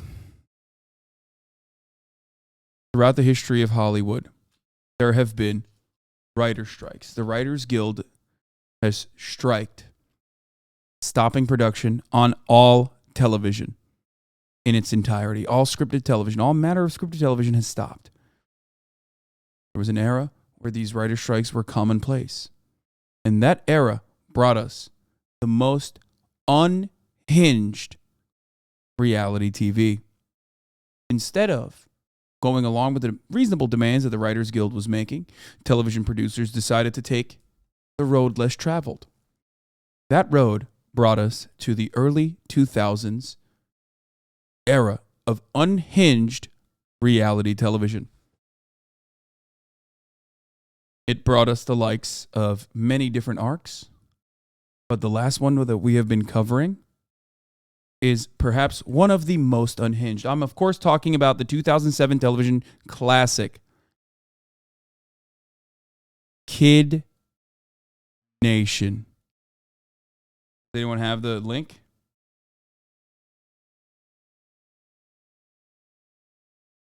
Child endangerment, child labor, and child abuse were early staples of this beautiful televised classic in the town of New Mexico Bonanza, same town where Rust was being filmed, brought us some of the greatest television of all time.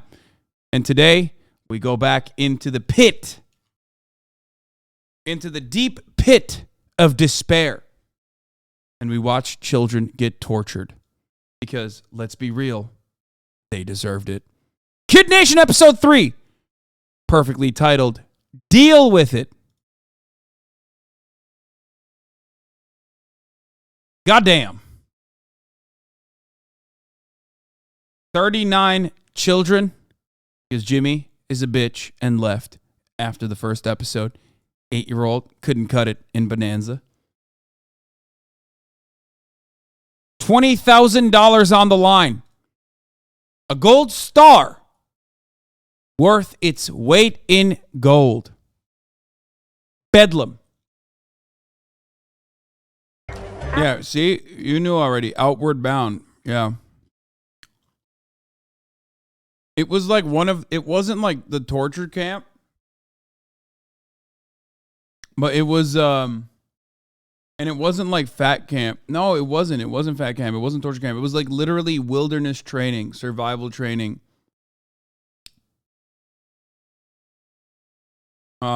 It was a wilderness program in America. But like the problem is like, I don't think my mom knew how fucked up it was.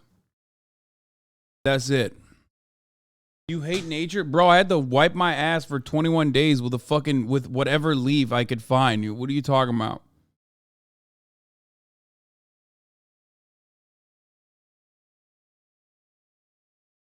Outward Bound has been accused of rampant sexual assault allegations. Well, luckily I didn't get any of that, but it was still pretty fucked up. And yeah, I think it is related to Synanon, but it wasn't Synanon. Like, it wasn't the Bad Kid Camp version of Synanon.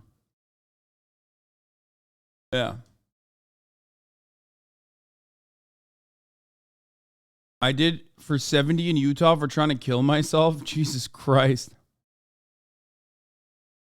I went to Second Nature in Utah, and that was for mentally ill kids, and it sucked.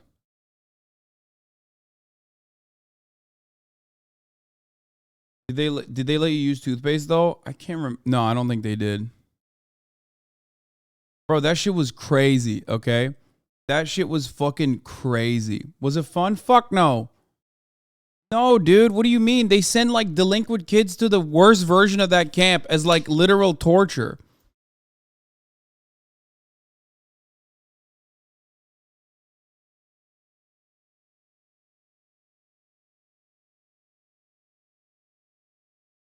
Brother, 21 days, no phones, you sleep in a fucking tent every night, you have a very real, like, bear threat. You could die from, like, a fucking bear attack. You could die from getting struck by lightning. because you're in the mountains for like 21 days straight. You could die in a fucking kayaking incident while whitewater rafting. There is so many.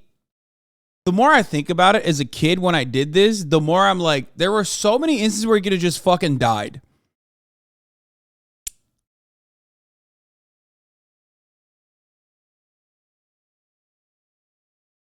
I learned very early on survival in the mountain. When you are, if you find yourself out in nature and you need to take a shit, which, you know, we took shits literally in nature.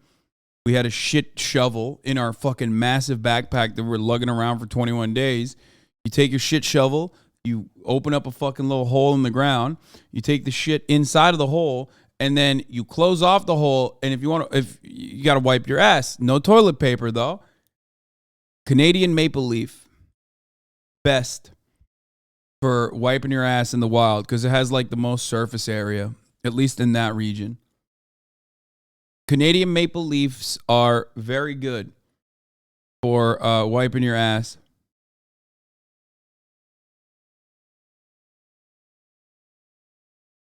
Have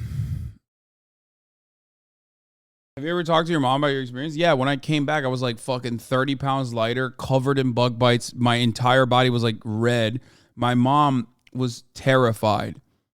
She had no fucking clue how bad it was. And she was straight up terrified. I remember as a part of the 21-day course, there was a moment where we went into like spelunking, I guess, like inside of a fucking cave. And that was our first contact with like human beings, right? In a long ass time. I remember thinking, I can smell them. Like I can smell the group of humans inside of this fucking cave because like they have like perfume and deodorant and shit on. And I could smell it from afar. I'm not even kidding. I could literally smell, like before I could hear them, I could smell them from afar because I could smell their deodorant and shit. They made us like, you were such a city boy, law. Bitch, what do you mean? We had these like 80-pound bags with our fucking sleeping gear and shit inside of it. We're literally sleeping inside of tents every night while it's like storming and raining and shit. And, what do you call it? We were like biking for 21 miles sometimes. Another fun thing, we whitewater rafted on the James River and the New River.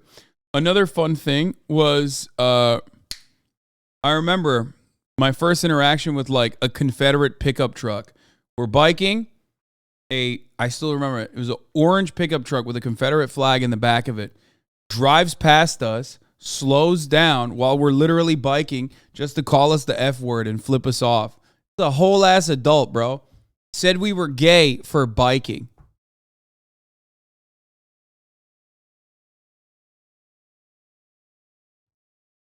It's like little kids. And I'm Turkish, so I'm like, what the fuck is wrong with America? I was like, these Americans are crazy. Apparently 24 people have died since Outward Bound staged his first U.S. excursion in 1962.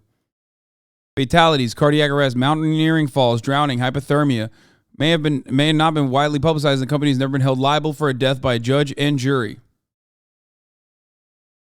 There are so many near misses you don't even hear about, the ex-staffer says, like the case of a 14-year-old boy who just after 48 hours before Eliza's disappearance was hit by a falling rock, dislodged by an instructor on an Outward Bound excursion in Colorado. His lower leg was amputated 2 weeks later. Yup. I'll be honest, it sounds fucking awesome. I mean, except for the Confederate part. Bro, I was a kid, dog. I was a child.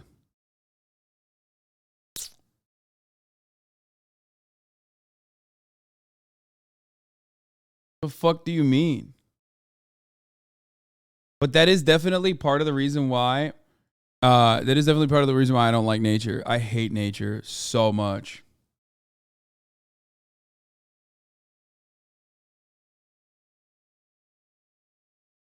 How old were you? I don't remember.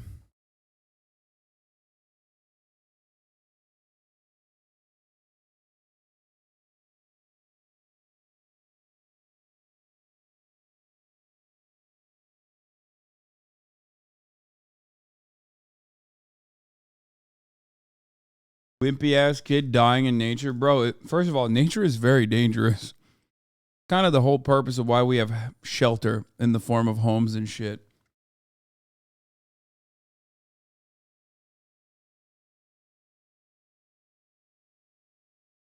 I love motherfuckers who are like, city boy, afraid of nature. It's like, bro, what do you mean?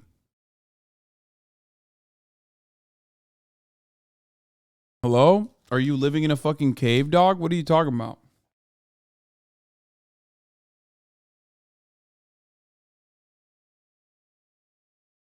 Until you learn how to make a bear bag and throw it over, slingshot it over a fucking tall branch away from the campsite and hope that like nobody's stupid enough to fucking have like a piece of granola in their backpack. You don't know what the fuck you're talking about, okay?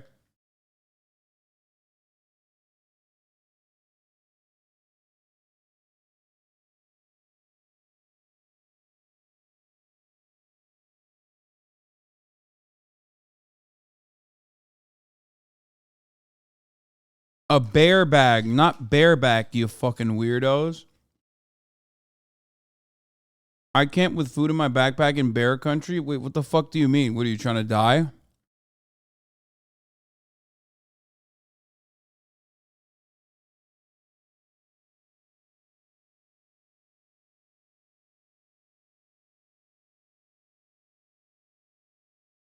Was there any esoteric group therapy at your camp like Synanon or Monarch? No. If there was, I don't remember. Hasan goes camping instead of glamping and think he was in Nam.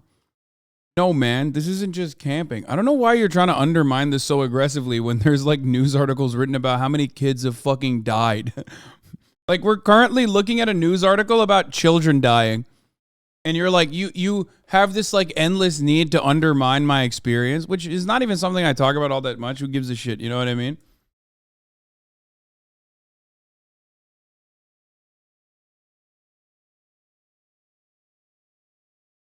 I could survive a bear attack and Shadows would be like, it wasn't an elephant attack, you fucking pussy. You know what I mean?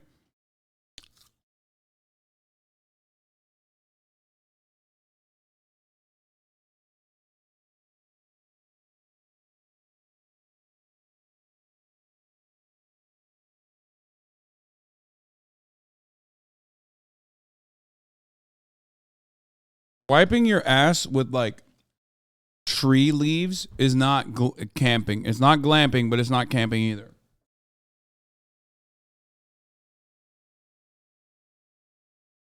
Like that's not. The whole like leave no trace shit was insane.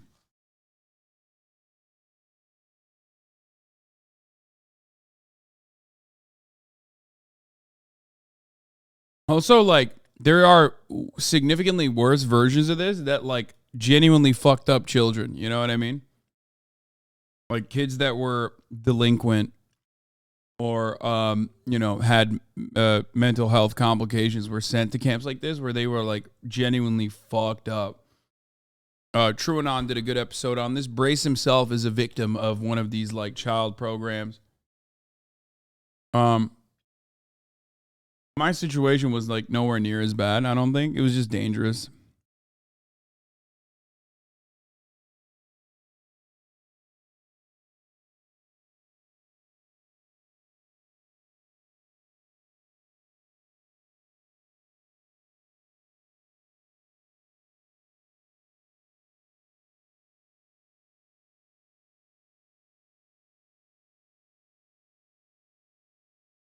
What were the kids with you like? I don't remember a single fucking thing about any of the other members in our group.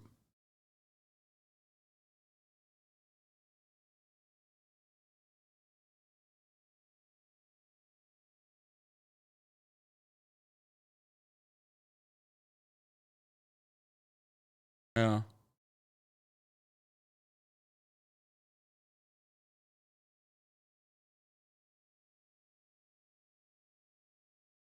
But yeah, I'm telling you, my mom didn't even think it was like gonna be like that. I think she thought It is culty. I think she literally just thought it was normal. Like, she thought it was like a normal camp. We wake up. We make breakfast. Sometimes we dip. Where you just jump in the water. Everybody has a job. The navigate. Wait, what? No, this is like a campsite. No. No, there's no shelter. We were sleeping in fucking tents. What the fuck? And the captains would choose a route. Then we pack up our bags. Clean up the campsite. And then we'd get going. Pick a course and head out. We go rafting, kayaking, canoeing. Hike, snack, hike, lunch. Rock climbing. Dog sledding in Minnesota. Make the scrambles up the canyons. It's raw, it's rugged, no frills. You have a pure, simple challenge. You need to get from point A to point B. They are making it seem like it's actually pretty sweet. And this is like probably what suckered my mom into thinking it was fire. When you're experiencing it, I can tell you it's not fucking tight.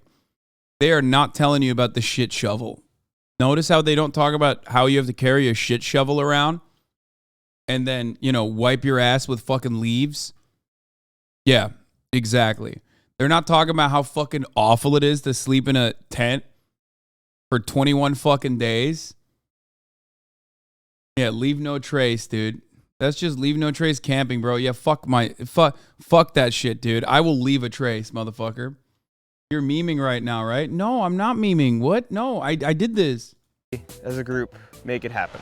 It's a expedition in the sense that we are moving from campsite to campsite every day. Once we arrive at the campsite, we'll take everything out. Fill up water, set up camp. Dinner crew to set up the entire kitchen. After we eat dinner, we have evening meeting. It's kind of a giant debrief of the day. Gave us time to sort of reflect. This social thing of where people are helping each other out, and through that, everybody grows. It's a challenge, but really rewarding. Students leave here with a better sense of who they are as a person. Outward Bound. It's just eye-opening. Takes you to an environment. Just come out here, man. That you cannot experience on your own. This is something that I'm never going to forget, for sure. Yeah. Yeah, he's not forgetting that. 7 myths about Outward Bound. Kids do not die. That you hear about Outward Bound. I'm constantly battling the myth that... The biggest misconception about Outward Bound? That's the $1 million question, by the way. Outward Bound is hard, and that's the point. It allows students to really feel what it's like to push their comfort zone, and they can take that with them back home. It's going to be hard, and you're just as ready as you need to be by showing up. We'll take. Do you have a specific instance where you in particular almost got seriously hurt? Yes, I had to go back. And then I came back too. But I had to go back in like the 3rd week for medics because I had to go back to like the actual campsite. Like they had to transport me to the actual campsite. I don't even fucking fully remember why. And it's probably like trauma and trapped in a part of my brain. But I was fainting, and I don't remember what the injury was. Like, I literally don't remember what it was. I think it was something because of dehydration, though. It might have been like heat stroke or dehydration. But then I went back out after. Take it from there. For me, it's meant having some quiet time. To get away from all that technology, all of that stress, I think that it's really important. When do you get a chance to do that? The food's great. All the food is amazing. Things like curry, bagel sandwiches. The food is not amazing. That's also a fucking lie. Like macaroni and cheese. Breakfast burritos. We have a lot of really good options that we make from scratch. Myth number 4, pooping in the woods is not fun. What? That's like one of my favorite things about being outside is that you get to poop outside with an amazing view. And there's a deer coming by and the sun is setting and you're just like, it's pretty freaking awesome poop. Okay. The myth is not true. Outward Bound is not. Okay, I'm gonna be honest with you, dude. Okay, myth busted? No, it did not. Okay, I'm telling you right now, that's just a straight up lie, dude. They moved past the whole poop thing? No, that's a lie. Also, like, you're fucking cooked. I just remember so much rain. I remember being wet all the fucking time. And, like, being at the precipice of, like, hypothermia. Because it was raining so much. And they taught us how to sit in, like, thunder position, which now is not even a practice still being used in this day. where you had to fucking connect your hands on and your knees and your heels. It was so awful. Oh my God.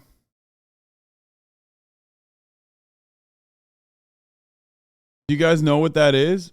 Does anyone know what the lightning crouch is? Oh my God. We had to fucking sit there for like literally 15, 30 minutes hoping that we don't get zapped. By the end of it, I was just like, I'll die. I don't care. I mean, I'm not even kidding. I was just like, fuck it. I'll just die. I would rather die than stand like this for another 15 minutes. I'm done. Did Murad go with you? No. He did go to fat camp, though.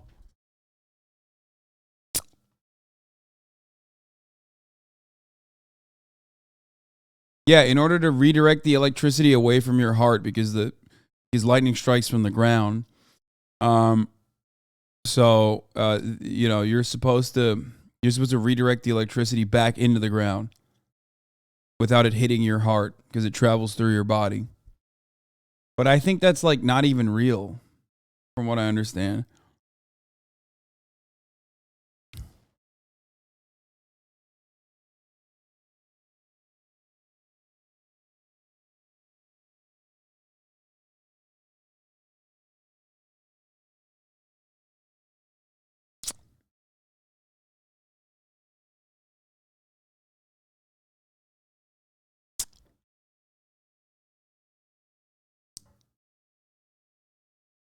It was for 21 days, chatters.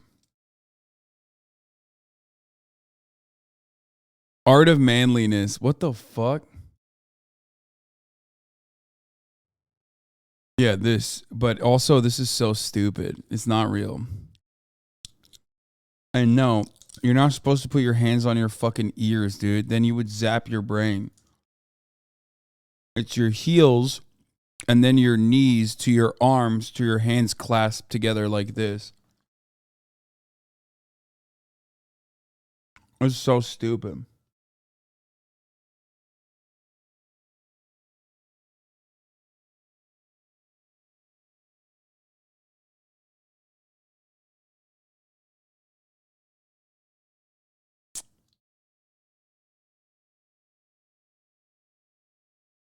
Yeah, don't do this if you're a city boy. Even this cult type of thing is Mickey Mouse backpacking. Me and the homies did 110 miles in the desert and walked through a few lightning storms. You had the right idea. Yeah, bro. Even that's actually city boy shit. I literally went into the jungles of Nigeria specifically to find Joseph Kony and became a child warlord myself. How about that? I ate my enemies. How about that for one-uppance? I just one-upped you, bitch. That's right. I was a cannibal warlord. Even though I don't think cannibal warlords exist in Nigeria. This is a Liberia thing. But hey, what's up? Yeah. Stupid city boy. Stupid desert boy.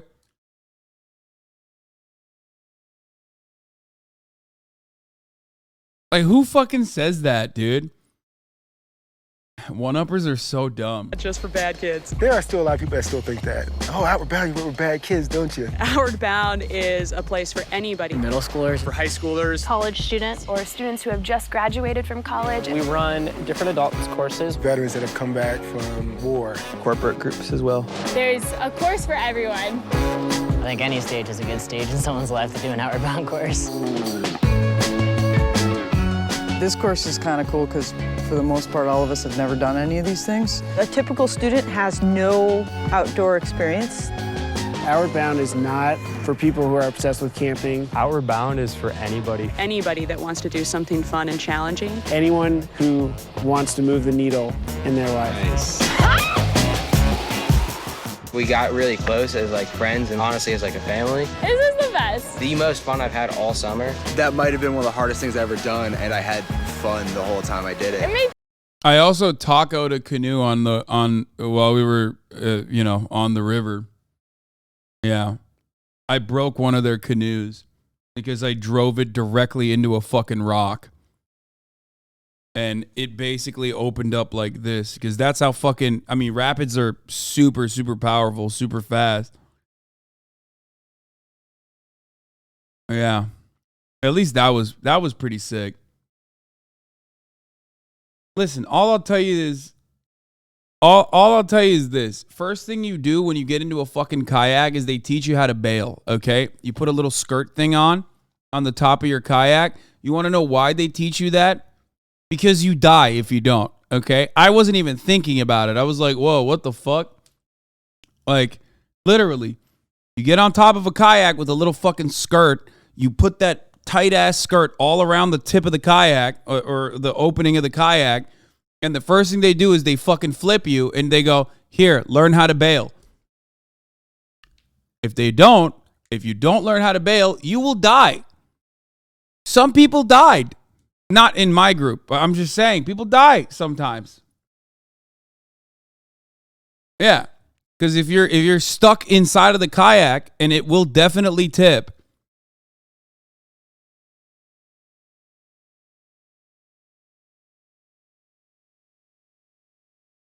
You will fucking die when you flip. Probably kayaking was my favorite part of it, though. That was definitely really scary, but that was a lot of fun. Even though I hate, you know.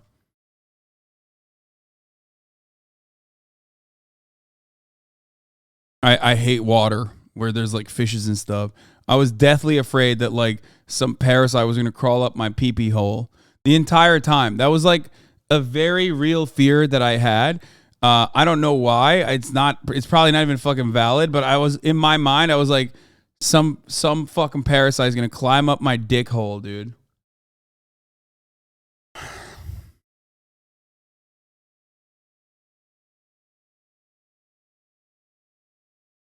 Is that why you hate hiking? Yes, I despise hiking.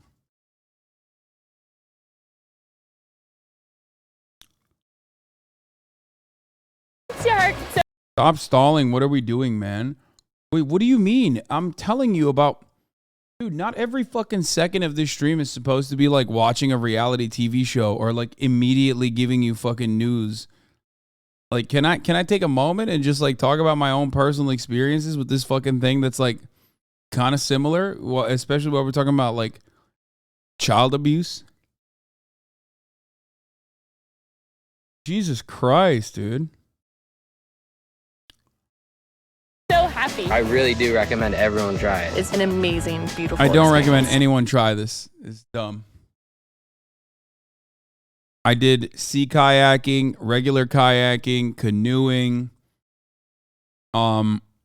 hiking, biking, slept in a tent for 21 fucking days, no phone whatsoever, and wiped my ass, no showers. And honestly, I do not recommend it. And that's probably why I hate nature. Okay, dude. Do you know how to swim? Yes. I am a great swimmer. I just don't like... I don't mind swimming in the pool. I love swimming. I hate swimming in the ocean and swimming in, bodies of water where there's like fish in there. Couldn't handle being a default human. Couldn't handle being a real human. What? Bro, you're a Twitch chatter, brother. What the fuck are you talking about?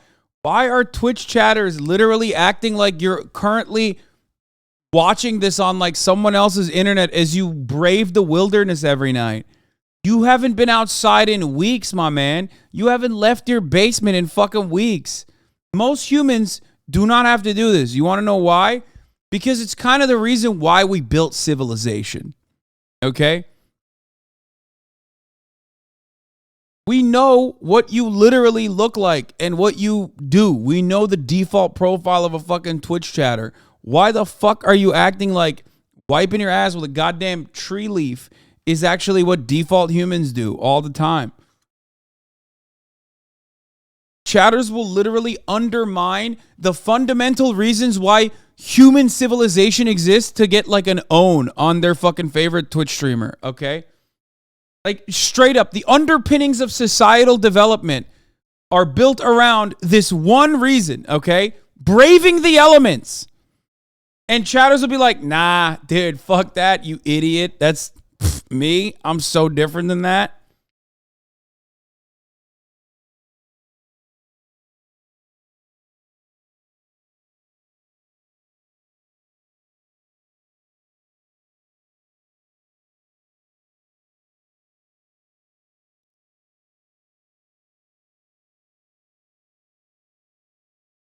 Motherfucker hasn't touched grass in months, okay? Allergic to grass.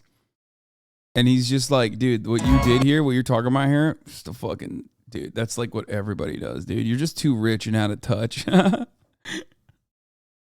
Bro, you're so rich and out of touch that you don't realize that you like most humans in the real world have to wipe their ass with tree leaves. Dummy. You don't even know that, dude.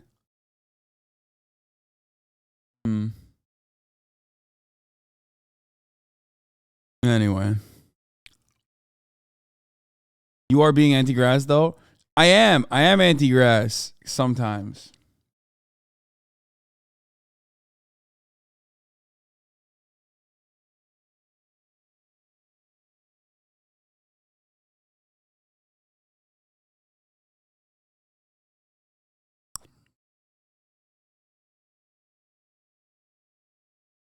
A lot of people do this for fun, though, and that's all I got to say about this. Yeah, people are fucking crazy. That's my point. I think there is too much grass. There's too much fucking grass, and this is it. You know what I'm saying? Like, if there was ever a definition of too much fucking grass, this would literally be it. Straight up. I'm a fan of being indoors.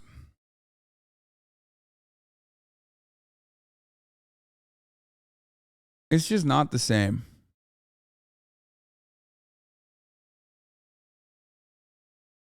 What is this? Did we watch this already? No. Is that foolish?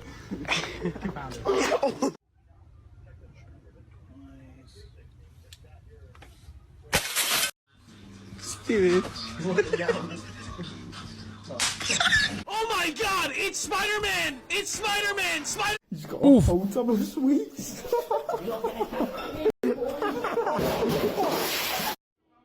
Peraí, esse moleque tá jogando muito, depois você pega no dedo. Not on the car.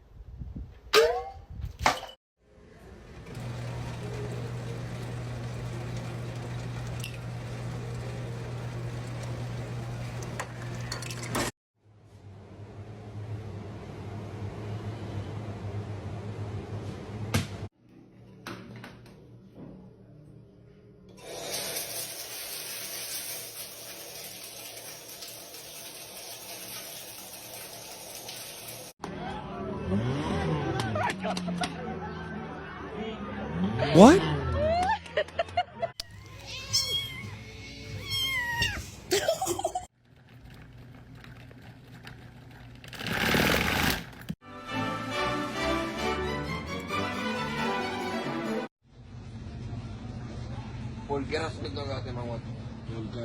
It's gonna get stolen. You want to see how cold it is in New England right now?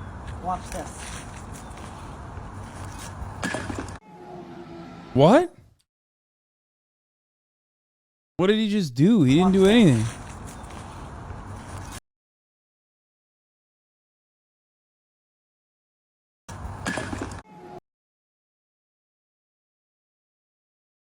It's a joke about people throwing hot water in the cold.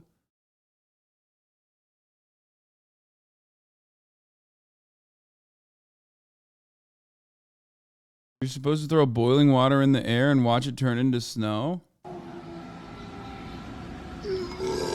Big boy.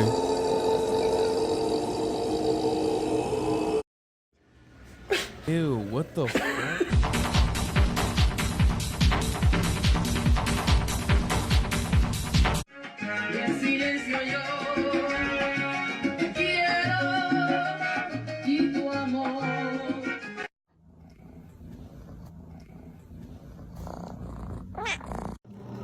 Can someone help me understand why my pizza is breakdancing in the air fryer? Bro, that's Satan. That's the devil working right there. Let me tell you. Ooh wee, that's the devil working. That's the devil doing his devil work right now.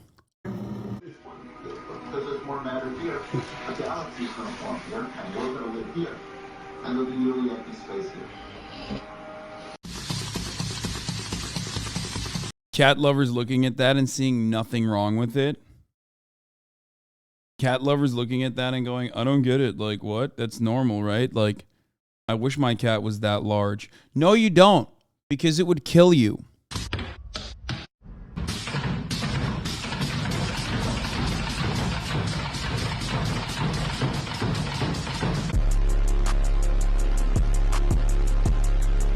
Riz, the Rizzler.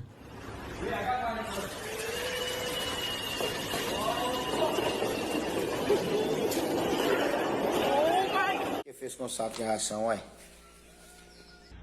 Ô, gente, aí, ó, estourou Oh, o saco de ração, no. o tamanho da barriguinha dele, ó. Oh, no.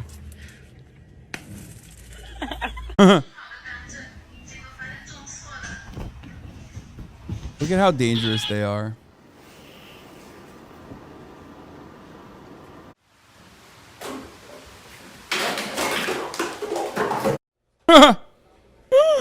Oh my god, I'm dying. Oh my god, oh my god, oh my god, oh my god, oh my god, oh my god. So cute.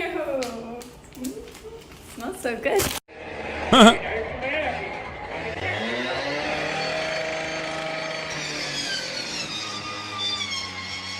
Is he gonna fly out of his hands? Oh god. What the fuck?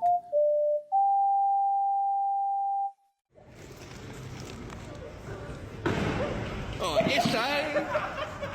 Hey, it's aí, ball.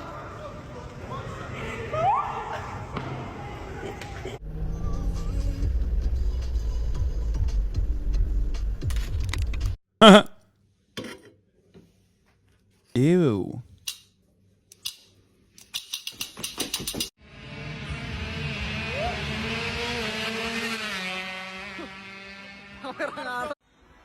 Nani?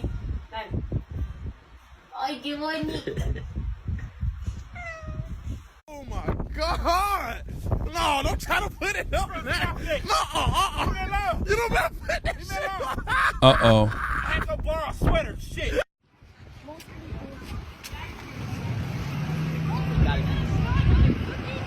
That weak ass cunt. Huh. Some people you can't make them happy. There we have it. Oh. I've just finished one of the most intense workouts I've done for a while. What the 10 fuck? stations, 3 rounds, 1 minute each. What the fuck? Bro, that is me, but like never indoors, you know what I mean? This is literally when you work out outside, sometimes it is real fucking cold. It gets like that, but motherfucker's like a titan, dude. He just came out of the Beast Titan. 1 minute each.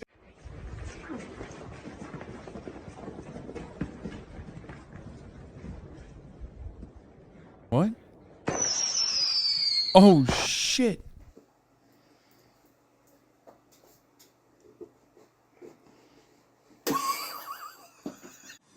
Smart. That's a smart dog.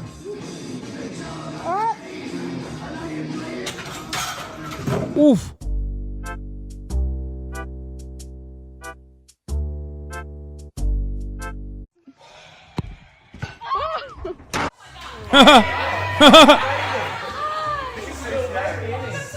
It's disturbing to watch. A young Hasidic Jewish boy. Bro, this is such a funny video, dude. I remember when this first came out. This shit was so funny. I guess they edited it now. Disturbing to watch. A young Hasidic Jewish boy is mocked and berated. The child targeted because of his traditional Hasidic sideline. The kid looks so sad. He's like, man, I'd be sad if I got that. I'll be crying if I look like that too, bro. That's what they be doing to y'all. Though, bro, it's your life. The aspiring comedian spoke to Pix11, telling us he was doing what most on social media do, as they put it, doing it for the gram.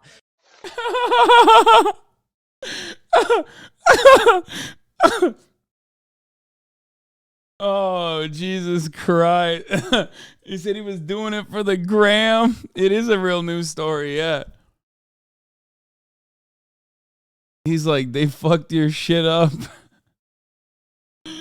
I remember it. Yeah, he's like, they fucked your shit up, man. But bar soaps end up sloppy and slimy. Pump dispensers are messy and clumsy. And with dish soap bottles, you really need an extra... What?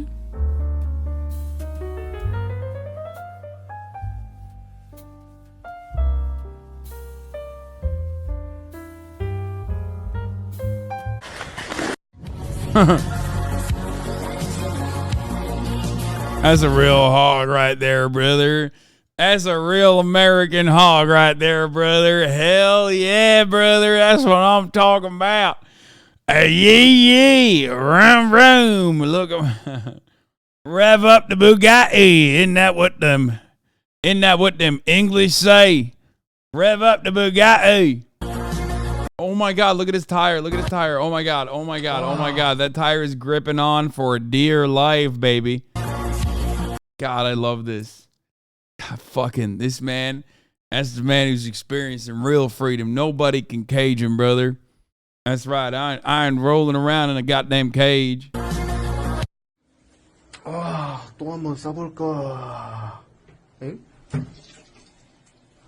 Close the door, man.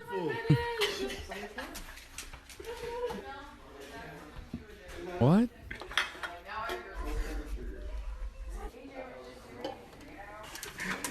Your face.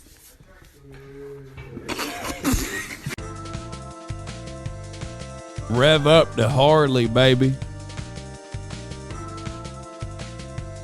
Aw. The OG full video? Yeah, here it is. I'll be crying if I look like that too, bro. That's fucked up what they be doing to y'all. I ain't even gonna hold you, bro. I be saying that's fucked up, like, bro, you probably had the full washing set. Your shit be fire probably if they ain't cut your shit. Fuck it though, bro. It's your life. He said, your shit would be fire if they didn't cut your shit. Cut your shit. Fuck it though, bro. It's your life. A classic. What a banger, dude. This dude got forced to apologize for this video for anti-Semitism. I don't remember that part. I only saw the apology part recently.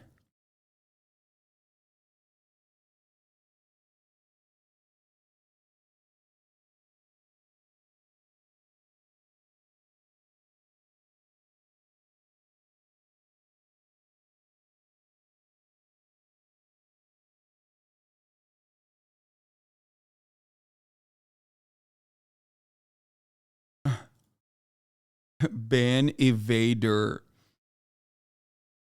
Here you go. Here's my daily dose of giving you the attention you wanted, chatter. I gave it to you. We watched this one, I think.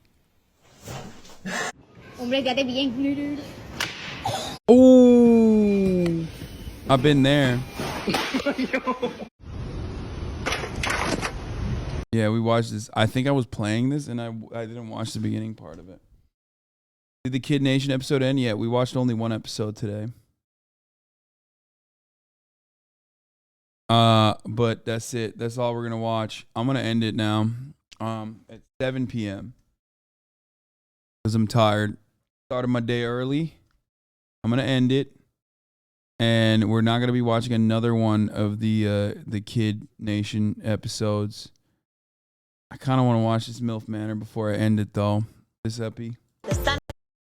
Bro, that's crazy. Jimmy found out his mom slept with his best friend and he's having a fucking breakdown. I'm so calm and peaceful.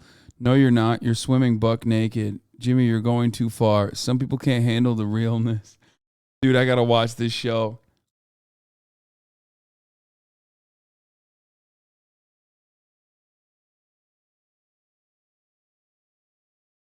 God, MILF Island is so fire. It's so unhinged. It's so fucking unhinged. Anyway, I'm going to pirate this entire show and you're going to watch it. I want to, but it's like, we can't. I don't think we can watch it. Like, other content creators have watched it already. I know. I'm not like other content creators, though, unfortunately. Do you feel me?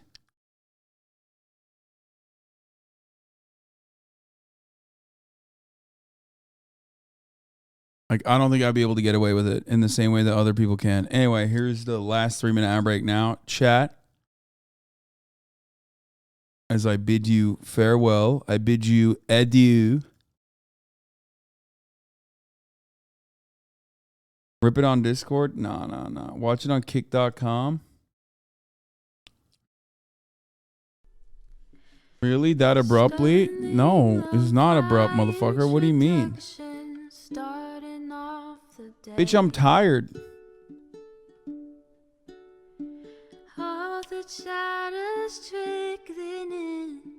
I started streaming early today. Well, not streaming early, but I started my day with leftovers. Sunny Los Angeles, California. Streams have been in ending mode for the past 2. Been phone. Dude, look at this fucking guy. Dude. Where to watch? Lol, watch his normally meme compilation. I'm not like other creators. Been phoning it in the last 2 hours. Dude. I hope your life is just as miserable every single other day as it is today. I'm just, you are nothing but an afterthought in this brief goodbye. But you are literally such a pathetic fucking worm, dude. Holy shit. First of all, I never said that I'm not like other content creators. But secondly, what does that say about you and your fucking consumption? You absolute garbage. You absolute garbage piece of shit. Get clapped in the fucking outro, dude. Holy fuck. What a pathetic little worm you are. Oh my lord, dude. Anyway, see you guys tomorrow. Love you all, except for that one fucking asshole. Fuck that guy. Good night. Tiny Bernie Sanders, LGBTQ Air Force. The whole left at your fingertips, on at your door. H3 crowded debate, the Young Turks online show. Exactly. That guy's so fucking stupid. He doesn't understand when I said I'm not like other content creators. I was saying I can't watch that show. I watch reality TV all the time, but there are certain things that I know for a fact, being in the position that I'm in, I would get ass clapped when other content creators don't. That's what I meant. But that guy is such a fucking mentally stunted, absolute baboon that barely remembers how to fucking manually breathe, that he thought that I was flexing or some shit. Okay? Can you imagine being that fucking stupid? Jesus Christ. Plenty more to go. 90-day fiance talks of champagne bourgeoisie. A Trump rally live reaction, a mass riot at DC. There he is again, Hasan is streaming. Hasan is streaming.